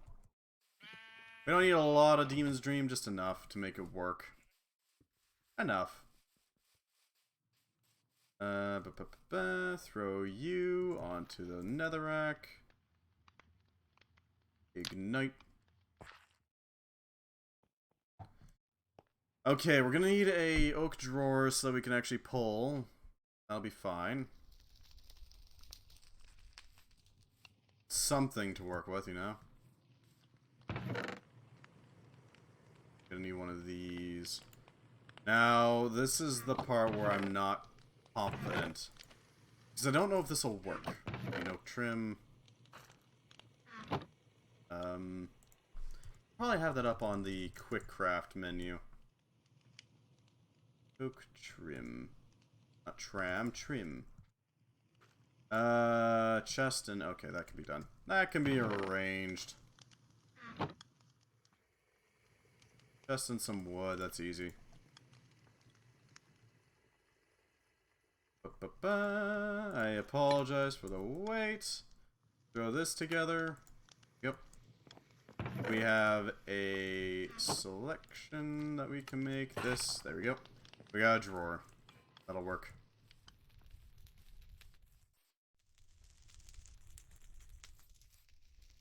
Now the question is, how the hell do we acquire the frickin' material? Because this is going to take a little bit of effort to make work.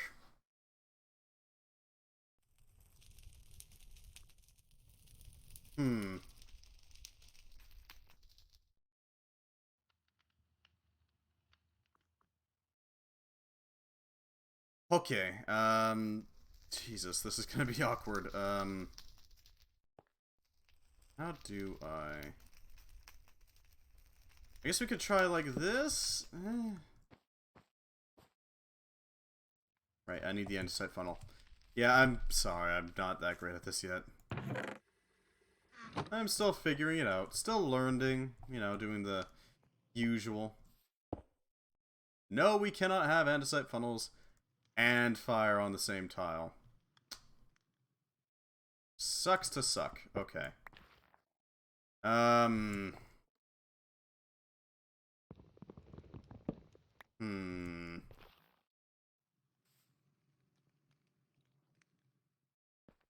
Can't pull it through a chute. We can't have it on a tile with a rubber belt.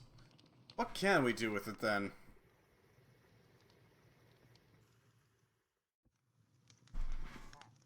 I'm gonna look this up real quick so you guys aren't waiting. Above and beyond demon, or actually fern blends.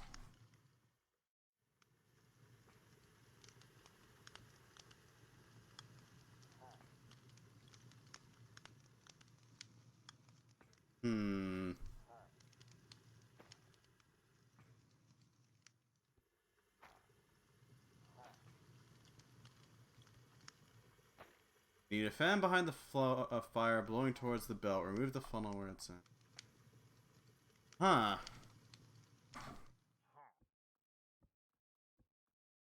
So they're suggesting fan on top of the stove. Hopper? A deployer to put things in it.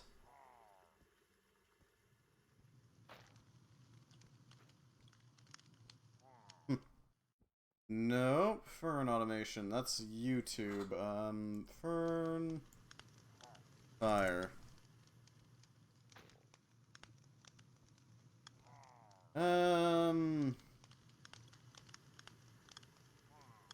Split in half, mill and cook. Dropping the other half into spirit fire using chutes. Slime ferns splashing all over the place and even going through the cobblestone walls. Using a fan to blow them onto a... Oh, I see. So they're suggesting we use a fan to blow them onto a belt. That could work. Fans are going to be a bit of a pain, but that can be arranged. Fans are actually pretty easy to set up. We just have to make sure that they're blowing in the right direction, that's all. And we have the spare machine casing, so it's not like it's going to be that hard to do. I guess machine pieces? Machine stuff. There we go. So suggesting a slow fan. Shouldn't be too hard. Shouldn't be too hard. Throw machine. Fan.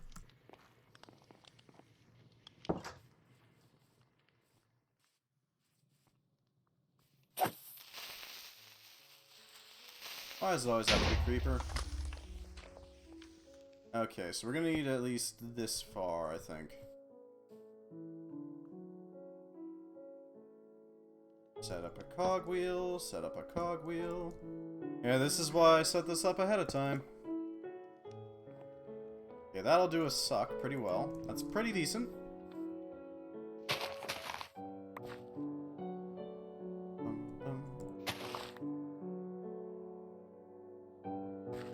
That will suck that pretty well. That should handle it. We're gonna need another Demon's Dream to test this. To see if it works in the first place. Because if it does work, excellent. If it doesn't work, shite. We have more work to do. We might have to gear shift it down and all that. Which is a real pain. Really, because gear shifting takes up a lot of space. A lot of unnecessary space. It can be done, don't get me wrong, and I don't know why it's chugging so hard, but...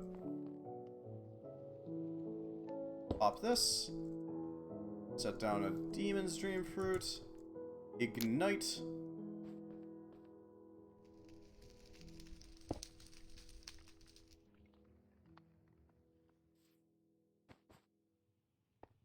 No. If I...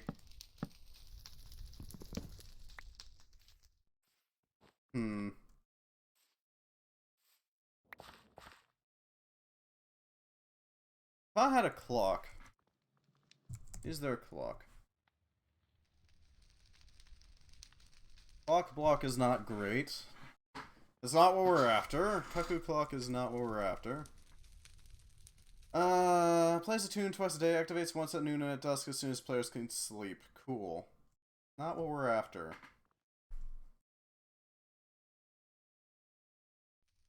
Because here's what I'm thinking.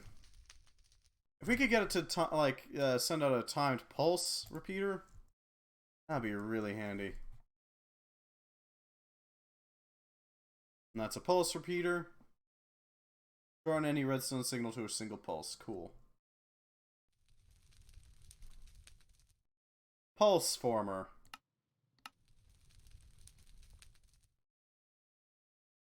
Could work. Could work. I don't know what the hell a pulse former does. But if we could, like, do that sort of thing, where we just snap it back and forth, on and off repeatedly, that would allow us to get a little more stuff out of it, I think. I think that would work. So we're looking for a pulse former. And gate. Buffer gate. Pulse former. Timer.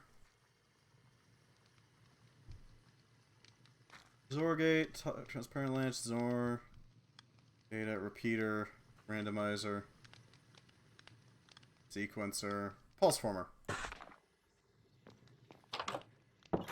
Because we can attach it to a clutch which will deactivate the fan every time it pulses us.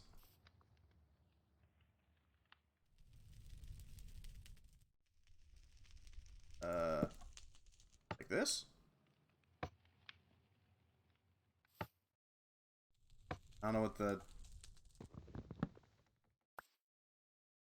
What the hell's a pulse former?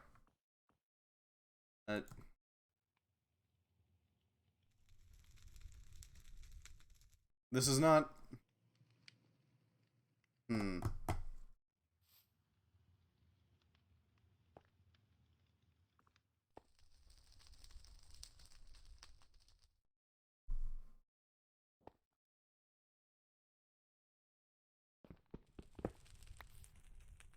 What about timer? Timers are a little bit different. I have no idea how the hell it works. Oh,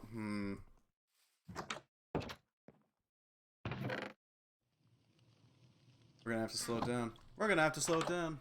We're gonna have to slow it down. Okay. We're gonna slow this down tremendously, because right now this is at 64 RPM. Or no, 32. We're gonna slow it down tremendously.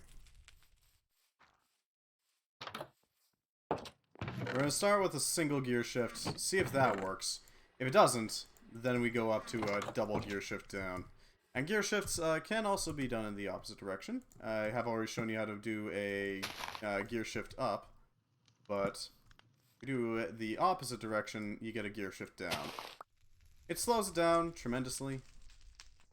Actually, no, we'll start at the double gear shift, because why not? I feel memey. Let's do it. A very weak tug. Wrong way.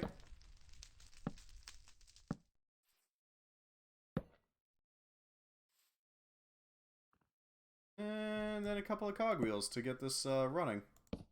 This is very slow.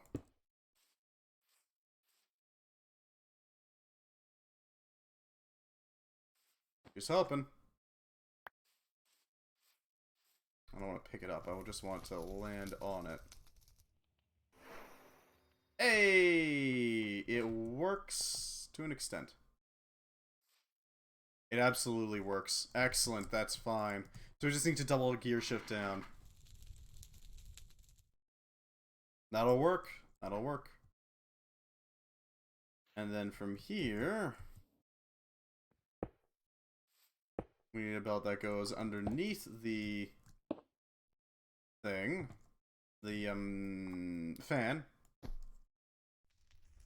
Shouldn't be too hard to do. We can easily just convert this into a belt that drags the power down here. Yeah, I think we got a workable prototype here. I will have to refine it, admittedly, but it's functional. Oh god, how am I going to get it over this? I guess this could be our diagonal, couldn't it? And then this can be our belt back to the cutter.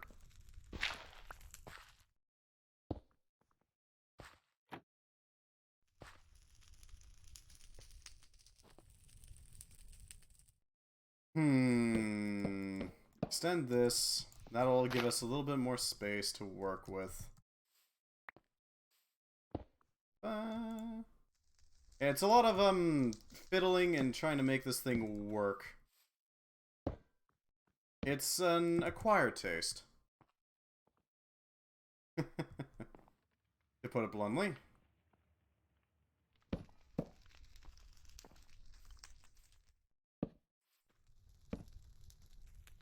This together. Okay, that's that done. Now we can fit this in, and that will drive that belt pretty easily. We just have this belt. Why not just, Here we go. That up. Oh, we don't even need that, actually. And set it straight across so that I can still tap into that. Oh, and we don't even need this belt anymore. There we go. It's a bit chunky. It's not perfect. But you know what? That's fine. It's fine that it ain't perfect. Perfection is not something I can easily acquire anyway, so there is that. What matters is that it works.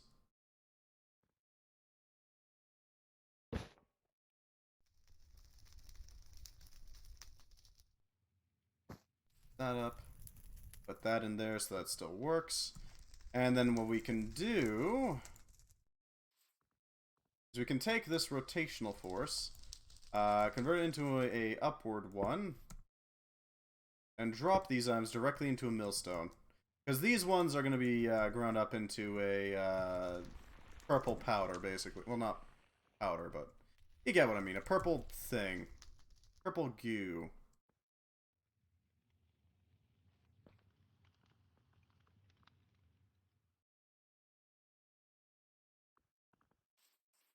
Everything good, I think. Oh,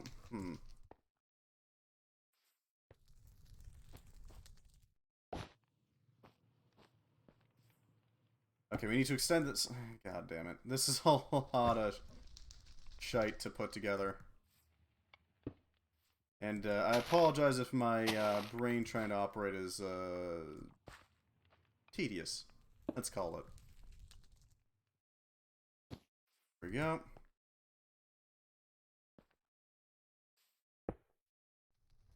Nope, that's the wrong way. I need to get this to rotate so it goes up there. That's the thing.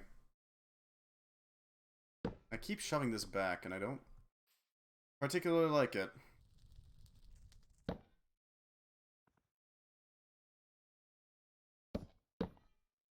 But it is what has to happen.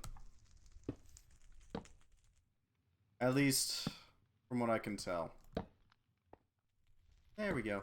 Nice and situated. Going the wrong way. I can just touch it like that. Oh, wait, that's the wrong way.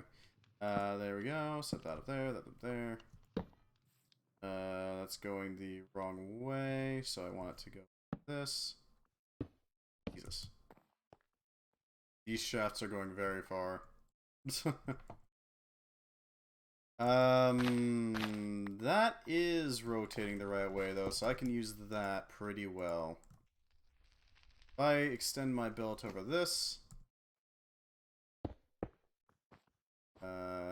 grab this, extend my belt over this, extend my belt over this, that should rotate everything in the right direction.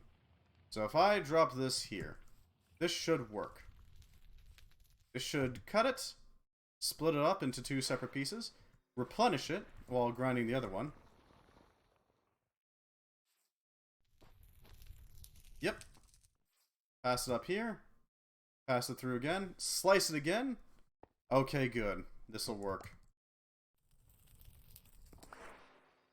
Oh, well. Yeah, if I'm nearby, I'll pick it up, but...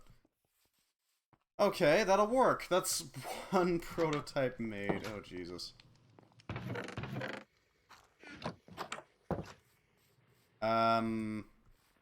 Yeah, okay, so we're gonna have to make a few of these split off. Come on. Oh, wow, that went fast. Dear God. Okay, so it's like on a universal timer, I guess, for when it transforms.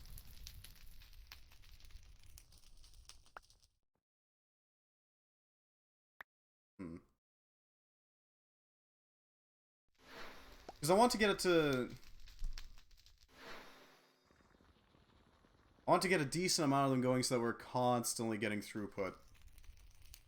Because if we're too slow about it, it's going to be taking a while for it to run.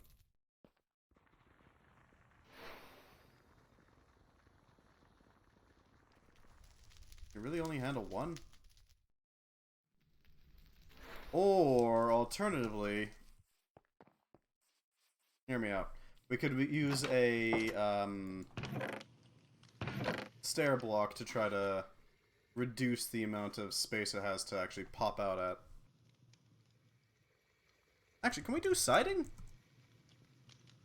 No? Half block? Hollow steel, half beam, half tatami mat. The hell's it? Okay, sure. Half brick. Brick clay lump. The hell are half bricks used? Oh, they're used for decorative stuff. Okay, that's fine. Jesus. I guess stair then. Yeah, stairs will have to do. Because what they do is they basically reduce it to a chunk that they can go into. That's kind of it.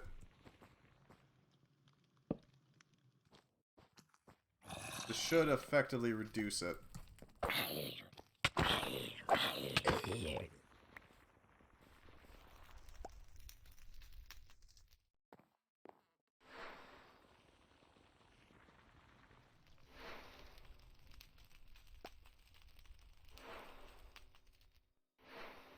Yep, that seems to be working like a frickin' charm. Spooky, almost. Okay. 3, 4. Our seed quantity of slimy fern leaves seems to be frickin' amazing, honestly.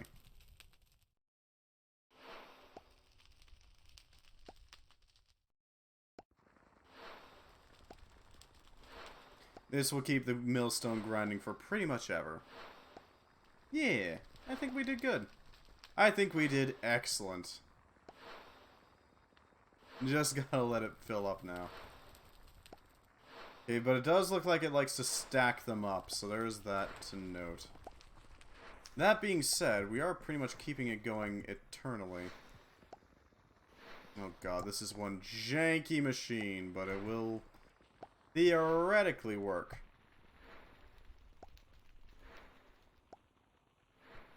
Alright, next step. We need to put it through a campfire of some sort. That campfire will reduce it into its final state, the part that we actually want.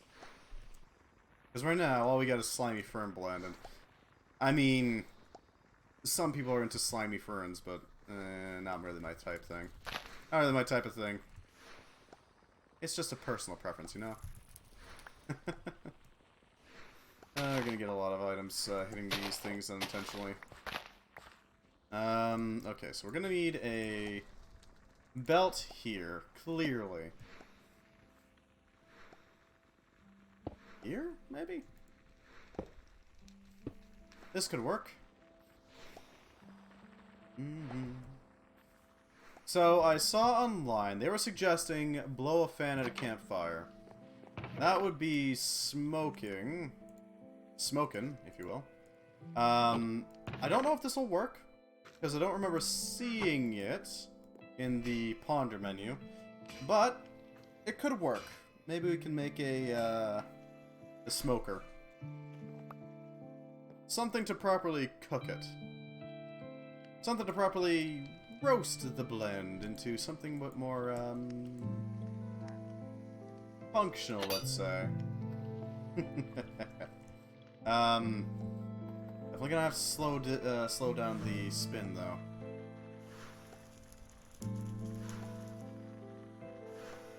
How are we gonna do that?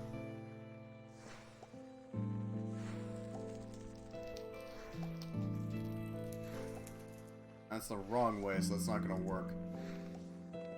If we were to tap into this, we might be able to make it work.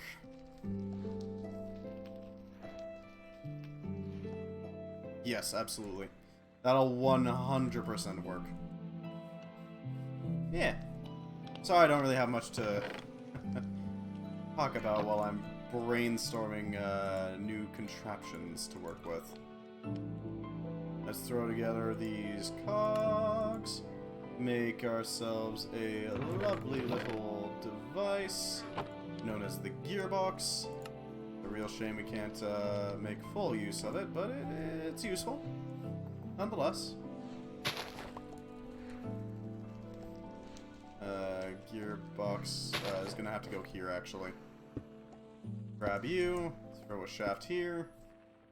I will probably make the builds for the other ferns in my spare time, just because, I mean, kind of tedious to watch me do this, right? Doing it once is bad enough, basically.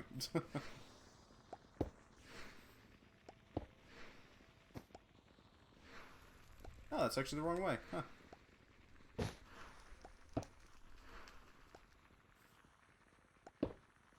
Okay, we're gonna need a smoking machine. Something to burn things into the required shape.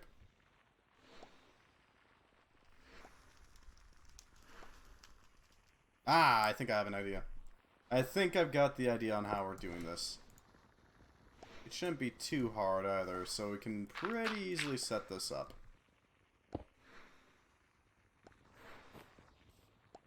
Okay. The last step be to set up a... Well, yeah, we can leave it with the dirt. Set up a collection bin to collect ender pearl dust. Which we just so happen to have ready. You know? It's just right there. I think we can set up our fans back here so that we can actually have our cooking operation running smoothly.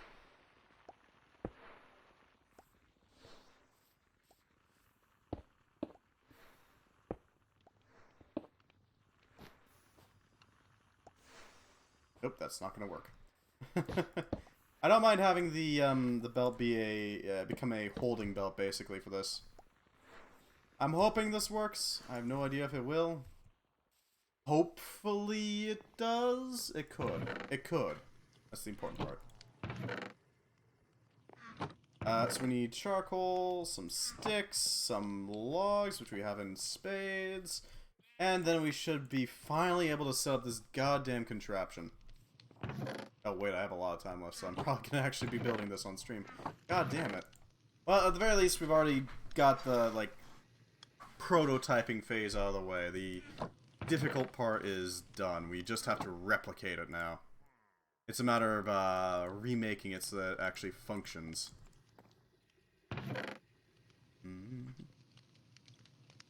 Rubber ducky goes here. I'm gonna need you so that we can actually build this. Oh yeah, we also have to have the other one. Oh, that does work. Bonfire lit. Hey, mechanical bellows. Spicy. So yeah, that thing, its entire job is to cook. Now, I'm hoping this works. I have zero clue. But we'll try. I'm gonna need a block to allow it to hold. Once it is in there, it'll hold just fine on its own.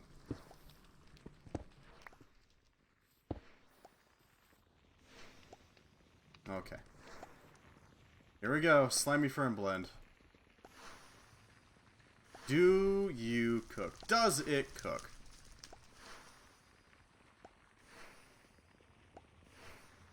So yeah, the campfire cooking thing, fairly effective at doing what it does. You don't seem to be cooking. Does it have to be? Okay.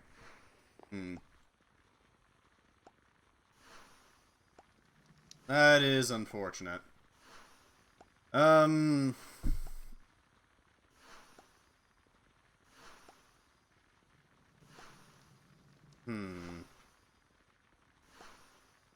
is definitely not working.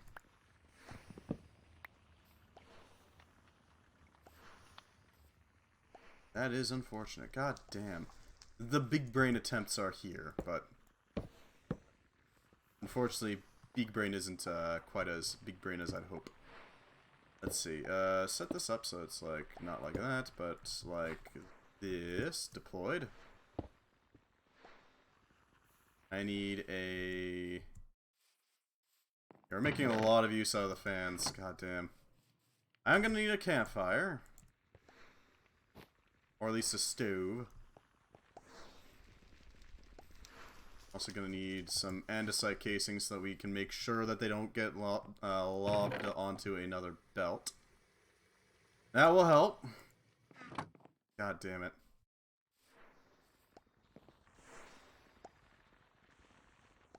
This will make sure they don't go anywhere but where we want them to.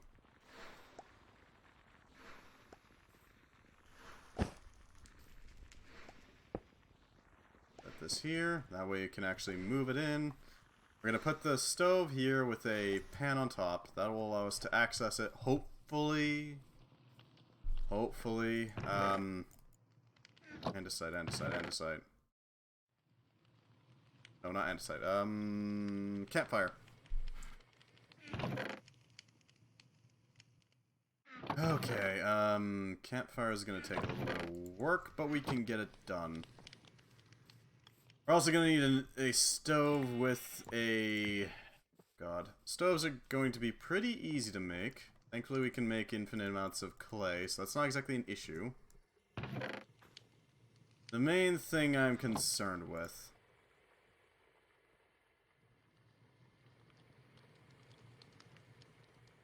What is the main thing I'm concerned with? Actually, now that I think about it, I don't really know. I guess things popping where they shouldn't be popping? Right, so we need a stove. Stove is a simple item. It requires a little bit of bricks, a little bit of iron, a little bit of, you know, stuff. And we also need a pan. Or sorry, a skillet, that's the term.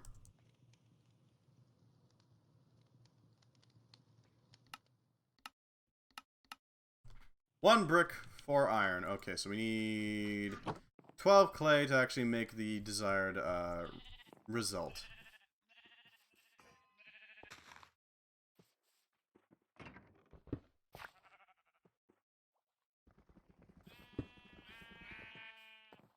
Yeah, this should work.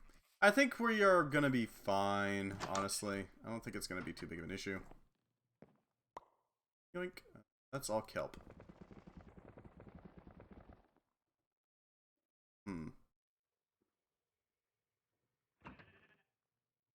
Come on, spin up, please. I need that... Nah, actually, no, screw it. We're not gonna wait for that. We're gonna go out and just grab some clay the standard way. I don't want to wait for it. I'm pretty sure you guys don't want to wait for it. It's just not worth it. We have like an ocean and a river nearby that we can just acquire clay from without much issue.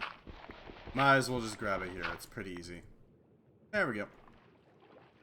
Yeah, I'm a little tired. Just a wee bit. What the hell is happening to the quality? Oh, Jesus Christ. Huh.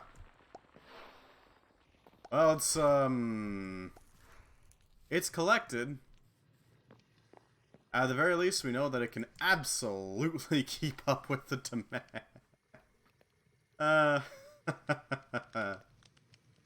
That's gonna be something. Alright. So we can test it with just a stove. See if that works. I don't know if we can just throw it onto the stove and call it a day. I doubt it. I doubt it. But it is possible. What if we just place it on the... Oh wow, we actually can just place it directly onto a stove. Huh.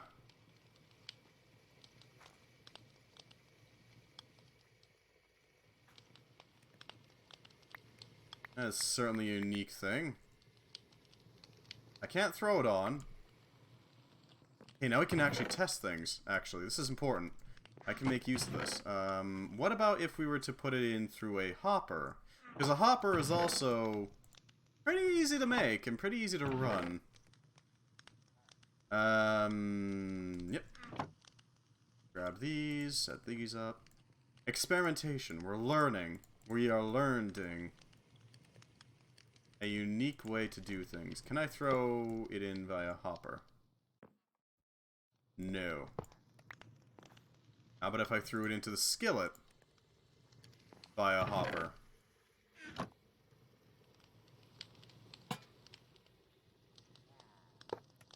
The skillet? No. How about if I threw it on top of the skillet? No. Andesite funnel?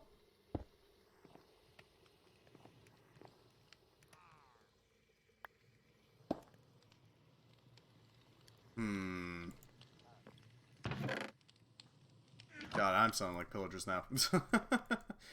Learning. We'll stick with the original plan. I have no idea if it'll work, per se, but it could. Very well work. I'm not super confident in it, though. Stoves, iron ingots. There we go.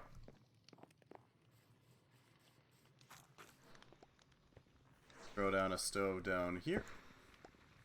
Throw down a... this. We're gonna need some iron and make a skillet specifically for it, so that we can start collecting it and spitting it out. 2, 3, 4. 1. Toss this together, because we can. Skillet. We have a bonking skillet now. Place that there. Ow. Rude.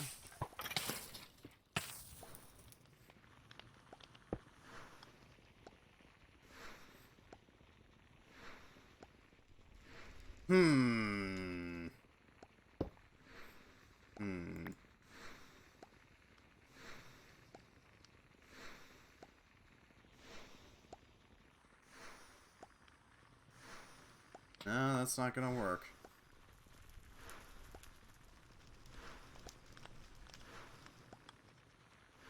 We have to have a deployer.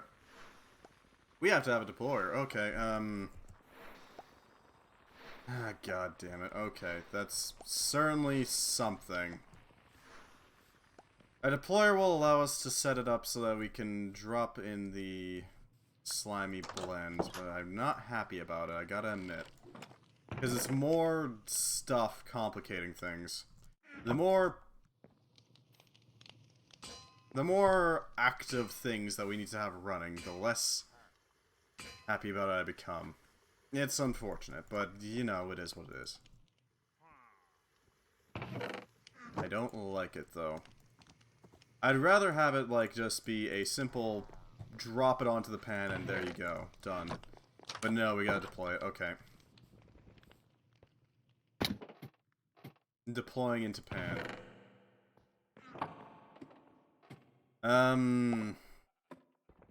At least we know now, right? Jesus. There's a few other problems I can think of that we could run into. Actually, we need 8. The problem I'm thinking of is space concerns. Because if we run out of space, it's going to be a huge problem, honestly. I mean, go figure. Kind of need space. Yep. Set that up so that it is fully functional.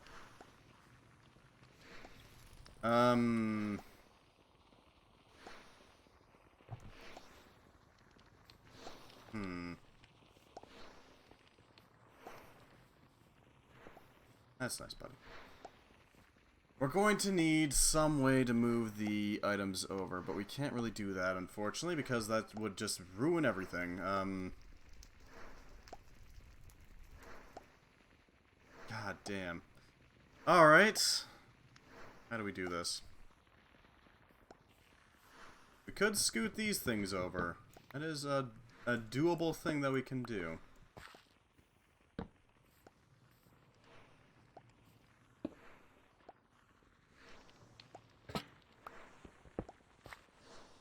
We haven't finalized these parts of it. If we set this up, plop that down there, grab you, plop that there we go. Cool. If we now put this up, Jesus. Slimy ferns for days. If we put this up here,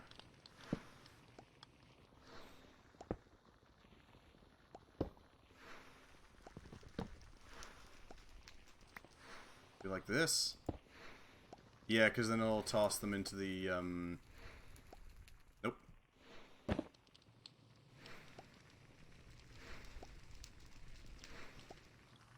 Yeah, no, that was the right way.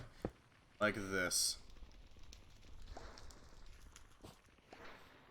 Now we'll allow it to go up into here. So if I were to place this like this, does it go in?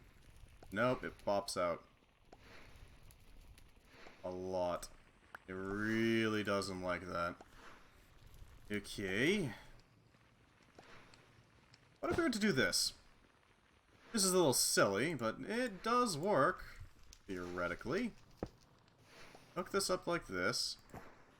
That will allow it to go over, and then if we have a barricade on this end, like this, we can feed the deployer by hopper.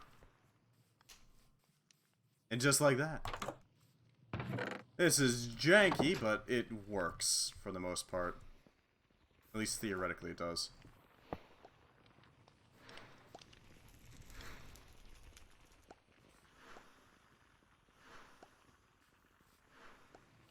Hey. And now we have another benefit, because we can just tap into this line real easily. That's nice, slimy ferns. We are now drowning in slimy ferns. My god. We're gonna have to rely on that machine's efficiency to burn through those things. Why aren't you working?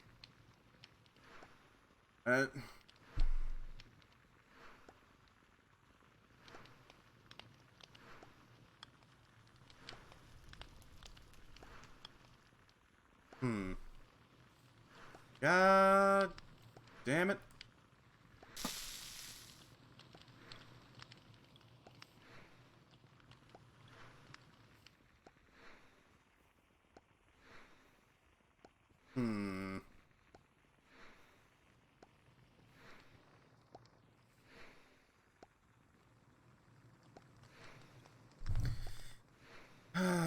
Okay, this is getting complex and a little annoying. How do I get it into there? I guess we could try to use a campfire instead, just to... If we remove the skillet. Ah, there we go. Now we got some movement. Now that'll continuously try to add material to it, so that will help out a little bit. All that work. All that effort. Oh, God. I find myself a little annoyed, but, you know, that's... You know, it's fine. It works. That's all that matters.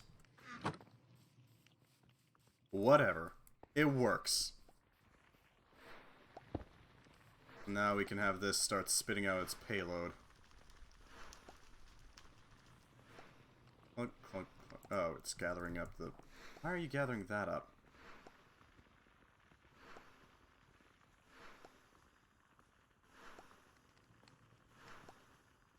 That's what you should be gathering. Oh, I see what's going on. It was facing the wrong way. Yeah, that'll do it. Block that, so now we have an infinite supply of ender dust. Infinite supply. I don't know what the hell we'll do with infinite supply of ender dust, not elder dust. We're not grinding up Grandpa. But this is operating at a decent clip, I think. I like it. It functions, you know, that's all I needed to do. It functions. Oh boy, this is jank. We got the circle. It sort of works. Alright, I guess it's time to set up another one. Okay, so this thing is... It's nice. How wide is it? Because now that we know how wide it'll be with our current design, we can work on it. 1, 2, 3, 4, 5, 6 wide, including power entrance. So if we include a 2 wide space, that means we should be looking at about this point onwards. 3, 4, 5, 6.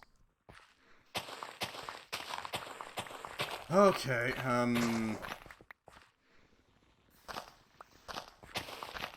Jeez, that is a long lineup.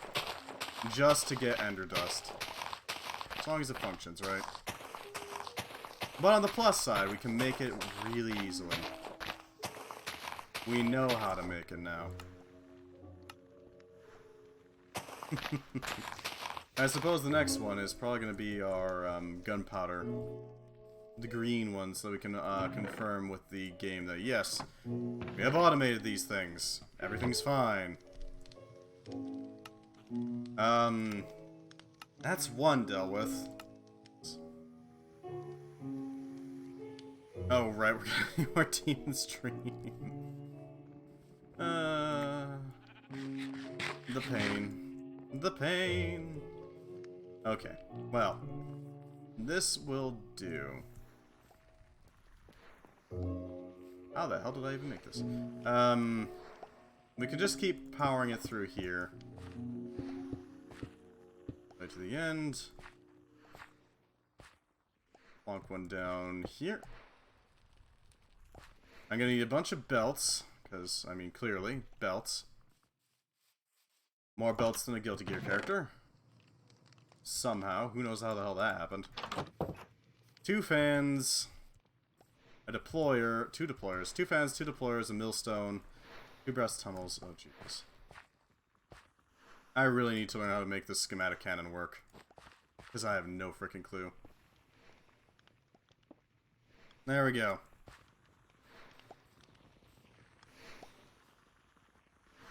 So I need to put one over here. One over... here. One here.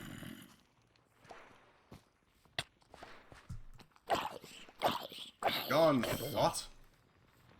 It's a 5 wide belt, right? Yeah, it's a 5 wide belt. Okay, yeah, we're not doing this during the night. We need it to be day. Yeah, no. It's unfortunate, but it is what it is. Divine Conqueror, bonfire lit. We're gonna need a brass machine, we're gonna need a few funky things. God, yeah. I can feel my, terrible sleep starting to catch up a bit. Unfortunately.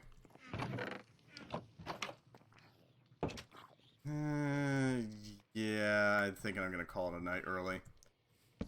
I did not get anywhere near enough sleep. I can't really continue the stream to a point where I'm satisfied. I apologize, but at least we got that machine done. Thank you very much for stopping by. I hope you enjoyed as much as you could of low energy me. If you happen to be on YouTube, thank you very much for stopping by. I hope you enjoyed, and I hope you join us sometime. I'm not normally like this. But yeah, goodbye, YouTube.